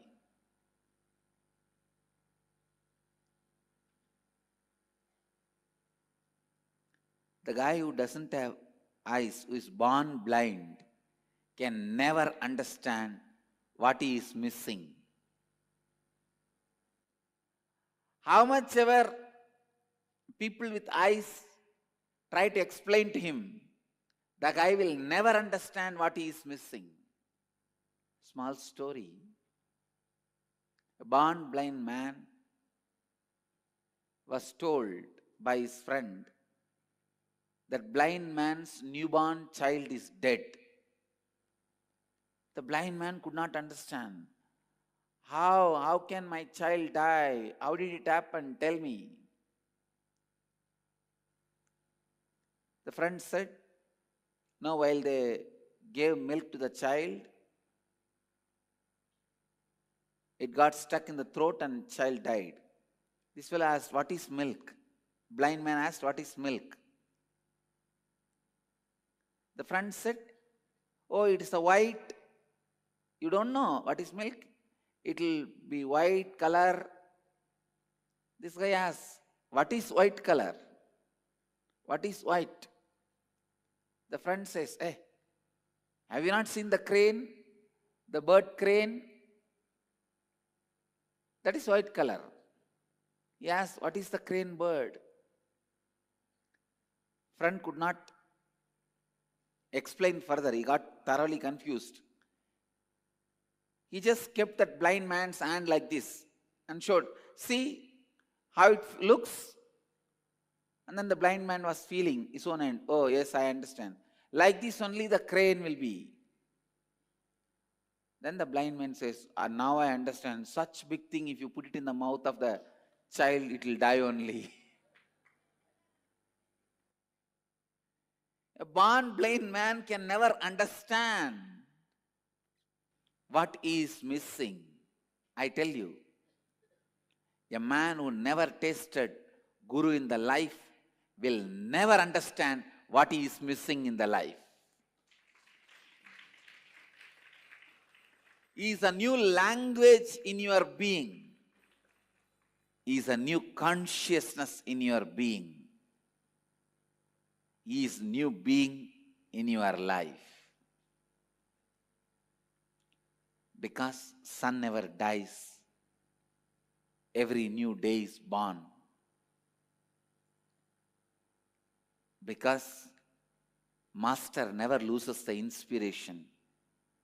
Every new possibility further restarting is available for disciples. If the sun dies, new day cannot happen. Because sun can never die. Continuously, new days are happening. Because Master never loses the inspiration. He makes every day, again and again, inspiration to happen in your life. The sun which does not die restarts your day. Master who never loses inspiration restarts your inspiration.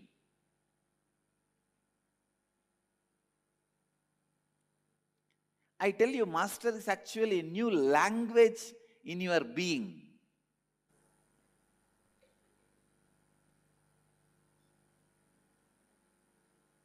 He is just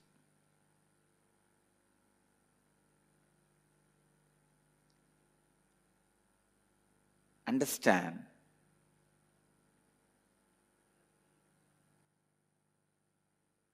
When a young boy falls in love,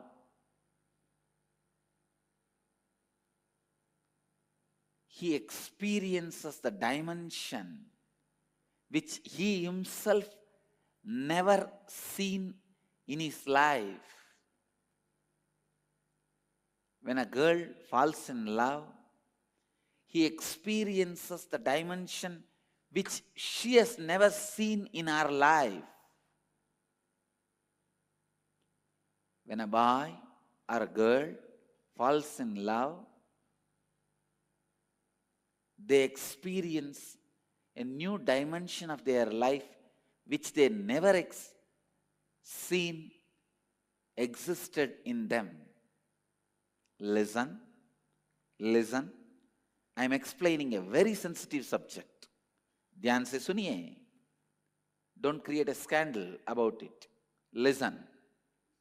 If you don't listen, you will create a scandal about it. Listen. Beloved is a being who awakens the dimensions of you which is unknown to you, to you. Your own dimension which you never realized you have it. Your beloved can make you realize and experience that dimension which you did not even know exists in you, which you did not even know that you did not know that you did not know. That which you did not know and you did not know that you did not know. Beloved is a person who makes you experience that which even you did not know you had it. You have it. Same way, Master is a person who makes you experience the new consciousness which even you did not know you had it. Beloved makes you experience the heart which you never know you had it. Master makes you experience the consciousness which you never know you had it. Master is a new possibility. Really, to a born blind man, we can't explain what he is missing. Can you explain how the ocean will look? Can you explain how the hills will look? Can you explain how the Himalayas will be? Can you explain how the Kailash will be? Even if you have eyes, I cannot explain how the Kailash will be for you. You have to see it. You have to see it. You have to see it to see it.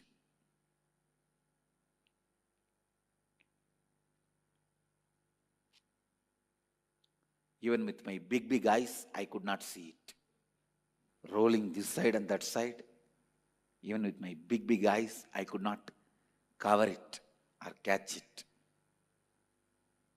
Listen. Catch it. Guru is the being who makes you experience your consciousness, which even you never experienced, you have it.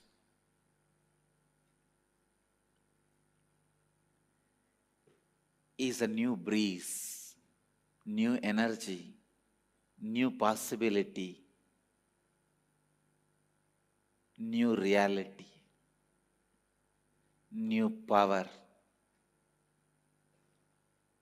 new and clear, new clear.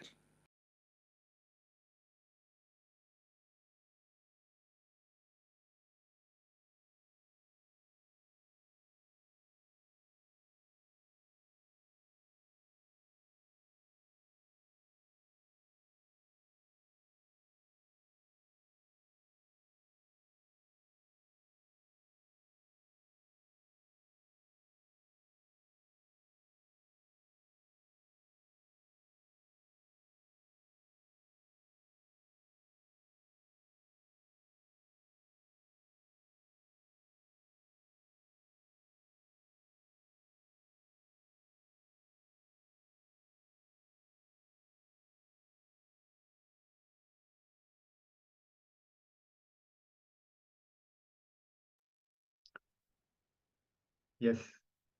So after this powerful revelations by Swamiji, let us internalize these powerful sacred truths and imbibe it and make it part of our life. So as Swamiji was sharing that who is greater, God or Guru? The answer is God is Guru, and Guru is the one who makes you realize that you are God. King Sagara, in the Hindu history, it is recorded, King Sagara of the Ikshvaku dynasty, who is the ancestor of Bhagwan Ram, he conducted a Ashwamedha Yaga, a great fire ritual, and a great sacrifice of a horse to reinforce his position as the emperor of the world. In this ritual, the horse will be left to go around the various kingdoms, and if no king challenges the horse, it is a symbol that all the regional kings accept the suzerainty towards the person who is doing this great ritual. The horse is allowed to roam freely, and all the land it traverses would automatically be under the person who is performing this great ritual. So what happened? The horse reached the ashram, the hermitage of sage Kapila. Finding the horse near the hermitage, King Sagar, his 60,000 sons assumed sage Kapila to be a thief. Sage Kapila just with one look reduced all of them to ashes. Then Sagara's grandson Anshuman prayed to sage Kapila that all the whole lineage was lost. So he prayed to sage Kapila. Then sage Kapila advised to bring the holy water from the river Ganga, from the heavens, to purify and redeem the souls of his uncles who were reduced to ashes due to their ego and ignorance. So Anshuman's Bhagirath is a great king who took it as his life mission to redeem the souls of his ancestors and prayed hard and long to Ganga Mata, Mother Ganga, to descend from the heavens. As part of his penance, Bhagirath also worships Parandama, Vishnu, Lord Vishnu, and Lord Vishnu is pleased and promises to release Ganga from his feet. Whoever has reached universal consciousness or enlightenment, whatever water flows out of their feet is Ganga, is divine. This is the truth behind Pada Puja that is offered to the Guru. In Vedic tradition, doing Pada Puja is the oldest ritual. Devi Paramashiva Shakti as Parvati, Adi Shakti, is the first disciple. The moment she was excited with the experience of Paramashiva, in that extraordinary gratitude, she felt at Paramashiva, at Mahadeva's feet, and offered whatever she had at his feet. And this is how the first Guru Puja started. In the Sri Guru Gita, it is said that by whose grace I realize now that I am everything, and in me everything is imagined and created. Thus, by whose grace I am able to fully know form of true self. To his lotus feet I always offer my worship. The deity from Sri Chokedeshwari temple located in Dasiragata, Tiptur Taluk of Timkur, Karnataka, the deity automatically starts moving and starts writing different letters on rice in response to puja. Any question is asked to the deity in the Sri Chokedeshwari temple, the deity, the Devi, starts answering. In a similar way, you can ask any question. You can ask a question in Chinese. The head of the deity writes effortlessly on the rice flour base in Chinese. Not just Indian languages, all international languages, Devi writes without any mistakes.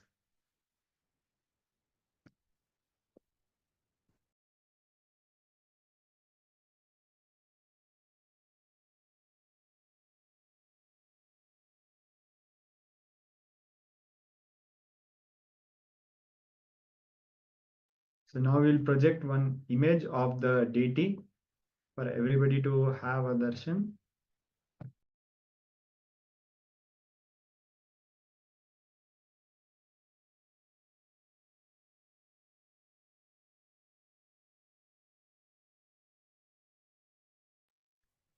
Yes. So these are some of the divine miracles which happen. Yes. So now we'll be moving ahead.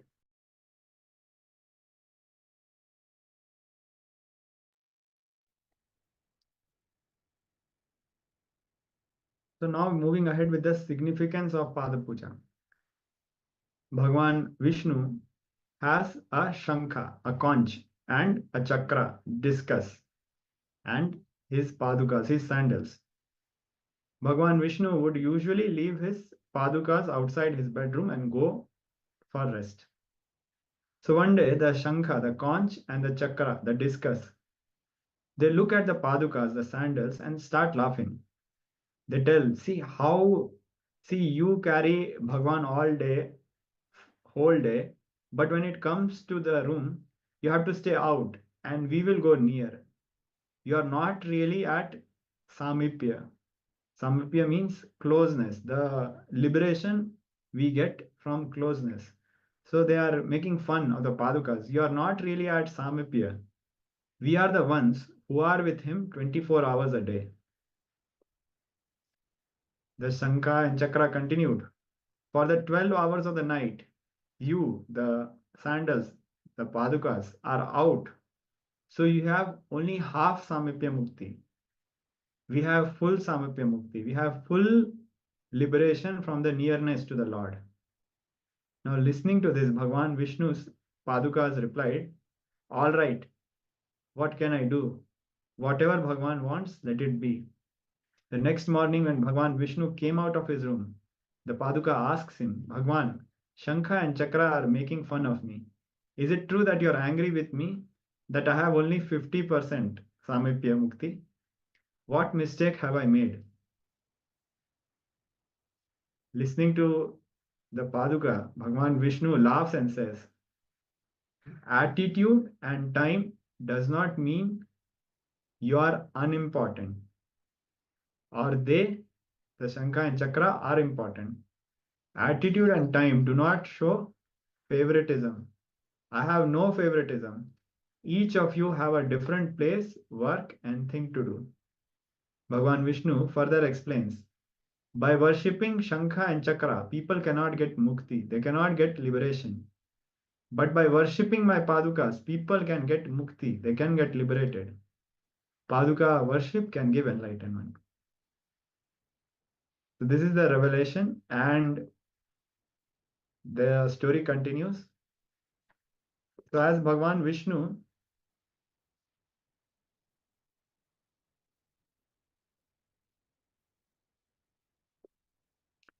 explains the chakra, the discus, and the shankha, the conch, have their own separate roles, and worshipping them cannot give liberation. The duties of the padukas are different. Your place is different. Only by holding each and every person, the liberation is given to all of them by Bhagwan. So Bhagwan Vishnu further stated that since Chakra and Shankha had made fun of the Padukas, let them be born on planet Earth and worship my Padukas for 14 years. And then the Shankha and Chakra take birth as Bharata and Shatruguna and worship the Padukas of Bhagwan Ram for 14 years when he was banished into the forest. So now we'll be projecting an image from the Ramayana. Turn on the video now.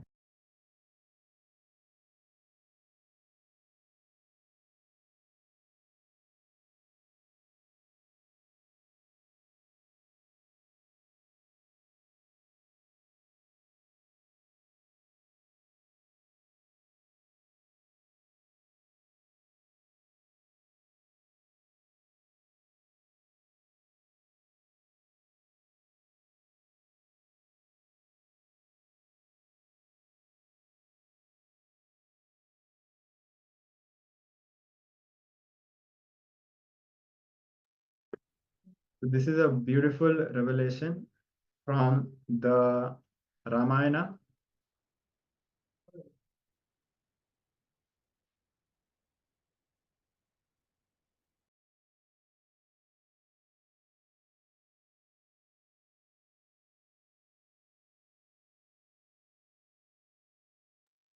So now we'll be continuing.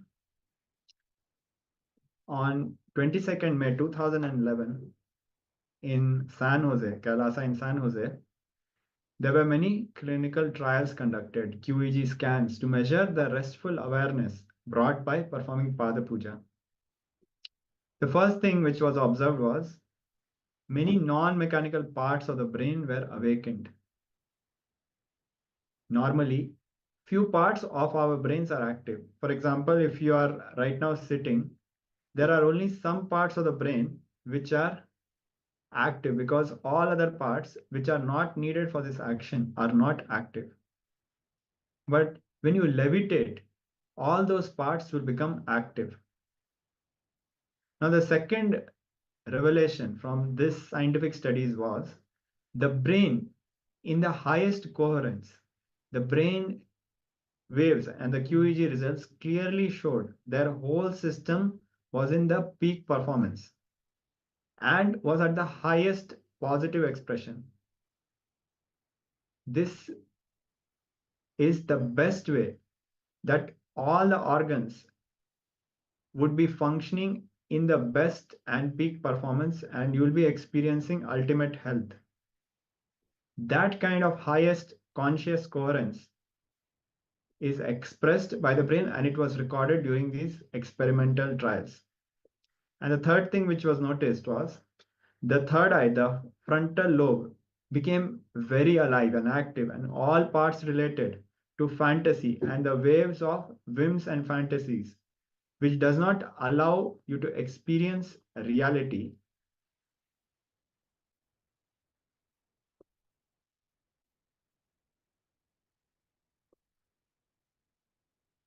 So these were some of the findings from the QEG experiments. Now, the true relationship with Guru happens when you are thoroughly impressed by the Guru. Whenever anything comes up, say fear or insecurity, greed or anger, just see how will Master behave. Simply look in and ask, how will Swamiji behave? How will Swamiji handle this situation? Simply the fear or insecurity will disappear. It will just disappear.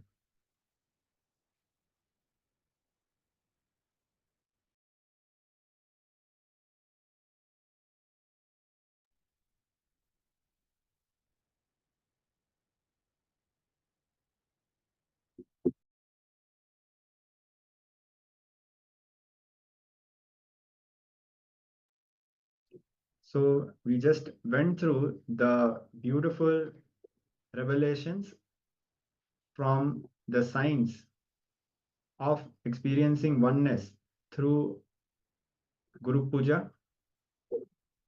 Now we'll be moving ahead with another round of power manifestation.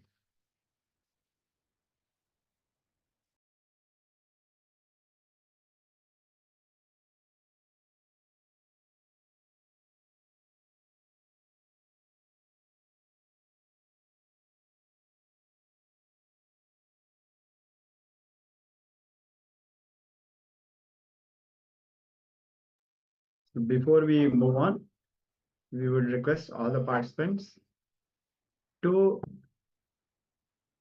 internalize and contemplate on their relationship with Swamiji and how whenever they are faced with any problem, just by remembrance of Swamiji, just by remembrance of the Guru, how all the problems just melt down.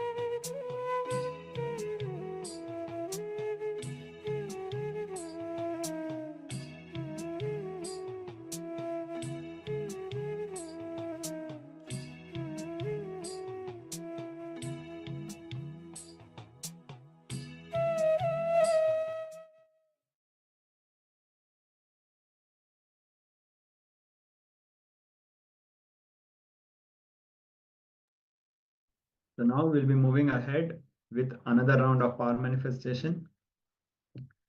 So this is another round of rapid fire 1 minute questions, the power of length.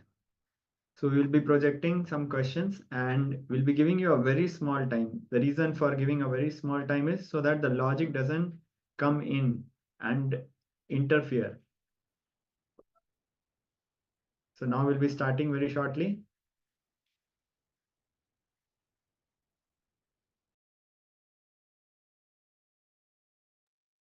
So the first question is, what is the name of the world's largest island located entirely within the Arctic Circle? Yes. So look through the third eye, chant the Mahavakya, Om Nithyananda Paramashivoham, and request Paramashiva to reveal the answer. The answer will be revealed and please share with us.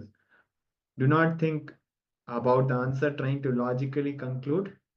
Just declare Om Nithyananda Paramashivoham and look through the third eye.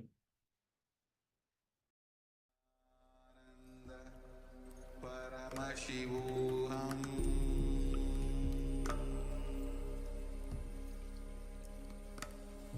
Om Nithyananda Paramashivoham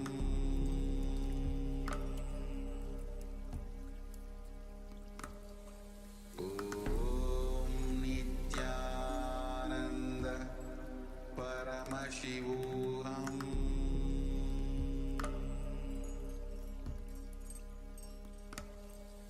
Om Nithyananda Paramashivoham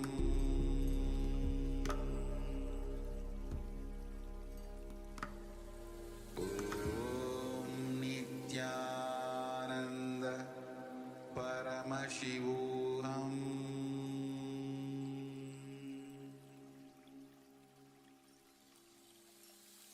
I bless you all. Let you all open all your three eyes.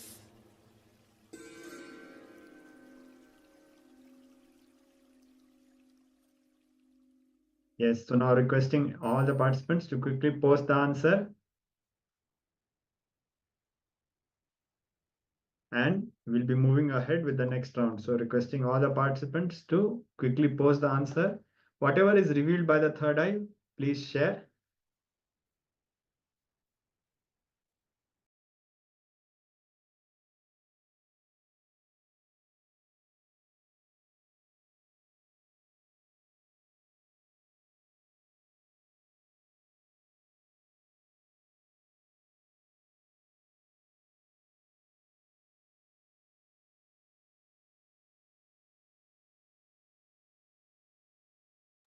So now we'll be sharing the answer. The answer is Greenland. Yes, so Ma Shukraindraanda already knows the answer, and that is why she didn't participate, because to give everybody a chance. So we'll be moving ahead with the next round, and we request all the participants to just share whatever is revealed by the third eye. So the next question is, what is the square value of the mathematical constant pi?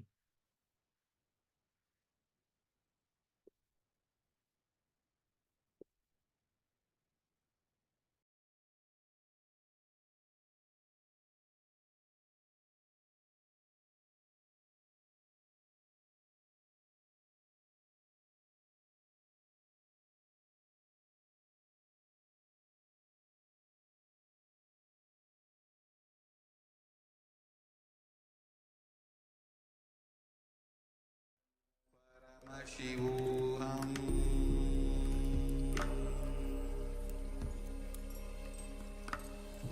Om Nithyananda Paramashivoham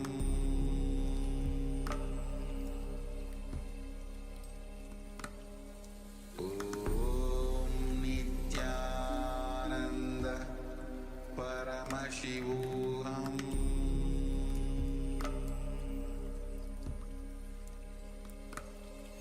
Om Nithyananda Paramashivoham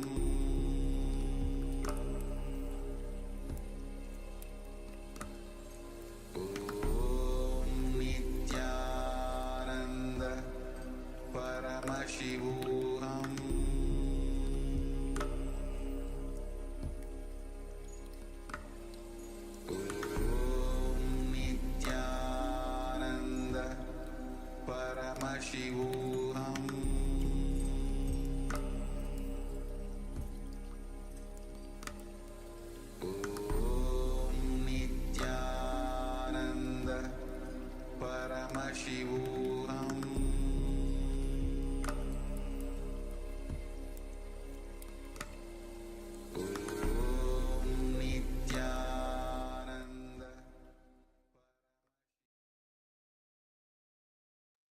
So now please share the answer.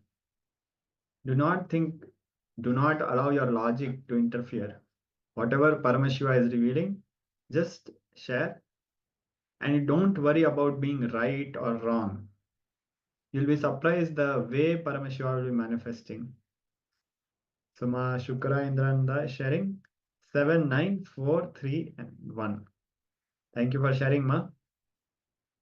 So as Ma Shukra Indrananda has shared, the numbers might be looking random, but let's wait for all the participants to share. And maybe all of us will be surprised that even what feels random, how it is aligning with the actual answer.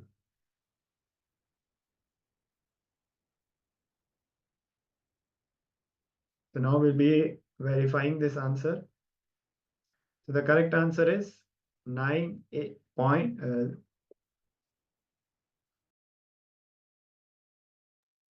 The correct answer is 9.8696.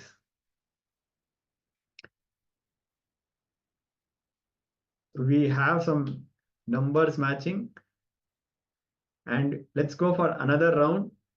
But this time, let us all participate without judging, without thinking what is the correct answer, will I get the right answer, I do not see anything. Let us drop everything at Paramashiva's feet and just play with this power. So now we are going to project the next question.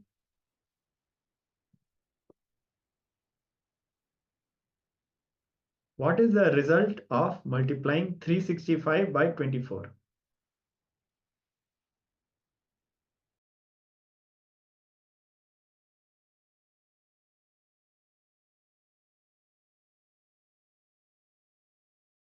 Nithyananda Paramashivoham Om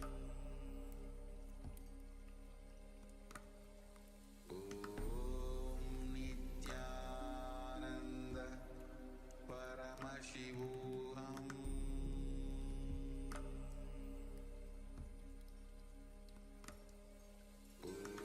Om Nithyananda Paramashivoham Om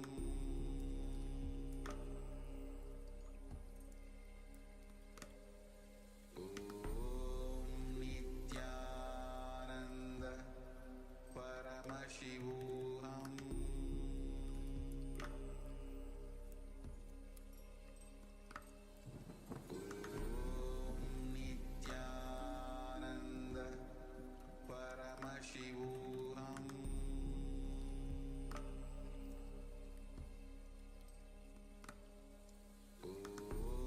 Om Nithyananda Paramashivoham Om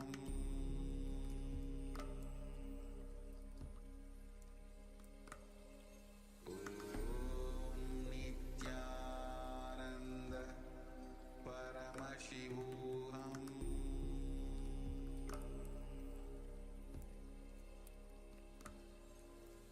Om Nithyananda Paramashivoham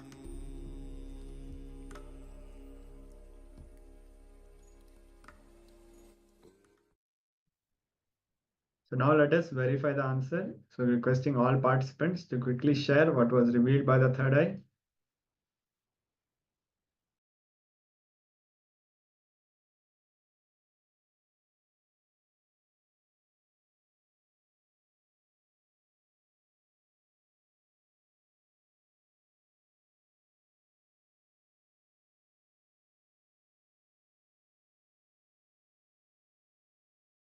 Yes, so Ma Shukra Indrananda has shared the answer. Ma Ganapriya has also shared the answer, and surprisingly very close by.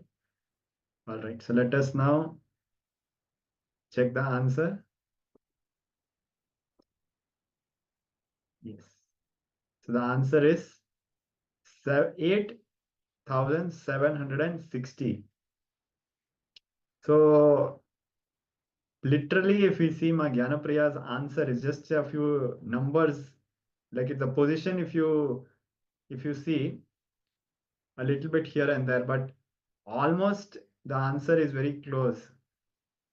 Just the literally like the 760 is spot on, and the 9 had to be 8 and in a different position. So a round of applause for all the participants.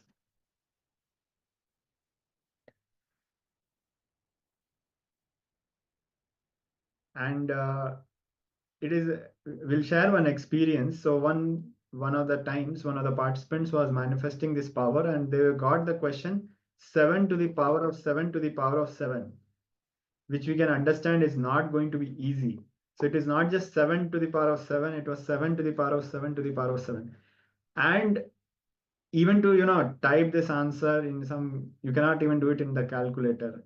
To even type this answer, get the answer and verify, it literally took more time than the power manifestation, and the person got the answer spot on other than few numbers were here and there, and then again he tried to manifest the power, he got it correct.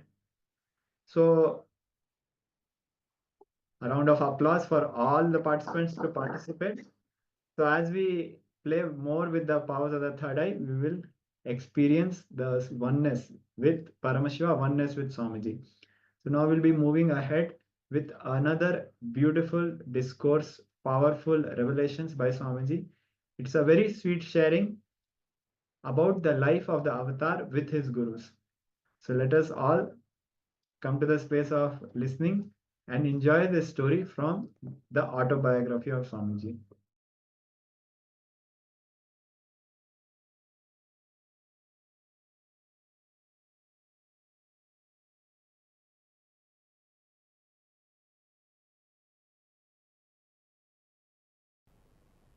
There's a beautiful example in Upanishad. Upanishad is the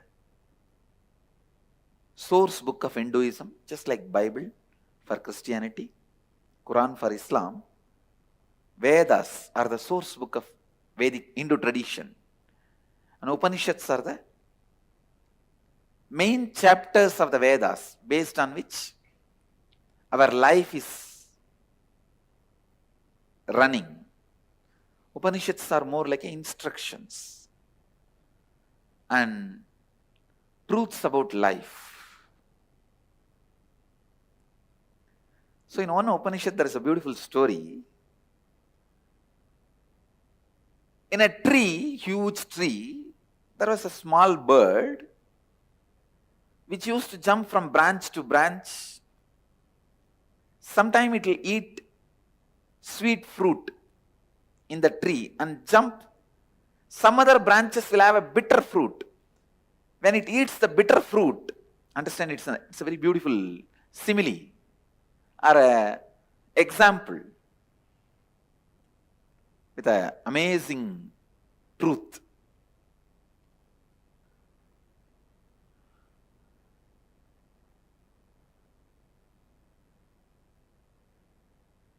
When that small bird eats the bitter fruit, it will feel pain.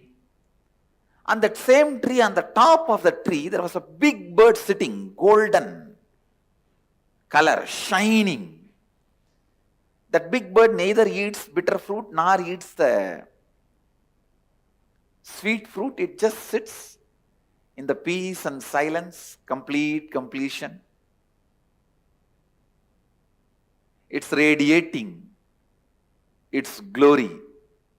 This small bird, which is running between these lower level branches, sometime when it eats the sweet fruit, it feels joyful, and bitter fruit, it feels bad. When it feels bad, it look up and see the big bird and think, see that bird, so beautiful, he's so graceful, he doesn't have any pain, any suffering. Why not me also become like that? So it will think, yes, let me go near that bird and become like that bird. It will start jumping towards that bird. But when it is going towards that bird, suddenly on the way, it will eat some fruit which is very sweet. The moment it eats the sweet fruit, it will forget that big bird and it will start eating more fruit till it lands on the bitter fruit again.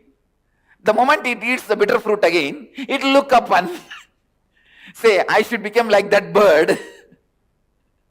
And then again it will start going towards that big bird. This small bird is spending all his life like this, jumping here, there, here, there, here, there, suddenly looking up when it eats the bitter fruit. But when it eats the sweet fruit, forgetting the big bird, forgetting everything, just eating the sweet fruits. Finally, one day, by jumping like this small bird has somehow reached very near the big bird. And one fruit which that small bird ate was so bitter, it decided not to look this side and that side, it just locked its mouth and straight went near that big bird. When it went near that big bird, the more it went near, it felt he himself is the reflection of that big bird. And more and more and more when he went, he just merged and became one with that big bird.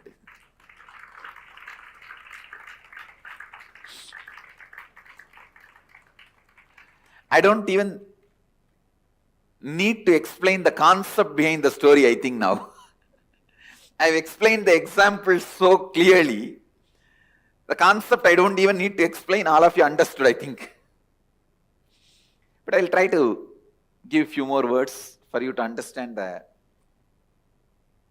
concept. Big bird is the cosmic enlightened being. Paramatma, small bird is you, the individual soul. The bitter fruit is the incompletions and pains and sufferings. Sweet fruit is the once in a while small joys, completions you experience. When you experience little sweet things in the life, kind of a fulfillment, you forget about Paramatma. But when you get into the bitter fruit, you immediately remember and look up. And here, there, jumping. Somehow, when you really eat a bitterest fruit, and you decide after that you will never open the mouth again, means you will never allow any more incompletions, and straight look up and move near him, you will understand first you will understand you are his extension. Next you will understand you are just his shadow. Third you will understand you are just his presence. Fourth you will understand you are he. Exactly. This is the exact relationship I had with him. I can say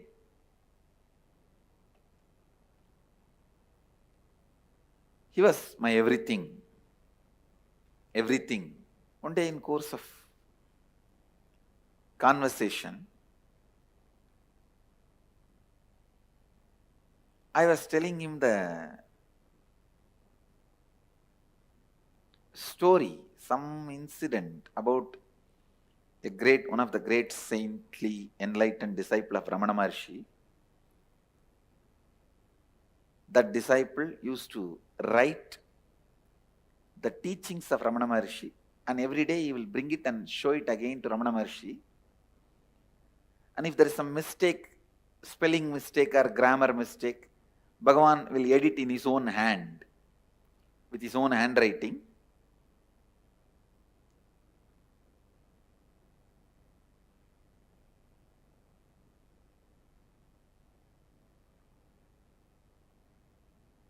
So, that sadhu,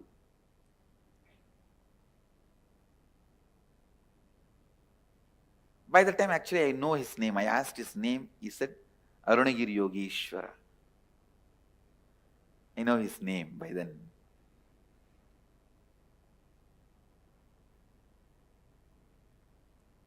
So I asked Arunagiri Yogeshwara, I was telling about this story, then Arunagiri Yogeshwara smiled and said, Maybe that is the way that Swami was trying to get the handwriting of Ramana Maharshi in his notebook. And he also made a comment, just to get the Ramana Maharshi's handwriting, this Swami will make more and more mistakes. The moment I heard, immediately I thought I got a very brilliant idea. I thought I will also start writing and bring the notebook to you. You will pen down, you will write, I will keep your handwriting with me. And I did it. At least I had 3-4 notebooks. It's very unfortunate that we are not able to get those notebooks now. Let's see, Kal Bhairava will get it for us.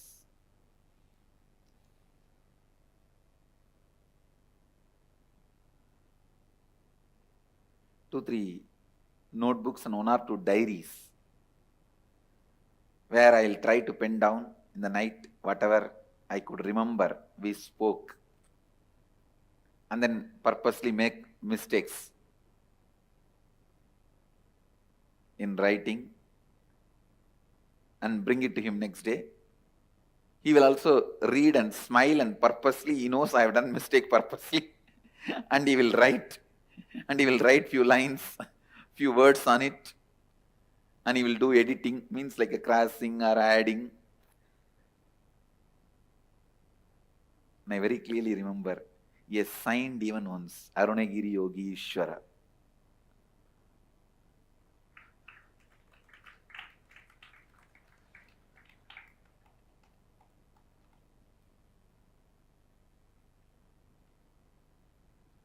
So many things. We used to speak. Once I remember he told me that don't go around and tell everyone that you are every day meeting me and talking to me. I took that as an instruction. I never asked why. That was one good thing I had. If I accept somebody as my guru, that's all. I'll simply surrender. No question of why, what, and all that. Before accepting, I'll ask all the questions. The moment I accept, after that, no questions asked. That was my lifestyle.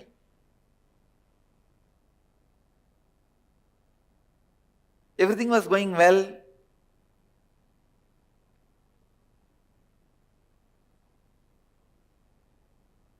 I remember him talking to me about various subjects. Patanjali Yoga Sutra, Vijnana Tantra, Upanishads. I even remember taking 4 Upanishad book to him, which was given to me by Isaki Swamigal. Tamil translation of the 4 Upanishads. And where he opened and read out some lines and explained some lines to me.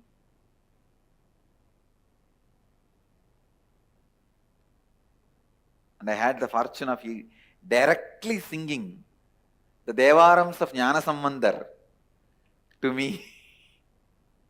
I have heard some of the great songs, Devarams, from his own mouth. I even asked him once, how do you know all this? He said in Tamil, இங்கேயே தானே இருக்கேன், இங்கேயே தானே பாடிட்டு இருக்காங்க, அதனால கேட்குறேன், அதனால தெரியுது. He said, I am here only all the time, na, and they are singing all the time here, na. So I am listening, so I know. These are all that mystical, mischievous answers.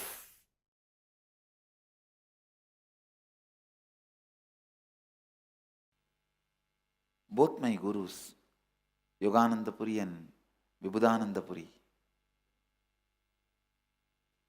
what a extraordinary intelligence they were having. From the beginning, they were so clear. See, by being around them, automatically I picked up this attitude of anything I want to know, I can know. Anything I want to do, I can do. This was not taught systematically to me. Please understand. Like how in our ashram if you live, you will simply get the confidence to do completion and to do nirahara samyama, because you will see every other person will be doing nirahara samyama. Every other person will be sitting and doing completion. You will not have neck pain to wear this big mala because every other person will be wearing.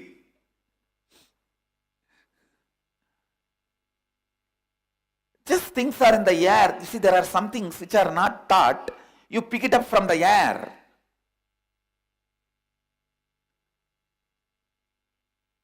With my both gurus, it was so amazing.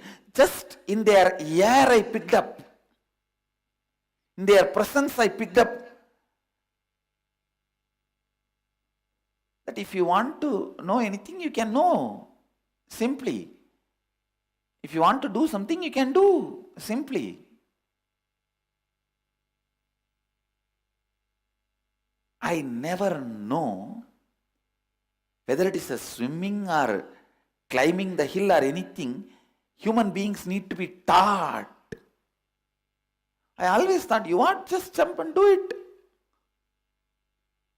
Not just the swimming and trekking, everything.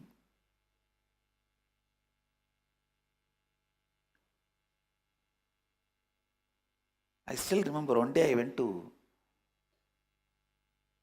Mataji, Vibhudanandapuri, and told her, the temple, such beautiful deity is there. It is so nice. Around 5,000 years ago, at the end of Mahabharat War, the ancient enlightened Hindu civilization consisted of 10,000 Hindu traditions, or sampradayas, that existed in 56 Hindu nations, 200 Hindu kingdoms, 1,700 Hindu provinces that covered more than 6 million kilometers square of Asia. The Supreme Pontiff of Hinduism, SPH, Bhagavan Sri Nithyananda Paramashivoham, is the reviver of KAILASA, this ancient enlightened Hindu civilizational nation.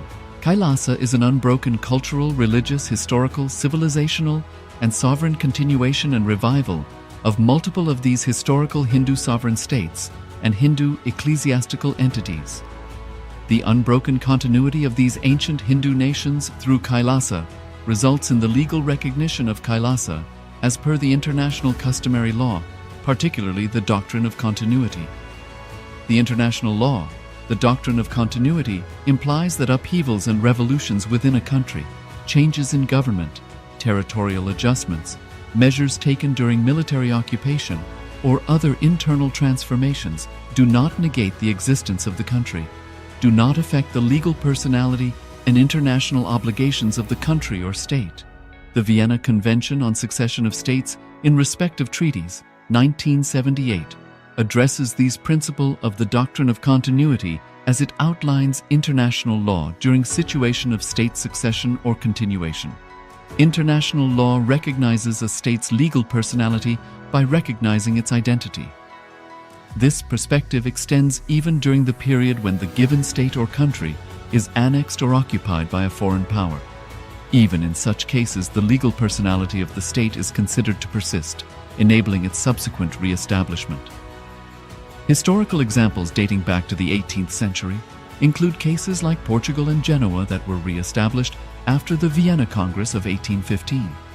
More recent examples include countries such as Poland, Ethiopia, Czechoslovakia, Albania, and Austria that were re-established after World War II. Even when a nation is deprived of its territory, the nation continues to exist. Its sovereignty and international legal personality continues to persist. The Dalai Lama, as the spiritual and temporal leader of Tibet, exemplifies this principle. In 1959, the Dalai Lama was exiled and forced to flee. Despite the challenges faced, the Dalai Lama continues to advocate for the preservation of Tibetan culture and garners worldwide support for Tibetan autonomy on the global stage. Similarly, from 1309 to 1376, the Pope of Catholicism had been in exile in Avignon. Despite this, he was recognized as the head of state as well as head of the church and given full privileges of the position after their return to Rome. Even in 1861, much of the papal territories had been lost, leaving the Pope with no sovereign territory other than the papal residence and related buildings. yet his temporal powers were still acknowledged. He was recognized as a head of state, and later, the Lateran Treaty of 1929 formally re-established papal sovereignty over the Vatican City. The Sovereign Order of Malta further exemplifies this principle, retaining international recognition as a sovereign entity despite the permanent loss of their territory upon Napoleon's invasion in June 1798. Despite such permanent loss of territory, the sovereignty and the international legal personality of the Sovereign Order of Malta continue to persist.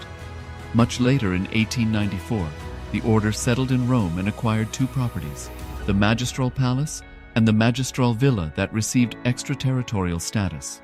Today, the order maintains diplomatic relations with 112 countries, issues its own diplomatic passports, currency, stamps, and vehicle registration plates, and has been granted observer status in the United Nations. All these examples of state re-establishment illustrate the principle of continuity of states, as per international law, that a state's legal personality persists over time. A nation continues to exist even after a complete loss of territory. A far more striking example is of the oceanic countries, which are under the threat of their entire nation being drowned and submerged due to rising sea levels owing to global warming. In response to such existential threat of climate change, Pacific Island nations, including Tuvalu, have enacted constitutional amendments and made international declarations affirming that their nation and their sovereign rights will continue to persist, despite their entire territory being lost to the sea. This proactive stance is highlighted in the Constitution of Tuvalu Act 2023 and the Pacific Islands Forum Declaration of 2021. The Supreme Pontiff of Hinduism, Bhagavan Sri Nithyananda Paramashivoham, through the line of succession is the present 203rd Emperor of the Hindu Sovereign Kingdom of Surangi Samrajya. He was crowned on the 31st of December 2004 at the age of 26. Thus, by very same principles of the doctrine of continuity, through which the international legal personality of Portugal, Genoa, Poland, Ethiopia, Czechoslovakia, Albania, Austria, Vatican, Tibet, Sovereign Order of Malta, and several other nations has been recognized despite having undergone a period of exile, annexation, occupation by a foreign power, or despite loss of territory. The SPH Nithyananda Paramashivoham, through well-established legal and historical facts about the Hindu sovereign state of the Surangi Samrajyam, derives all sovereign rights and powers of the royal lineage of the Surangi Samrajyam as its 203rd sovereign emperor, from his inheritance and continuation of the unbroken succession of the kingdom of Surya Vamsa Surangi Samrajyam Sarvanapitha. Surya Vamsa Surangi Samrajyam, through unification with 20 other sovereign Hindu states and sovereign ecclesiastical, historical entities, became part of the United States of KAILASA, which thus became a sovereign, independent juridical state, with the SPH Nithyananda Paramashivoham as the sovereign. Just as how the oceanic nations like Tuvalu have safeguarded their sovereignty from the existential threat of total submersion by amending their constitution and asserting that their sovereignty will persist regardless of the loss of their territory, KAILASA, which is a sovereign continuation of 21 sovereign Hindu states and sovereign ecclesiastical historical entities, is also reviving and continuing the Kumari Kandam Hindu nations that got submerged.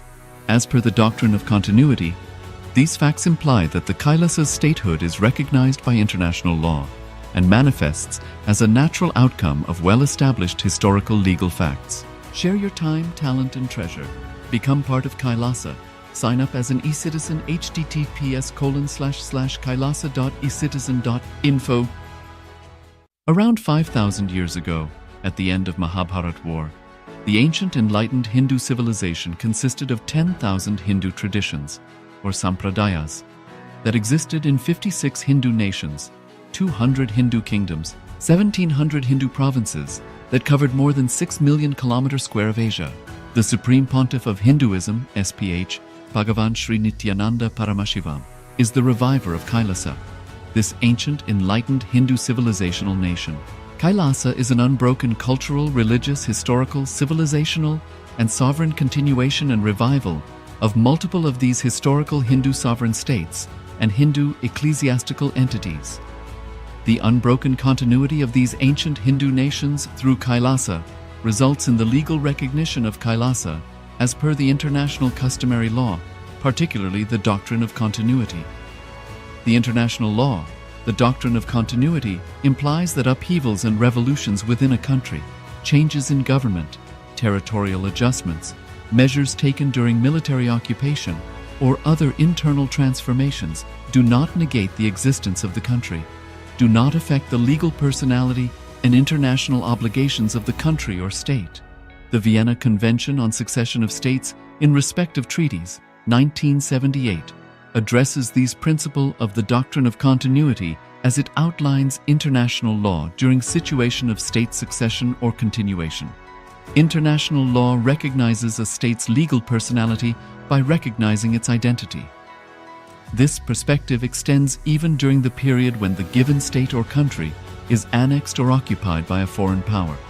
Even in such cases, the legal personality of the state is considered to persist, enabling its subsequent re-establishment.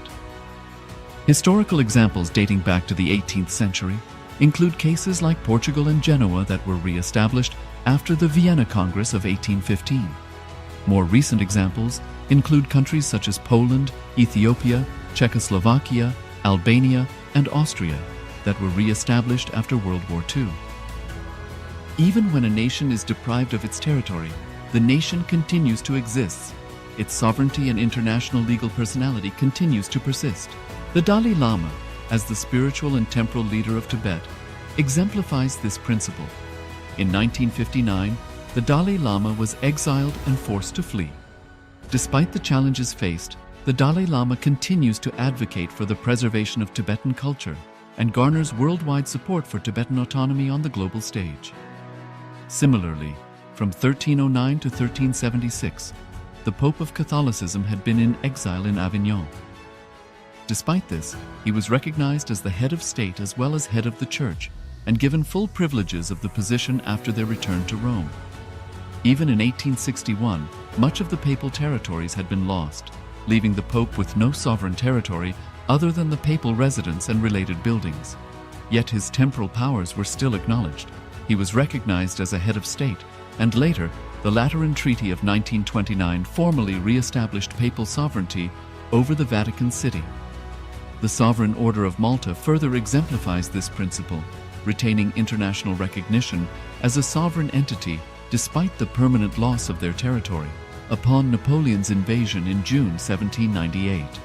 Despite such permanent loss of territory, the sovereignty and the international legal personality of the Sovereign Order of Malta continue to persist.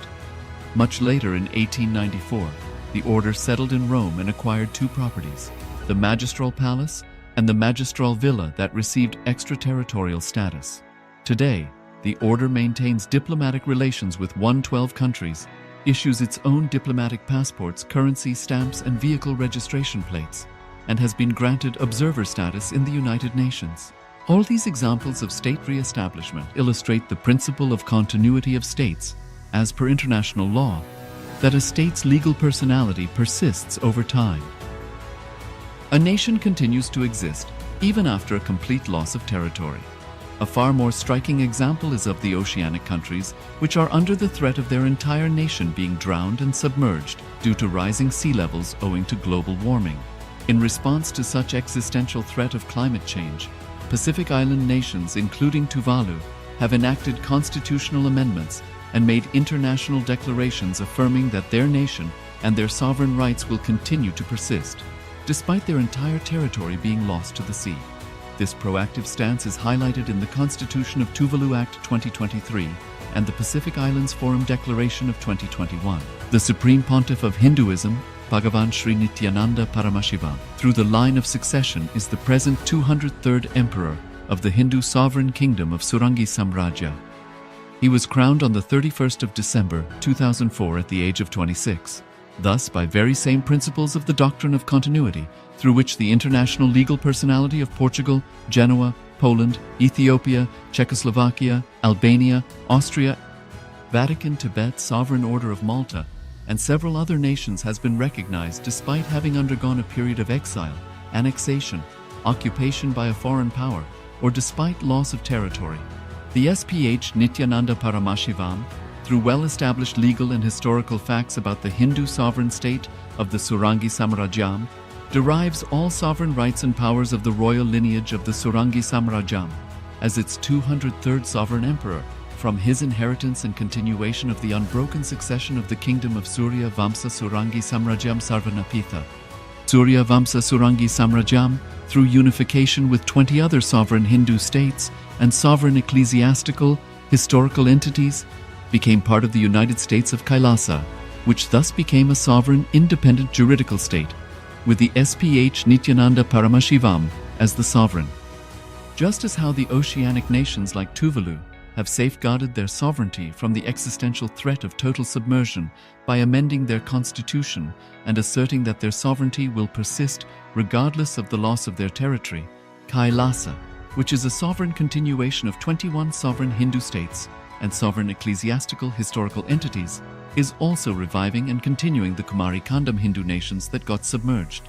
As per the doctrine of continuity, these facts imply that the Kailasa's statehood is recognized by international law and manifests as a natural outcome of well-established historical legal facts. Share your time, talent, and treasure. Become part of Kailasa. Sign up as an eCitizen https://kailasa.ecitizen.info. Around 5,000 years ago, at the end of Mahabharat War, the ancient enlightened Hindu civilization consisted of 10,000 Hindu traditions, or sampradayas, that existed in 56 Hindu nations, 200 Hindu kingdoms, 1,700 Hindu provinces that covered more than 6 million kilometers square of Asia. The Supreme Pontiff of Hinduism, SPH, Bhagavan Sri Nithyananda Paramashivoham, is the reviver of Kailasa, this ancient enlightened Hindu civilizational nation. Kailasa is an unbroken cultural, religious, historical, civilizational, and sovereign continuation and revival of multiple of these historical Hindu sovereign states and Hindu ecclesiastical entities. The unbroken continuity of these ancient Hindu nations through Kailasa results in the legal recognition of Kailasa as per the international customary law, particularly the doctrine of continuity. The international law, the doctrine of continuity, implies that upheavals and revolutions within a country, changes in government, territorial adjustments, measures taken during military occupation, or other internal transformations do not negate the existence of the country, do not affect the legal personality and international obligations of the country or state. The Vienna Convention on Succession of States in Respect of Treaties, 1978, addresses these principles of the doctrine of continuity as it outlines international law during situation of state succession or continuation. International law recognizes a state's legal personality by recognizing its identity. This perspective extends even during the period when the given state or country is annexed or occupied by a foreign power. Even in such cases, the legal personality of the state is considered to persist, enabling its subsequent re-establishment. Historical examples dating back to the 18th century include cases like Portugal and Genoa that were re-established after the Vienna Congress of 1815. More recent examples include countries such as Poland, Ethiopia, Czechoslovakia, Albania, and Austria that were re-established after World War II. Even when a nation is deprived of its territory, the nation continues to exist. Its sovereignty and international legal personality continues to persist. The Dalai Lama, as the spiritual and temporal leader of Tibet, exemplifies this principle. In 1959, the Dalai Lama was exiled and forced to flee. Despite the challenges faced, the Dalai Lama continues to advocate for the preservation of Tibetan culture and garners worldwide support for Tibetan autonomy on the global stage. Similarly, from 1309 to 1376, the Pope of Catholicism had been in exile in Avignon. Despite this, he was recognized as the head of state as well as head of the church and given full privileges of the position after their return to Rome. Even in 1861, much of the papal territories had been lost, leaving the Pope with no sovereign territory other than the papal residence and related buildings. Yet his temporal powers were still acknowledged. He was recognized as a head of state, and later, the Lateran Treaty of 1929 formally re-established papal sovereignty over the Vatican City. The Sovereign Order of Malta further exemplifies this principle, retaining international recognition as a sovereign entity despite the permanent loss of their territory upon Napoleon's invasion in June 1798. Despite such permanent loss of territory, the sovereignty and the international legal personality of the Sovereign Order of Malta continue to persist. Much later in 1894, the order settled in Rome and acquired two properties, the Magistral Palace and the Magistral Villa that received extraterritorial status. Today, the order maintains diplomatic relations with 112 countries, issues its own diplomatic passports, currency, stamps, and vehicle registration plates, and has been granted observer status in the United Nations. All these examples of state re-establishment illustrate the principle of continuity of states, as per international law, that a state's legal personality persists over time. A nation continues to exist even after a complete loss of territory. A far more striking example is of the oceanic countries, which are under the threat of their entire nation being drowned and submerged due to rising sea levels owing to global warming. In response to such existential threat of climate change, Pacific Island nations, including Tuvalu, have enacted constitutional amendments and made international declarations affirming that their nation and their sovereign rights will continue to persist, despite their entire territory being lost to the sea. This proactive stance is highlighted in the Constitution of Tuvalu Act 2023 and the Pacific Islands Forum Declaration of 2021. The Supreme Pontiff of Hinduism, Bhagavan Sri Nithyananda Paramashivoham, through the line of succession is the present 203rd Emperor of the Hindu Sovereign Kingdom of Surangi Samrajya. He was crowned on the 31st of December 2004 at the age of 26. Thus, by very same principles of the doctrine of continuity, through which the international legal personality of Portugal, Genoa, Poland, Ethiopia, Czechoslovakia, Albania, Austria, Vatican, Tibet, Sovereign Order of Malta, and several other nations has been recognized despite having undergone a period of exile, annexation, occupation by a foreign power, or despite loss of territory. The SPH Nithyananda Paramashivoham, through well-established legal and historical facts about the Hindu sovereign state of the Surangi Samrajyam, derives all sovereign rights and powers of the royal lineage of the Surangi Samrajyam as its 203rd sovereign emperor, from his inheritance and continuation of the unbroken succession of the kingdom of Surya Vamsa Surangi Samrajyam Sarvanapitha. Surya Vamsa Surangi Samrajyam, through unification with 20 other sovereign Hindu states and sovereign ecclesiastical, historical entities, became part of the United States of KAILASA, which thus became a sovereign, independent juridical state, with the SPH Nithyananda Paramashivoham as the sovereign. Just as how the oceanic nations like Tuvalu have safeguarded their sovereignty from the existential threat of total submersion by amending their constitution and asserting that their sovereignty will persist regardless of the loss of their territory, KAILASA, which is a sovereign continuation of 21 sovereign Hindu states and sovereign ecclesiastical historical entities, is also reviving and continuing the Kumari Kandam Hindu nations that got submerged. As per the doctrine of continuity, these facts imply that the Kailasa's statehood is recognized by international law and manifests as a natural outcome of well-established historical legal facts. Share your time, talent, and treasure. Become part of Kailasa. Sign up as an eCitizen https://kailasa.ecitizen.info.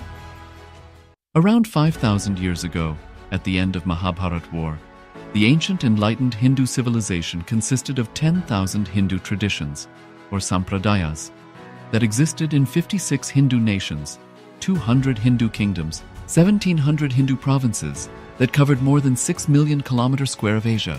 The Supreme Pontiff of Hinduism, SPH, Bhagavan Sri Nithyananda Paramashivoham, is the reviver of Kailasa, this ancient enlightened Hindu civilizational nation. Kailasa is an unbroken cultural, religious, historical, civilizational, and sovereign continuation and revival of multiple of these historical Hindu sovereign states and Hindu ecclesiastical entities. The unbroken continuity of these ancient Hindu nations through Kailasa results in the legal recognition of Kailasa as per the international customary law, particularly the doctrine of continuity. The international law, the doctrine of continuity, implies that upheavals and revolutions within a country, changes in government, territorial adjustments, measures taken during military occupation, or other internal transformations do not negate the existence of the country, do not affect the legal personality and international obligations of the country or state. The Vienna Convention on Succession of States in respect of treaties, 1978, addresses these principles of the doctrine of continuity as it outlines international law during situation of state succession or continuation. International law recognizes a state's legal personality by recognizing its identity. This perspective extends even during the period when the given state or country is annexed or occupied by a foreign power. Even in such cases, the legal personality of the state is considered to persist, enabling its subsequent re-establishment. Historical examples dating back to the 18th century include cases like Portugal and Genoa that were re-established after the Vienna Congress of 1815. More recent examples include countries such as Poland, Ethiopia, Czechoslovakia, Albania, and Austria that were re-established after World War II. Even when a nation is deprived of its territory, the nation continues to exist. Its sovereignty and international legal personality continues to persist. The Dalai Lama, as the spiritual and temporal leader of Tibet, exemplifies this principle. In 1959, the Dalai Lama was exiled and forced to flee. Despite the challenges faced, the Dalai Lama continues to advocate for the preservation of Tibetan culture and garners worldwide support for Tibetan autonomy on the global stage. Similarly, from 1309 to 1376, the Pope of Catholicism had been in exile in Avignon. Despite this, he was recognized as the head of state as well as head of the church and given full privileges of the position after their return to Rome. Even in 1861, much of the papal territories had been lost, leaving the Pope with no sovereign territory other than the papal residence and related buildings. Yet his temporal powers were still acknowledged. He was recognized as a head of state, and later, the Lateran Treaty of 1929 formally re-established papal sovereignty over the Vatican City. The Sovereign Order of Malta further exemplifies this principle, retaining international recognition as a sovereign entity despite the permanent loss of their territory upon Napoleon's invasion in June 1798. Despite such permanent loss of territory, the sovereignty and the international legal personality of the Sovereign Order of Malta continue to persist. Much later in 1894, the order settled in Rome and acquired two properties, the Magistral Palace and the Magistral Villa that received extraterritorial status.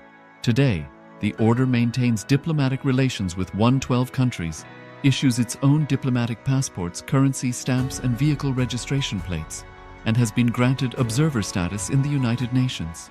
All these examples of state re-establishment illustrate the principle of continuity of states, as per international law, that a state's legal personality persists over time. A nation continues to exist even after a complete loss of territory. A far more striking example is of the oceanic countries, which are under the threat of their entire nation being drowned and submerged due to rising sea levels owing to global warming. In response to such existential threat of climate change, Pacific Island nations, including Tuvalu, have enacted constitutional amendments and made international declarations affirming that their nation and their sovereign rights will continue to persist, despite their entire territory being lost to the sea. This proactive stance is highlighted in the Constitution of Tuvalu Act 2023 and the Pacific Islands Forum Declaration of 2021. The Supreme Pontiff of Hinduism, Bhagavan Sri Nithyananda Paramashivoham, through the line of succession is the present 203rd Emperor of the Hindu Sovereign Kingdom of Surangi Samrajya. He was crowned on the 31st of December 2004 at the age of 26. Thus, by very same principles of the doctrine of continuity, through which the international legal personality of Portugal, Genoa, Poland, Ethiopia, Czechoslovakia, Albania, Austria, Vatican, Tibet, Sovereign Order of Malta, and several other nations has been recognized despite having undergone a period of exile, annexation, occupation by a foreign power, or despite loss of territory. The SPH Nithyananda Paramashivoham, through well-established legal and historical facts about the Hindu sovereign state of the Surangi Samrajyam, derives all sovereign rights and powers of the royal lineage of the Surangi Samrajyam as its 203rd sovereign emperor from his inheritance and continuation of the unbroken succession of the kingdom of Surya Vamsa Surangi Samrajyam Sarvanapitha. Surya Vamsa Surangi Samrajyam, through unification with 20 other sovereign Hindu states and sovereign ecclesiastical, historical entities, became part of the United States of KAILASA, which thus became a sovereign, independent juridical state, with the SPH Nithyananda Paramashivoham as the sovereign.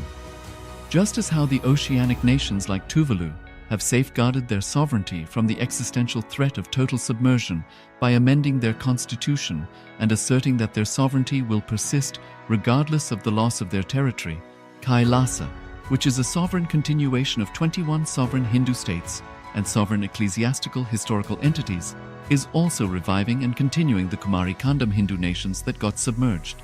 As per the doctrine of continuity, these facts imply that the Kailasa's statehood is recognized by international law and manifests as a natural outcome of well-established historical legal facts. Share your time, talent, and treasure. Become part of Kailasa.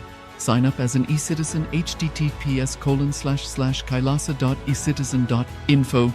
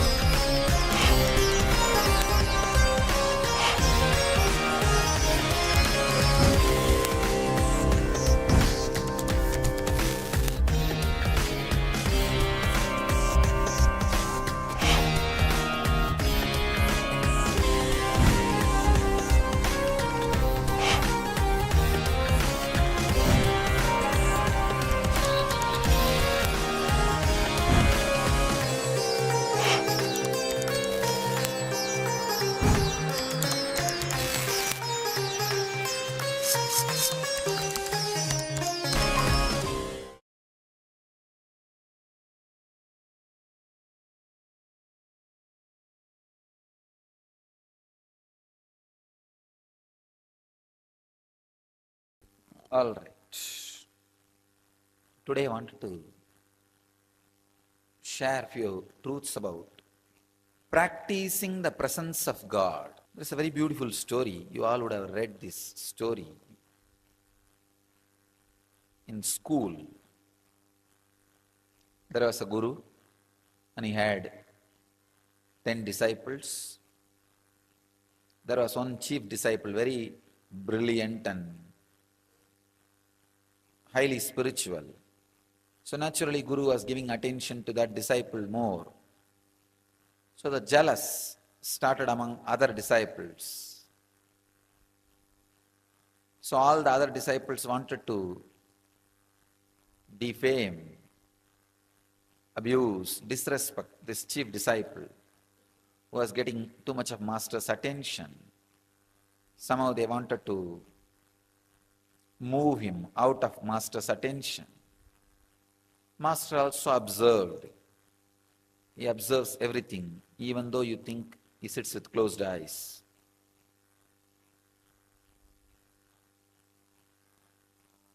He observed what goes on, all the absurdity which goes on when he is with closed eyes, or when people think he is with closed eyes.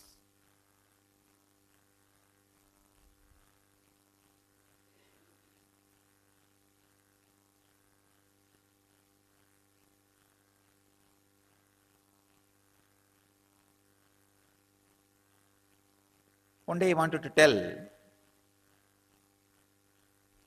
all the disciples why he is giving more importance to the chief disciple, the sincere disciple.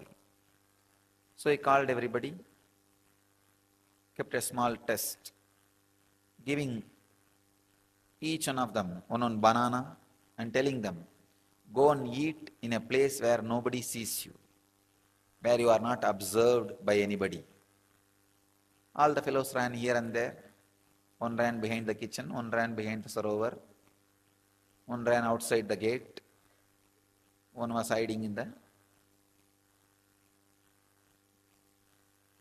temple godown. They all ate and came back, except this chief disciple. He came back with the banana without eating it. All the disciples asked, why? You did not find any place. He just kept quiet. Master asked, you did not find any place where nobody was observing you. The disciple says very beautifully, it's a very small story. All of you would have known. Master, I am not able to find any place where God is not observing me, where God is not seeing me. I feel everywhere His presence. This story was known to all of you as a knowledge. Unfortunately, it did not become wisdom. This story has multiple layers of meaning and understanding.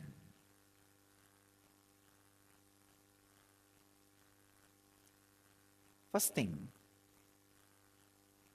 there is no shortcut for spirituality. There is no shortcut for enlightenment. There is no technique for enlightenment. Technique means shortcut.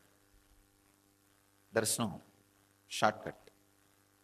You have to iron out your 24 hours with a clear understanding of practicing the presence of God in your body, mind, actions, in everything.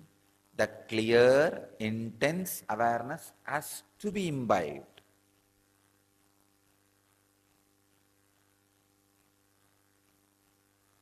Second thing, whatever you experience as God, when you experience me, some will have 30% fear and 30% love, 30% confused emotions. Some will have maybe 50% fear, 40% confused emotions. Some will have 100% fear. Some will have 100% love, no fear. Different ways you will be experiencing the Guru.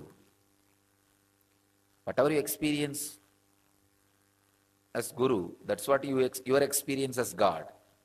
You have no other experience.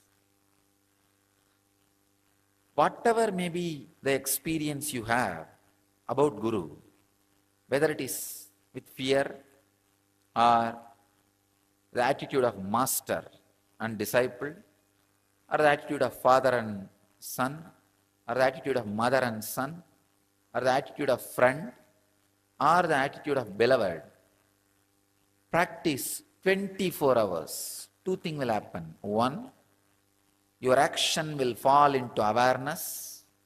Second, that fear, whatever the lower experience you have about the master will extinct,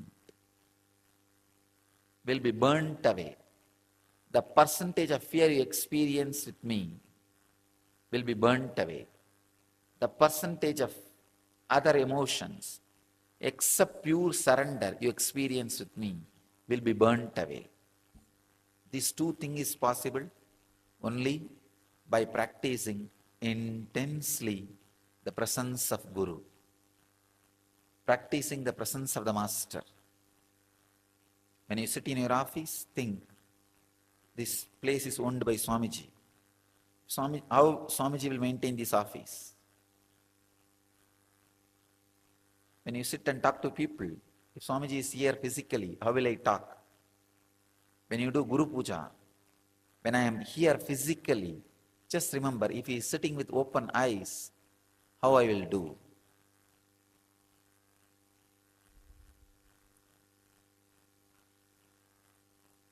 Practicing the presence is the only way. Is the only way. Only way. Your arrogant, egoistic logic can go on justifying. No, there is some other technique. Or you can go on postponing with it. That is what I call hypocritic loopholes. The air hole, air bubble in the copper wire will not allow the copper wire to be a conductor. Electricity will never flow. Same way, the hypocrisy between the relationship, when you practice my presence, the hypocrisy you handle, you have it, it's like air bubble, will not allow the Guru-disciple relationship to happen, will never, the presence will permeate, penetrate you. Practicing the presence with tremendous respect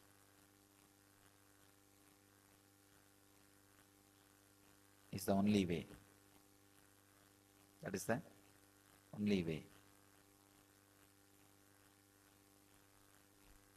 My blessings to all of you to practice the presence of the Guru and God, experience and radiate enlightenment, achieve, live and radiate the eternal bliss, Nithyananda.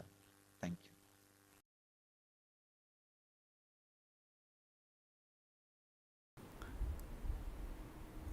I tell you, once this happened. Arunagiri Yogeshwara was supposed to give me an initiation. He told me that it's a ritualistic initiation, so prepare formally. Means I'll have to get one fruit and one betel leaf and one fruit means banana, one betel leaf, betel nut. And in those days the dakshina will be that 4 annas. 4 anna is I think 25 paise. You have to keep some coin for that 4 anna. And you will have to get one towel, means a piece of cloth.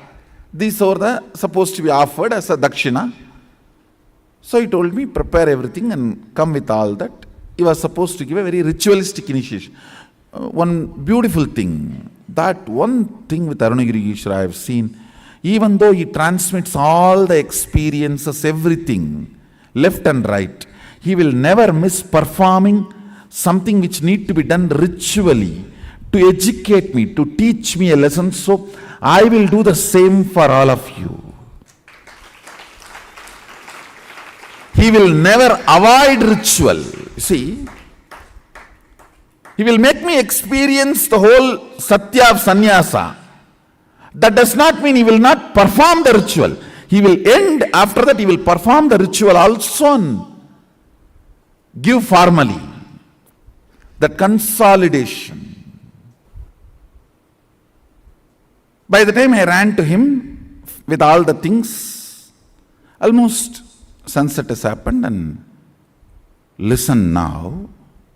Now is the real thing. Whenever I go to Arunagiri, first thing, a wide, broad smile, and he will stretch his leg for me to touch his feet. That's the way he will welcome me, receive me. Vada?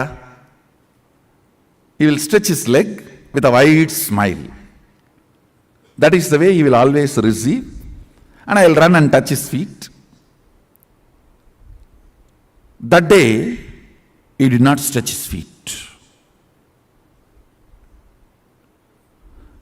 Smile was not, I will not say there was no smile, but I know it was a limited expression.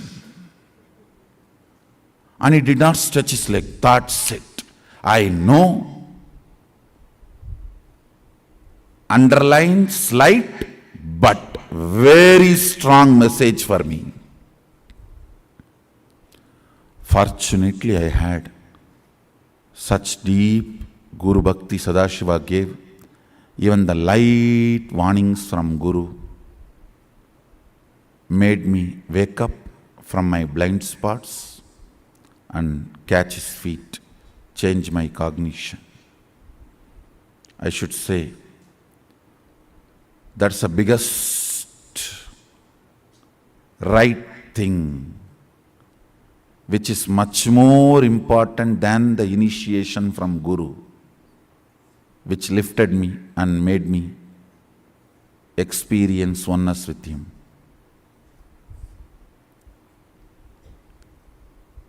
It is your ability to see the slight warnings he gives and catch, change the cognition, saves you in life.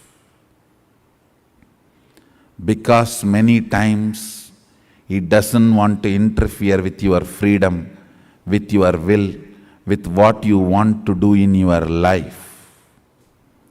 It is the slight messages. It's a light underlines. Listen carefully. This underlines, light warnings, very subtle messages. If you can catch that and change your depth, you are saved. He did not stretch his leg.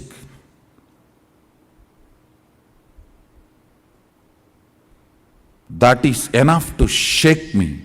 I ran and just held his feet and said, Sami mannichirunga late aayirchi. Tappu pannitane. Means forgive me. God delayed. I made a mistake. He said in Tamil very beautifully,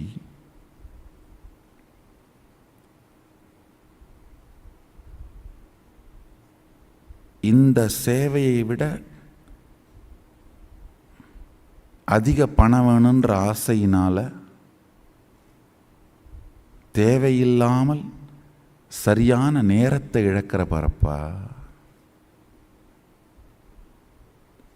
He told me I am greedy for money. பணத்தாசையடா. It just shook me. Yes.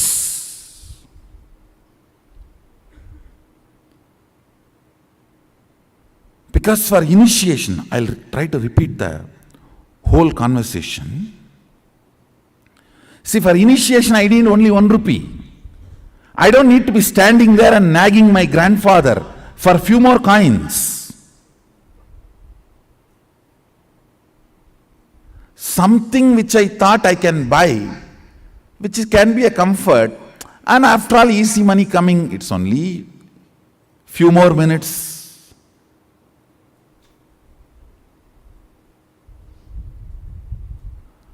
That casualness,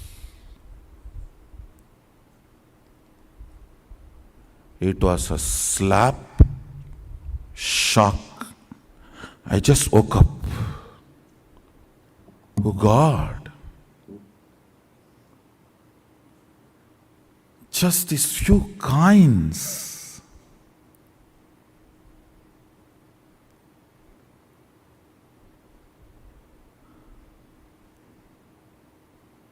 And I am a guy who never touches money. Only like this initiation or any of this Arunagiri Ishwara's work, I touch money. This coin. And I remember, I collapsed completely inside. Fortunately, decided to choose the Guru, Arunagiri Ishwara, and dropped that remaining coins which was in my hand at his feet. Over. Never ever, even the casual greed. Over. Not even because it is coming effortlessly, why not? No.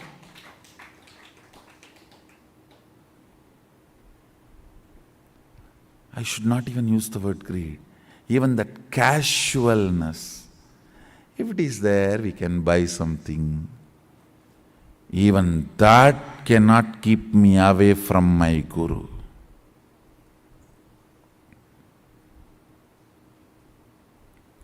It was too small incident,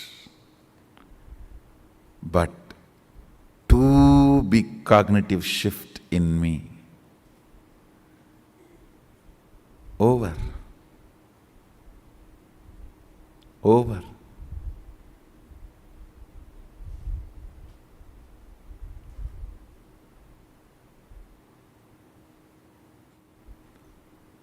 There are some messages which you cannot directly tell. If you directly tell, it will look like, oh, am I wrong? Is it wrong? You will get into defense. Then you cannot be taught. The cognitive shift will not happen. I can only underline. Even a casual desire for little money should not keep you away from Guru. I can only underline. I cannot directly give you. If I give this statement directly to you, you may get into defense. Then transformation becomes painful, difficult.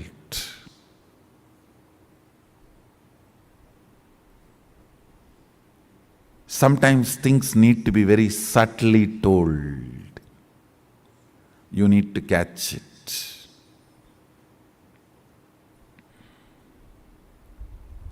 You need to catch it.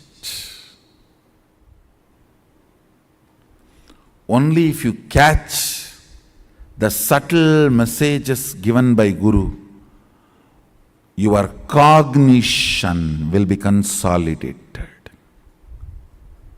Your cognition will be consolidated.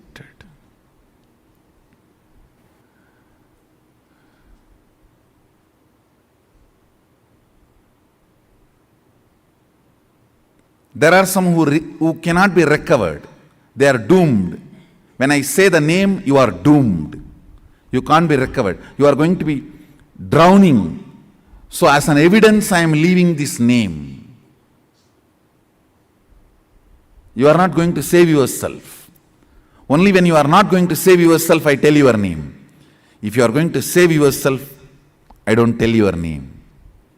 I only send the message and see whether you are going to catch it or going to be playing, missing it.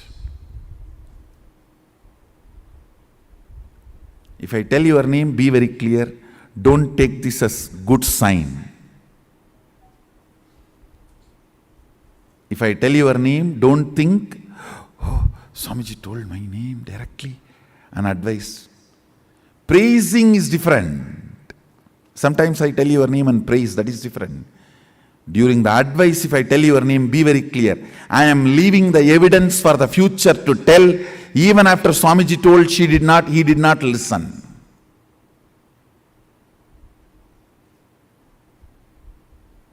If I don't tell your name, only leave the message, I have a hope you will catch the subtle message and consolidate, catch the blind spot even you are missing, which is inside you, and change your cognition. If I am telling your name, it means very clear, you are too arrogant. You are not going to change. I am telling your name so that the future, you will be the wrong example for the future to learn lesson from you.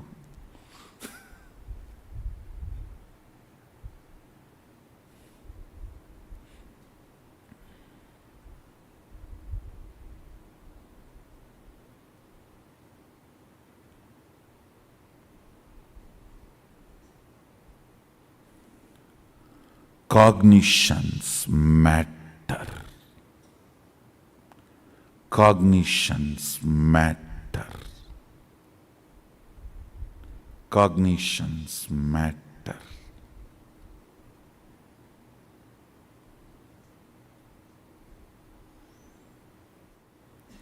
Do you know the funny thing next what happened when I collapsed at his feet? Dropping the coins.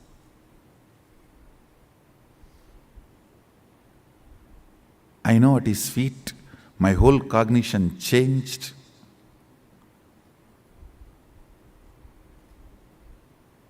I was completely new. He lifted me up and held my face casually and turned. I saw the sun is back. Sun was back. No sunset.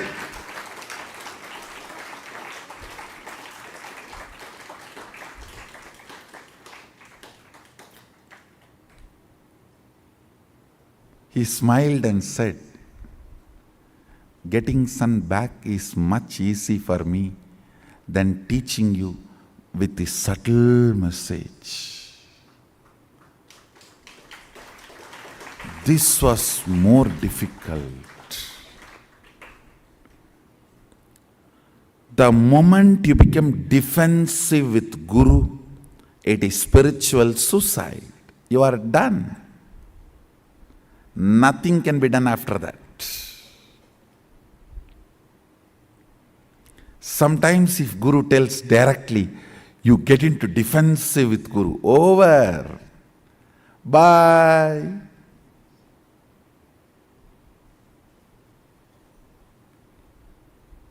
See you later when you are ready.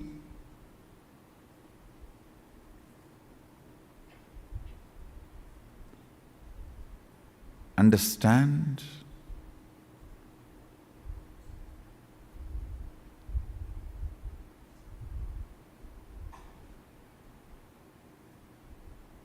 He said, making the sun set or getting it back is in my will.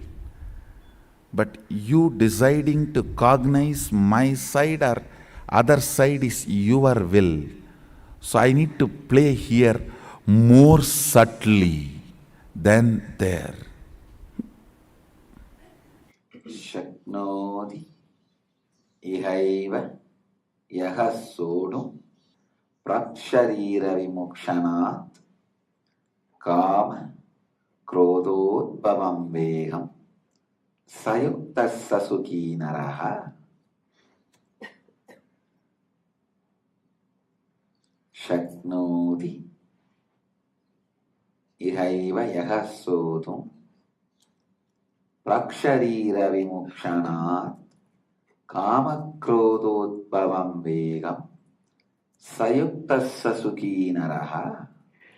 Translation: the one who is able to endure the agitations caused by the objects of desire and anger till the time of giving up the body in this world itself becomes a man who is established and a joyful person. Bhagavan is giving one more conclusion about Jivan Mukti and for a Jivan Mukta. One who is able to endure the agitations caused by the objects of desire and anger till the time of giving up the body in this world itself becomes a man who is established and a joyful person.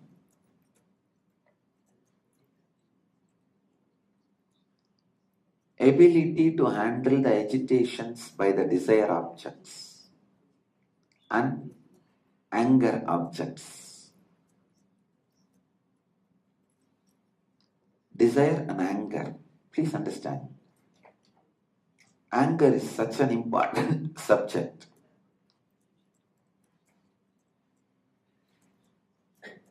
It's neither good nor bad.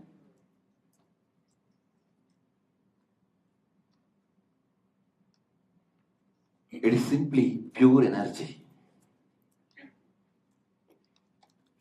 How you are going to use it is the whole thing. No, really, anger is the source of energy which even gives vigor to the body. Person who does not even have anger will not be able to do this Kailash Yatra, will not be able to do something extraordinary. See, when there is a cold, you resist, stand and walk, reach the place, even that is nothing but anger. If you just surrender to cold, what will happen? You will die. Understand? Oh, it may be cold, but I am not going to leave. Come on, stand up, walk. Let me reach the goal. It is anger. You are fighting against the cold. So it's not that anger is wrong always. Using in the wrong place is wrong. Just see whether this anger is expressing in your body towards fulfilling of your life's mission, or this expression is going to hinder your life's mission. Understand, there is a big difference. If you study my anger, you will be free from anger. If you study my anger, you will be free from anger. Look into your anger. Let it not be object-based. Let it be your purpose-based. Then your anger will always be an inspiration, an inspiring energy. When anger is based on the object, it leads to destruction of you and the object. When anger is based on the purpose, mission,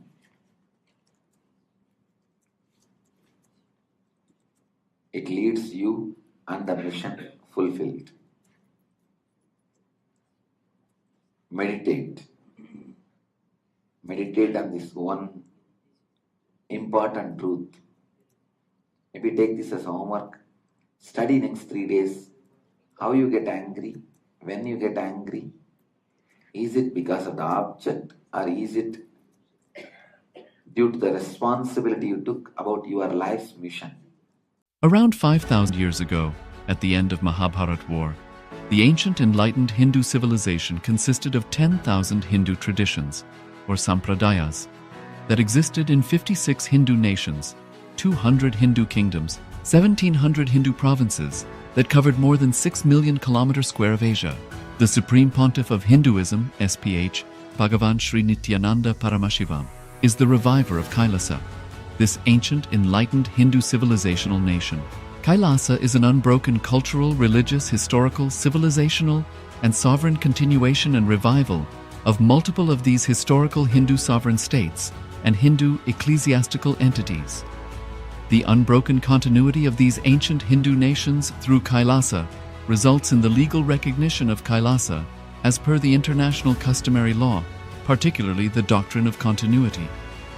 The international law, the doctrine of continuity, implies that upheavals and revolutions within a country, changes in government, territorial adjustments, measures taken during military occupation, or other internal transformations do not negate the existence of the country, do not affect the legal personality and international obligations of the country or state. The Vienna Convention on Succession of States in Respect of Treaties, 1978, addresses these principles of the doctrine of continuity as it outlines international law during situation of state succession or continuation. International law recognizes a state's legal personality by recognizing its identity. This perspective extends even during the period when the given state or country is annexed or occupied by a foreign power. Even in such cases, the legal personality of the state is considered to persist, enabling its subsequent re-establishment. Historical examples dating back to the 18th century include cases like Portugal and Genoa that were re-established after the Vienna Congress of 1815.